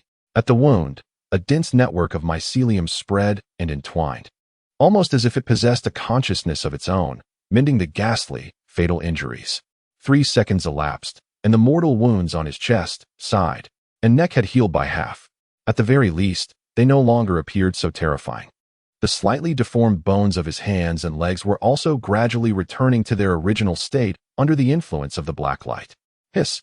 This scene left the Night Demon leader utterly astounded. The regeneration ability of the Night Demon race was already considered formidable among their peers. Yet, when compared to this monster before him, it was akin to the disparity between a firefly and the full moon. With a thunderous roar, he summoned the remaining elite Night Demons to leap forth. In the earlier siege, the Night Demon leader had discerned that ordinary Night Demons struggled to even breach Fong Cheng's defenses. Only the elite could inflict any semblance of harm upon him. Now, He aimed to have these elite night demons suppress Fong Cheng's recovery, even intending to wear down the severely injured Fong Cheng to his demise. It was rare for him to exhibit a modicum of intelligence. Fong Cheng cast a disdainful glance at the more than 20 elite night demons surrounding him. To some extent, they indeed posed a considerable threat, especially since he was currently in a severely injured state. Even though the Blacklight virus recovered at an astonishing pace, it would still require at least a minute for full recuperation. During this interval, these elite night demons could undoubtedly inflict significant damage upon him, thereby hindering his recovery. However, the formidable nature of the Blacklight virus was beyond the imagination of a mere night demon. With a piercing roar, the 20 or so night demons transformed into dark, fleeting shadows, their claws poised to strike at Fong Cheng. A gust of malevolent wind surged forth as Fong Cheng sidestepped, but his injuries had rendered his body somewhat sluggish, resulting in one of the elite night demons landing a blow on his chest. 2 drops of blood, dark red and black, splattered forth, reopening a wound that had previously been encased in mycelium. This successful hit ignited a frenzy among the elite night demons, their excitement palpable as they reveled in the fact that Fong Cheng was injured. The monster was not invincible. If he could be grievously wounded, then he could die. Suddenly, these night demons darted about like wretched hyenas, their eyes glinting with predatory intent as they sought out openings for attack. It was as if a vast, obsidian net had ensnared Fong Cheng, who was perpetually assaulted at the sight of his injuries.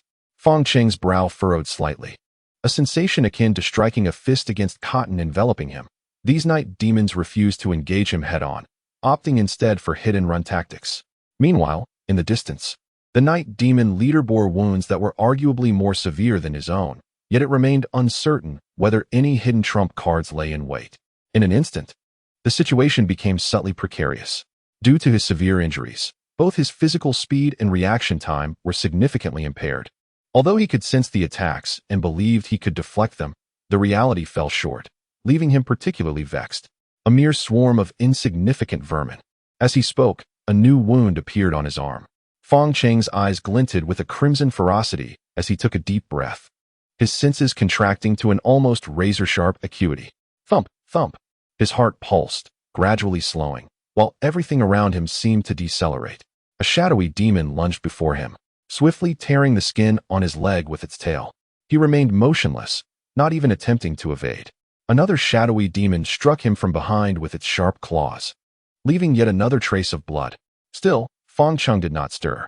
Yet, the intensity in his gaze grew ever brighter. At that moment, an elite shadow demon approached from the side, its tail whipping around, aiming its needle-like stinger directly at Fong Cheng's eye. Should it strike, even Fong Cheng would temporarily lose a portion of his vision, plunging his physical condition into disarray. A chilling wind swept through, and a sharp whistling echoed faintly in the air. Fong Cheng's gaze sharpened. He had seen it. Now, little insects, meet your demise. He slowly raised his hand. Although he was reacting last, an uncanny speed allowed him to strike before the shadow demon. Just as the stinger was about to reach him, his hand was already in position. Crack! The elite shadow demon's tail collided perfectly with Fong Cheng's hand, as if the demon had willingly offered it up. Hiss! The nocturnal demon emitted an unsettling roar, straining desperately to extricate its tail. However, Fong Cheng's 5 fingers clutched it tightly, like an unyielding vice, steadfast against its futile struggles. Grasping the demon's tail, a glimmer of exhilaration spread across Fong Cheng's visage as he yanked forcefully, effortlessly drawing the creature closer, while his other hand swiftly severed its head. Instantly, a torrent of black and red surged forth, enveloping the demon completely. The air was thick with a sound reminiscent of swallowing. The filaments encasing the nocturnal demon appeared to wither, while Fong Cheng's physique began to visibly regenerate at an astonishing pace. In a mere second, his neck restored. In 2 seconds, his limbs realigned. In 3 seconds, he was whole again. The formidable elite demon had been entirely transformed into Fong Cheng's sustenance. As the final vestige of black and red coursed into his being, a profound ferocity glimmered in his eyes. A more potent aura erupted from him in an instant. Stretching languidly, he surveyed the surrounding elite demons, a sinister smile curling at the corners of his mouth. You shall pay for your folly. With a resounding thud, the ground trembled.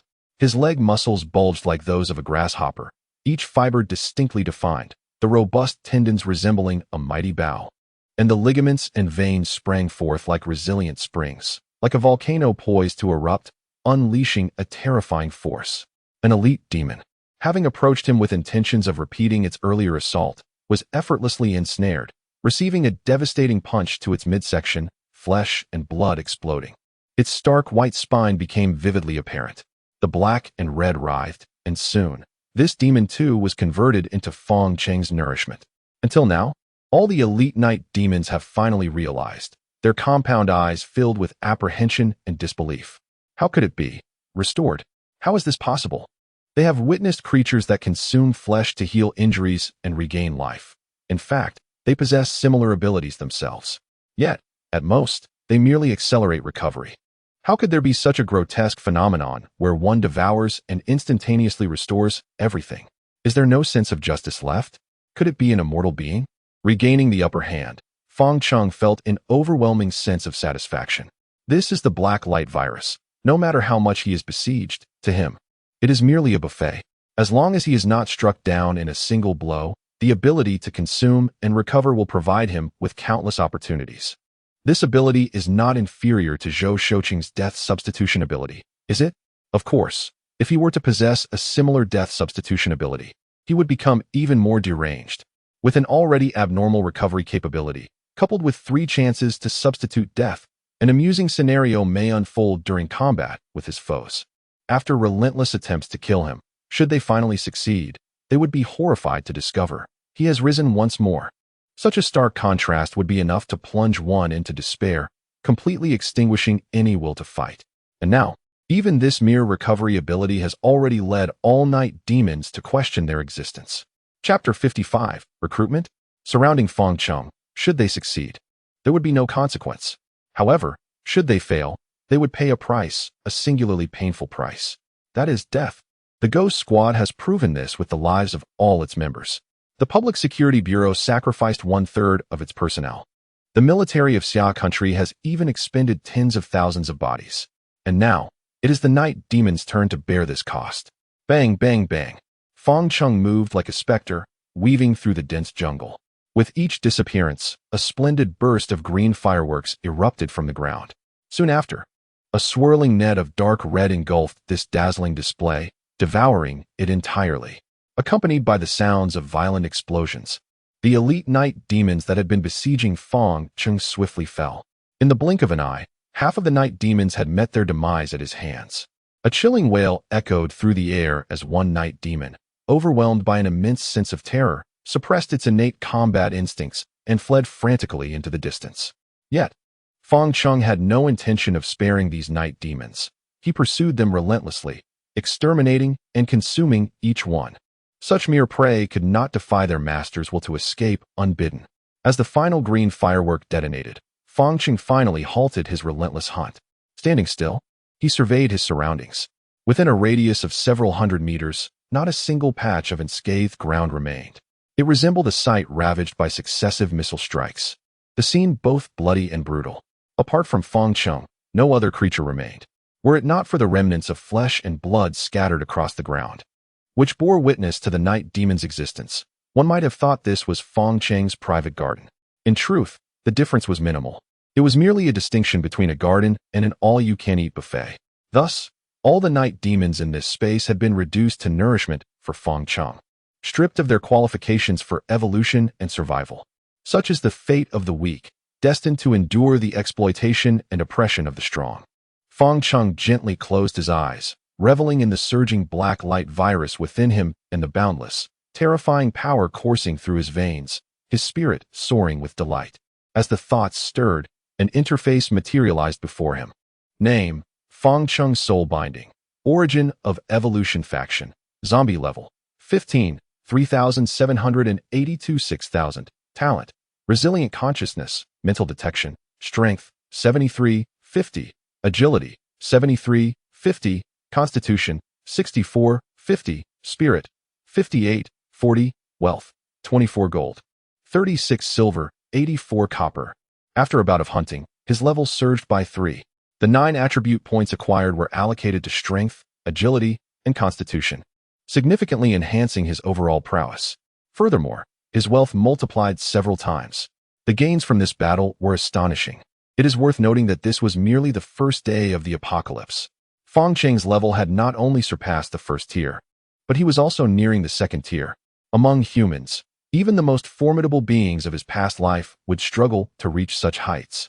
Indeed, as one progresses, leveling becomes increasingly arduous. It is essential to vanquish creatures of higher levels to witness substantial growth in experience and evolution points. Engaging in battles beyond one's level is undoubtedly challenging, attainable only by the exceptionally gifted. As for Feng Cheng, the disparity between his actual combat ability and his level was striking. Alas, if he were human, one could only imagine the wealth of extraordinary equipment and items he might uncover. Feng Cheng lamented slightly, reflecting on the myriad means by which humans could grow stronger, with various items and gear providing immense advantages in the early stages. Even a zero-tier individual, with a stroke of luck, could unearth one or two practical pieces of equipment, significantly amplifying their combat capabilities. If it were a set, then it goes without saying.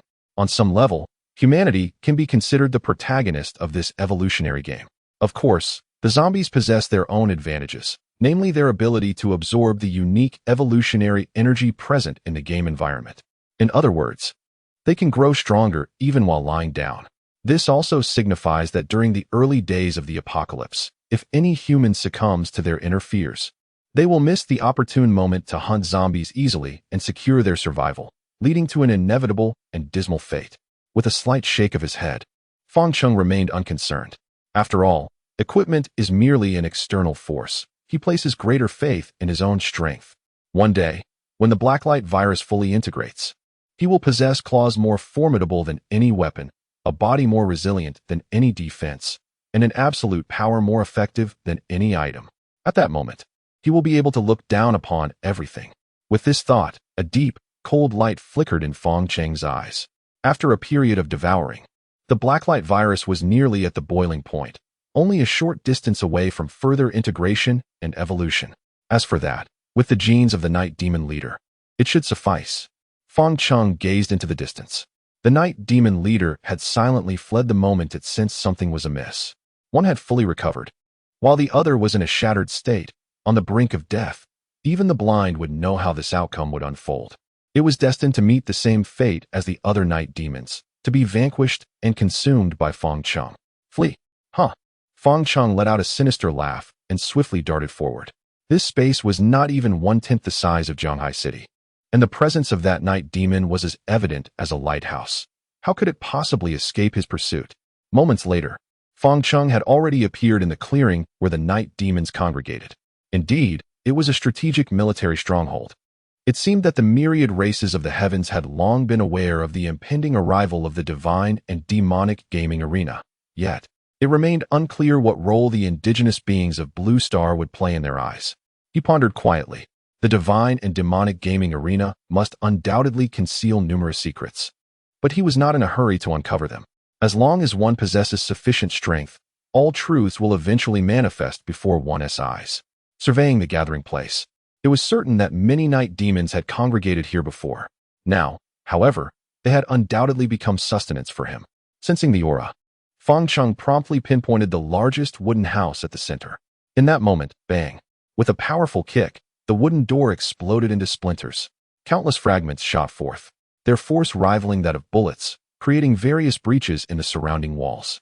The scene within the wooden house immediately unfolded before his eyes, revealing the fleeing night demon leader. The night demon leader was seen kneeling upon a makeshift altar, concentrating intensely as it communicated with a crystal orb placed upon the platform. Within the orb, a deep blue liquid seemed to flow, resembling a conduit connecting to other realms of time and space. Naturally, the night demons had yet to reach a level capable of interacting with the fabric of time. The orb merely served as a tool for transmitting information. Upon witnessing the shattering of the door, the night demon leader trembled. Nevertheless, its focus remained steadfast on the crystal orb, as if it had grasped a lifeline. Was this an attempt to rally support? Feng Cheng's gaze turned peculiar. Such fortunate circumstances. This night demon leader was surprisingly benevolent. He could not help but chuckle. All the night demons have been exterminated, and just when there was despair over the lack of new prey, the night demon leader, unexpectedly considerate. summoned its kin to deliver a head. However, the leader itself was nearing the third tier in strength. If another were to arrive, it would undoubtedly be a true third-tier entity, a level far beyond the second tier. Yet, its Blacklight virus was on the verge of boiling over. Chapter 56, An Unknown Death Threat. The Fusion of Blacklight. Upon the crystal orb, a faint glow flickered, expanding slowly outward as the night demon leader concentrated its will. That should suffice. Feng Cheng grinned slyly and swiftly dashed to the night demon leader, seizing its neck with a firm grip. The latter trembled slightly, its multifaceted eyes filled with a sense of unwillingness. So close, just a step away. The ritual required only one final step, and the great sacrifice would be summoned, ready to rend this executioner to shreds. Alas, as Feng Cheng tightened his fingers, the shadow of death gradually enveloped it. The night demon leader struggled, attempting to rise, but, gravely injured and on the brink of death, it possessed no strength to resist. In the end, as the realization of its futility dawned upon it, a glimmer of despair flickered in the night demon leader's gaze. Fixating intently on Feng Cheng, its immense resentment almost materializing. It was the night demon leader, a formidable peak existence of the second tier, poised to evolve into something greater in the land of evolution. But why? Why, just as the land of evolution had barely opened, did a monstrous aberration appear? The black-red tendrils writhed, swiftly enveloping the night demon leader, whose resistance had waned, as a surge of pure and potent energy surged into its body. Suddenly, a wave of warmth surged from within, as if every cell in his body were brimming with excitement. The Blacklight virus inside greedily absorbed the exceptional genes, its already active form finally surpassing a critical threshold, igniting into a fervent frenzy. Feng Cheng gently closed his eyes, savoring this feast of evolution. The pinnacle of second-tier flesh and blood was indeed a rare treasure, immensely beneficial to him. Before him, the night demon leader, towering at 4 meters, visibly withered, its remaining feeble aura completely dissipating, while Feng Cheng, in stark contrast, felt his own essence rapidly expand. At last, ding! You have ingested a substantial quantity of superior genes. The fusion degree of the Blacklight virus has increased. Current fusion degree, 2. A cold voice echoed in his ears, heralding yet another leap in his life level. Though Feng Cheng had anticipated this, an undeniable thrill and expectation lingered in his heart. The sensation of becoming stronger was ever so captivating. His heartbeat quickened, and his temperature rose. A dense network of mycelium surged forth from his body, gradually enveloping him. Each fusion with more Blacklight virus granted him a process of tempering and transformation, a pursuit he found endlessly exhilarating. However, at that moment, the crystal ball before him, now devoid of conscious control, suddenly erupted with a blinding blue light. The blue light spread, engulfing the entire room. Even Feng Cheng, deeply immersed in his refining process, was momentarily taken aback, gazing at the tumultuous crystal ball with a flicker of gravity in his eyes. Could it truly be a transmission? It should not be so. Feng Cheng had expressed this sentiment, yet at this moment, he found himself at a critical juncture of dark enlightenment. Should a formidable adversary, one he could not resist, materialize, he would have no opportunity to escape. This was precisely why he sought to distill the essence of the night demon leader before the ritual's completion. He intended to leave his own aura as bait, enticing future night demons to seek out his future self, while simultaneously preventing the ritual from reaching its full fruition, thereby averting the immediate arrival of that powerful being. With his acute sensitivity to aura, the potential for error seemed negligible. Fortunately, the azure glow dissipated after mere seconds. Within the crystal orb, a pair of eyes, as deep and dark as ink, gradually materialized. These eyes fixated intently on Feng Cheng, who was on the brink of transformation. No words were uttered, yet the palpable aura of malice and greed emanated from them, clear even through the orb. Danger. Utterly perilous. A sense of trepidation surged within Feng Cheng's heart. This was the scent of death, in his renewed existence. It was the first time he had encountered such an intense signal of danger. The being on the other side of the crystal orb was beyond his current capabilities to confront. At the very least, it was a third-tier existence. Perhaps even a fourth tier? Taking a deep breath, Feng Cheng gazed at the image within the orb, his eyes calm as still water. Fear, that emotion had long been cast aside. Even in that hidden realm, when faced with the avatars of numerous deities, he had not felt the slightest shred of fear.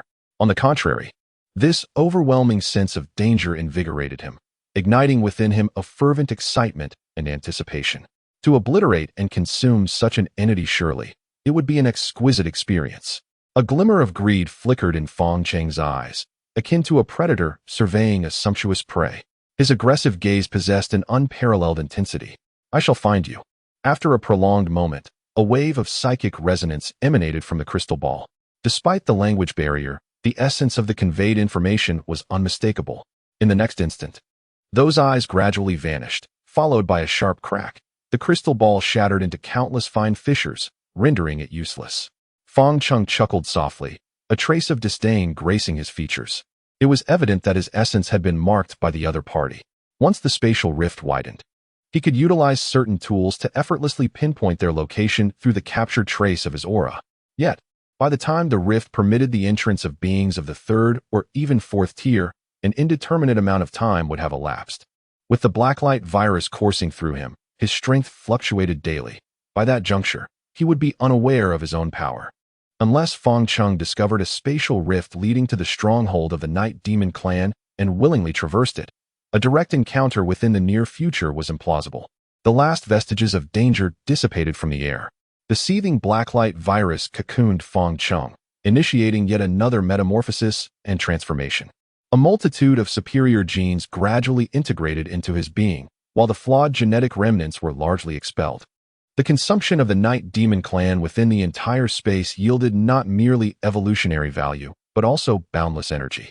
Now, the abilities stored deep within his body are unleashed like a broken dam, transforming into fuel for this evolution. Within the mycelium, his consciousness slips into a nebulous state where everything around him becomes astonishingly slow and quiet. This is a manifestation of his brain's rapid activity. Faintly, he senses that his body is becoming increasingly solid, every inch of muscle, bone, and skin undergoing unimaginable refinement. His muscles grow denser and more powerful, his bones harder, and the dark red marks on his skin resemble brands, becoming more pronounced. Moreover, he perceives that the dark light virus within him seems to be compelled by some force, gathering in abundance upon his palms, as if gestating something. Clearly, once the dark light virus reaches one, awakening the ability to devour, subsequent abilities will similarly awaken and come into being. Chapter 57. The Secret Realm. Hope for Revenge. Death. The man roared, his heart pounding rapidly. Deep within his being, an energy originating from his genes surged forth. Suddenly, his body temperature soared, his skin flushed with a hint of red, and in that moment, his speed and strength significantly increased as he charged toward an evolution beast nearly 2 meters tall.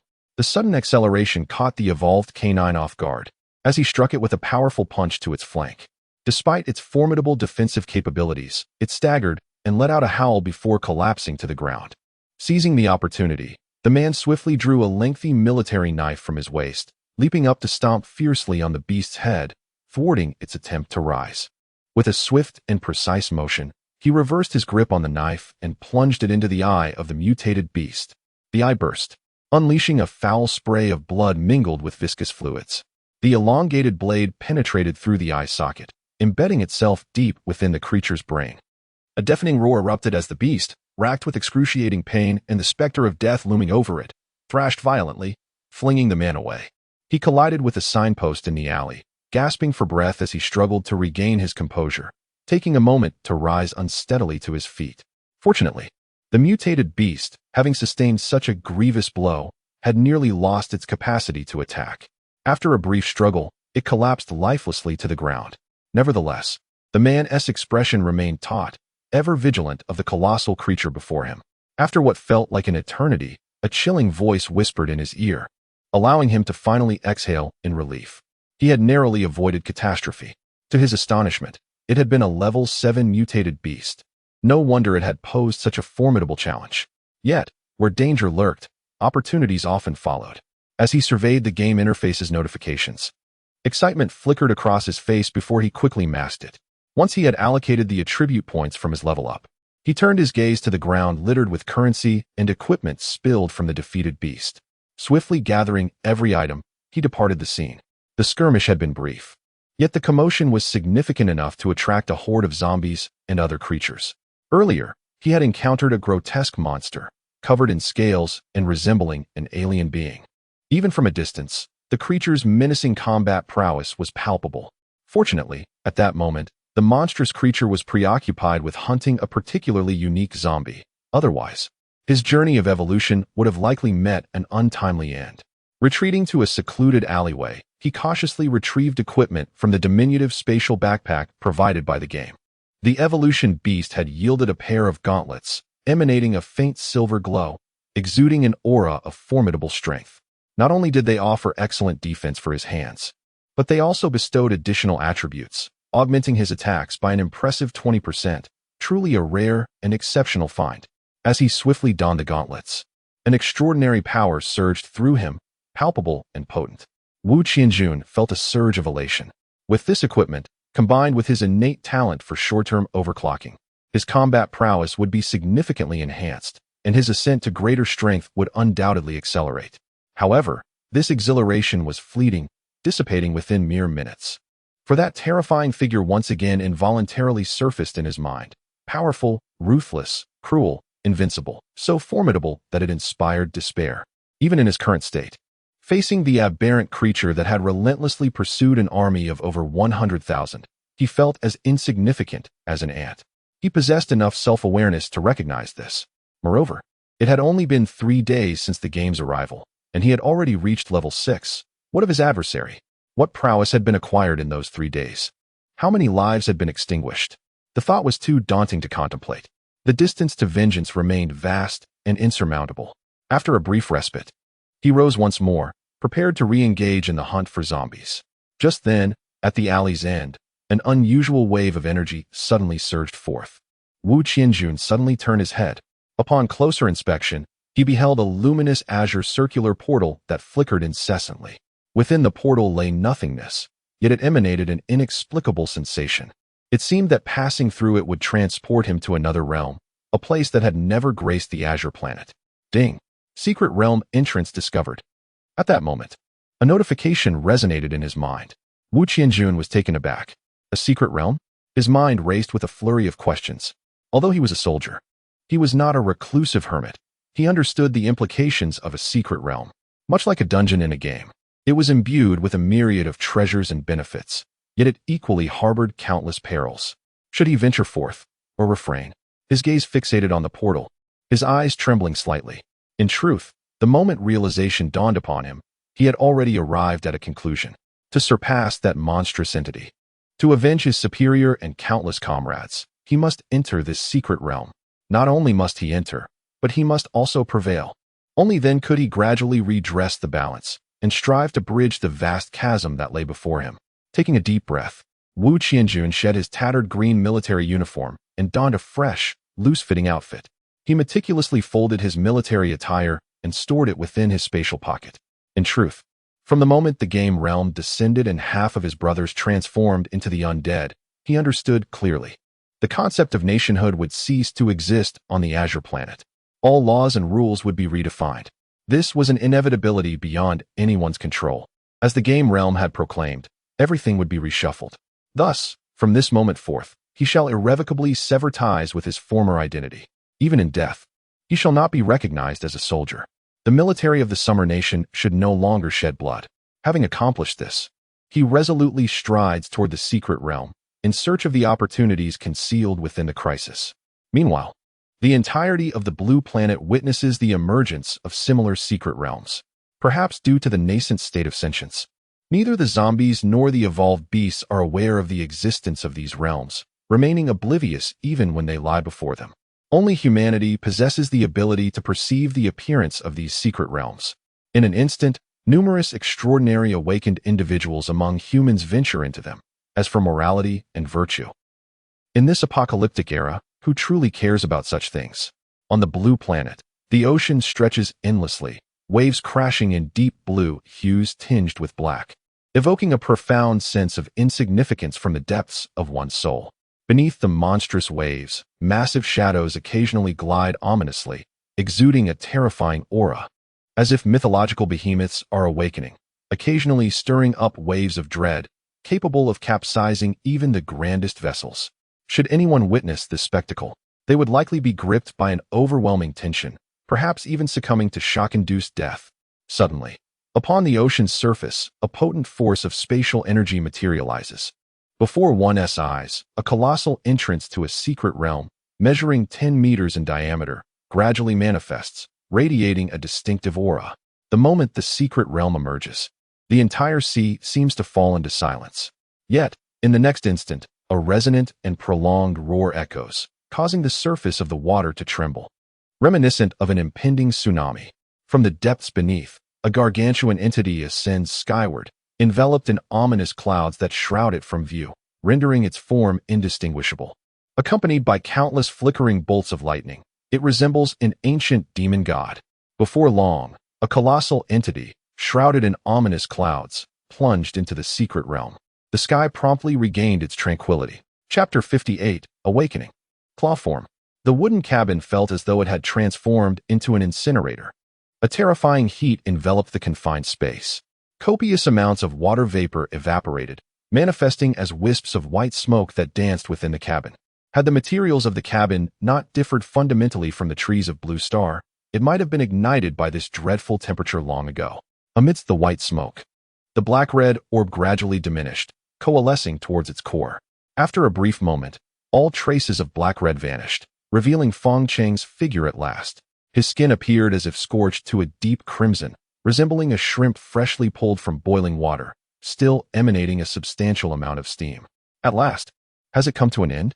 He opened his mouth, exhaling a searing breath, murmuring to himself. This time, the fusion virus surged beyond the one threshold. It surpassed any prior integration and duration. The boiling virus within him collided and merged into every vein, every muscle, and every bone, creating a temperature that, even with his physique and recovery capabilities, brought forth an unbearable agony. Fortunately, although this fusion was profound, it did not transcend the qualitative transformation experienced at the previous one mark, that sensation of consciousness traversing dimensions. Slowly, he opened his eyes, his blood-red pupils glinting with a chilling, bloodthirsty light. What is the instinct of the virus? To spread, to infect, and to devour. As one of the most ancient existences within Blue Star, and indeed the entire universe, it remains, even in its minuscule form, a harbinger of unimaginable power and an enduring life cycle. They can exist freely for thousands of years, or even longer, and they can also adapt and transform swiftly according to the prevailing environment. The Blacklight virus, while not the most ancient of viruses, certainly ranks among the pinnacle of existence in terms of its formidable nature. Its potential is, without a doubt, far from trivial. Fortunately, the seeds of the Blacklight virus, born from the origin of evolution, possess no inherent side effects, and the possibility of being controlled by the virus is non-existent. Moreover, these viruses merge gradually, without any sense of unfamiliarity, alongside a robust consciousness inherent in their existence. Even the restless Blacklight was soon calmed, returning to a state of tranquility. At this moment, Feng Cheng, no longer feeling the heat, sat on the ground as if atop a block of ice, experiencing an unparalleled sense of refreshing comfort. Blacklight virus, fusion level at 2, strength 60, agility 60, constitution 60, spirit 45, recovery speed increased by an additional 300. With the Blacklight virus fusion level reaching 2, you have awakened the foundational ability of the Blacklight virus, claws. Each of the four-dimensional attributes experienced significant enhancement. Strength, agility, and constitution each increased by 10 points, while spirit rose by 5 points. In total, the four-dimensional attributes were elevated by 35 points. Recovery speed also improved by 60. Although the extent of enhancement was not as substantial as before, it is easily comprehensible. The weaker the body, the simpler it is to grow stronger. Conversely, when one has already reached a certain threshold of strength, each minute breakthrough becomes exceedingly challenging. Much like the transition from a 10-second sprint to a staggering 9.9 seconds. A mere fraction of a second can elude countless athletes. Moreover, the augmentation of attributes is proportional. The further one progresses, the more formidable the enhancements become. A total increment of 35 points is sufficient to evoke existential doubt in ordinary awakeners, who can only garner a few attribute points with each level gained. The fact that a mere 1% increase in integration could yield such a substantial boost in attribute points has left Feng Cheng somewhat astonished. At the very least, he perceives that his strength has more than doubled compared to before. Even a third-tier powerhouse would find themselves with the capability to emerge victorious in battle. Not only that, but he has also awakened an additional fundamental ability, Claw. The name appears rather unremarkable, akin to his devouring ability. However, if the prefix is Blacklight, everything changes. Claw, Blacklight virus. The virus in your arm has been enhanced, allowing for initial stacking and condensation, forming a claw-like shape at your fingertips. It possesses characteristics of extreme lightness and sharpness. While in claw form, strike speed is increased by 100. Cutting damage is amplified by 200. As he gazed upon the explanation of the claw form, Fangcheng vaguely sensed that the virus within his palm seemed more concentrated and enriched. Perhaps this enhancement has predominantly targeted his hands. Subsequently, with a surge of excitement, he extended his hands, consciously guiding the Blacklight virus to condense and transform. Clang! The air was torn asunder. In an instant, 5 menacing, blade-like claws erupted forth. Fangcheng's hands had undeniably transformed into a pair of fearsome talons. The claws gleamed ominously, tinged with a peculiar shade of black and red, each resembling a monstrous extension of its former self, with each talon measuring nearly 30 centimeters in length. At their bases, countless intertwining mycelial threads of black and red seemed to pulsate, giving the impression that these claws had sprouted directly from within, evoking an unsettling aura. This sight inevitably conjured thoughts of a certain creature, a demon. There was no doubt that these claws possessed the power to rend apart anything they desired. It was unimaginable that any carbon-based life form could withstand such a thing. Fangcheng stood momentarily dazed, his gaze fixed upon his transformed hands, his emotions surging with exhilaration. After all this time, he finally sensed the essence of the Blacklight virus. With the claws complementing his devouring abilities, should he also acquire assimilation, shape-shifting, and tendrils, he would undoubtedly embody the quintessential essence of Blacklight. However, it was coming swiftly. Fangcheng could not suppress a smile as he gently waved his hand. Whoosh! Shadows flickered into existence. The air parted effortlessly before him, as if resistance were merely a jest. In his clawed form, his hands seemed to be imbued with a unique energy, rendering him astonishingly swift, almost catching him off guard. He extended his hand towards a nearby wooden table. With a resounding crash, the table shattered, collapsing to the ground. Yet, Fangcheng felt no resistance. Sharp, swift. These two words encapsulated his newfound prowess perfectly.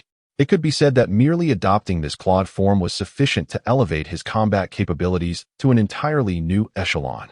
With such formidable offensive power, what further equipment could he possibly require? This was the finest gear imaginable.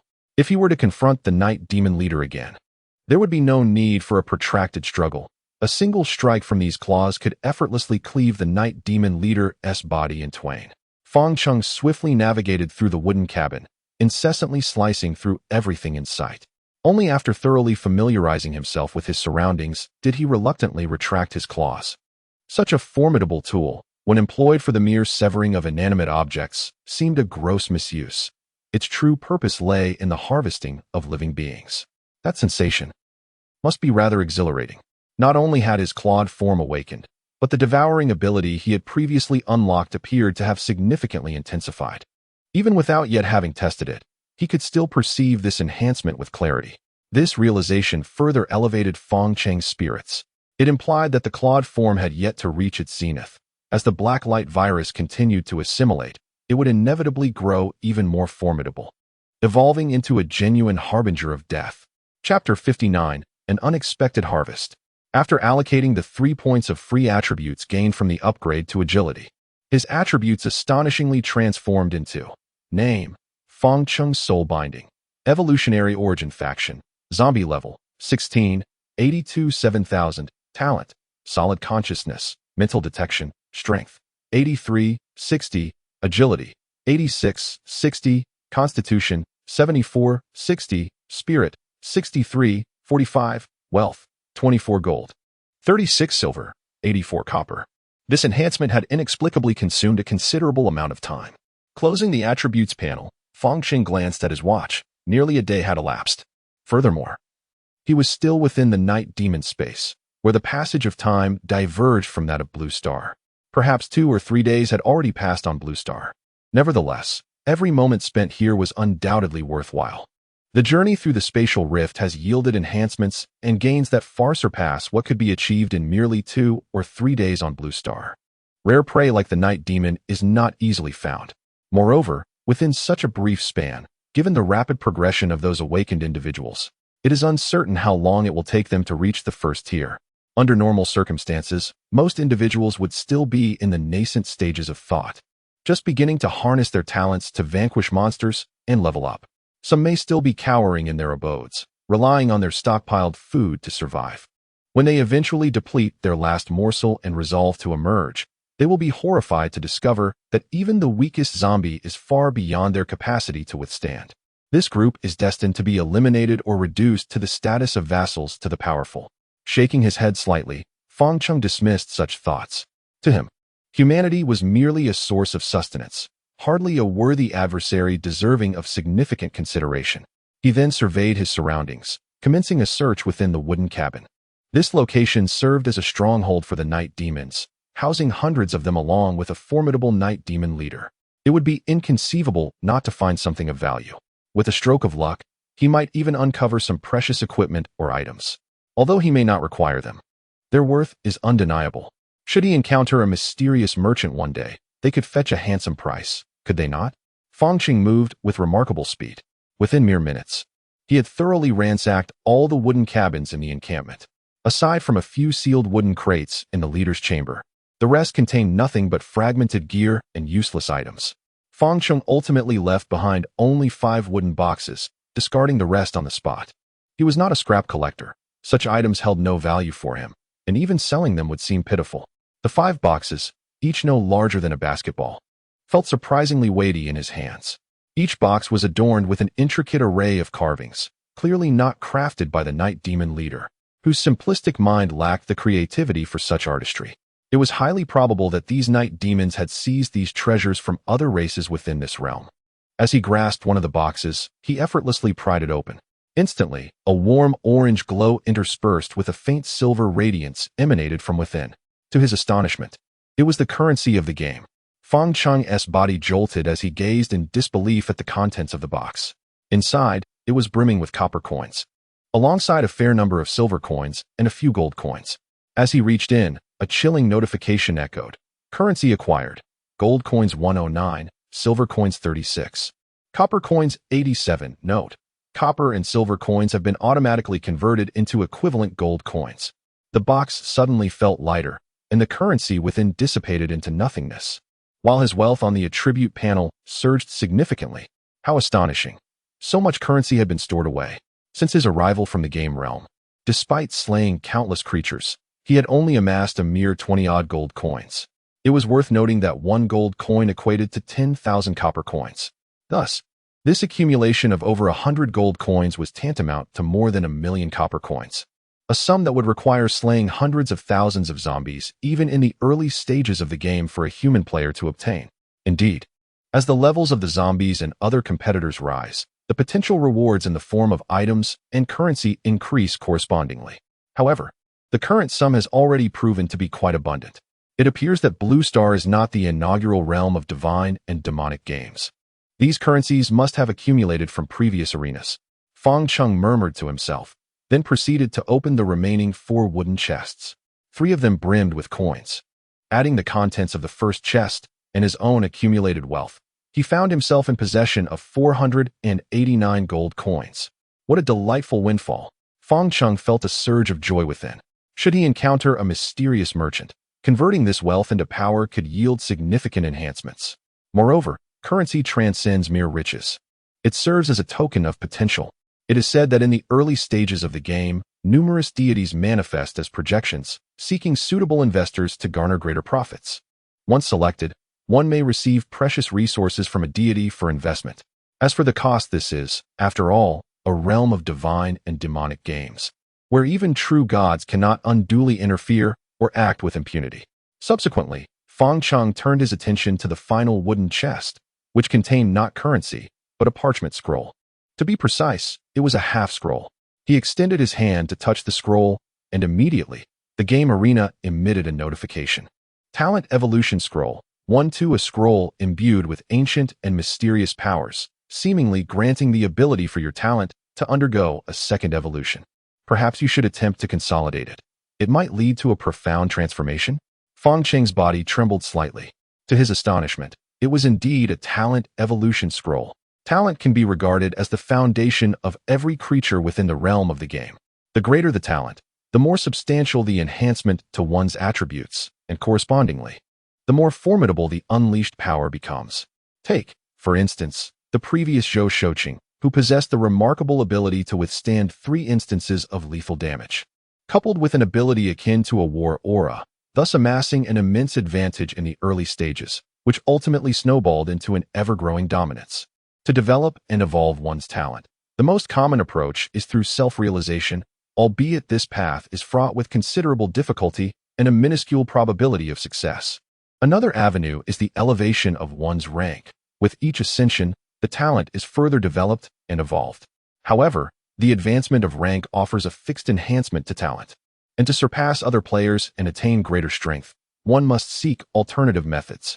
The Talent Evolution Scroll is one such method. This scroll is exceedingly rare. Aside from purchasing it at exorbitant prices from enigmatic merchants, it can only be discovered within various secret realms. The odds of acquiring such an item through the hunting of creatures are nearly akin to winning a lottery. It appears that fortune smiles upon me, thought Feng Cheng.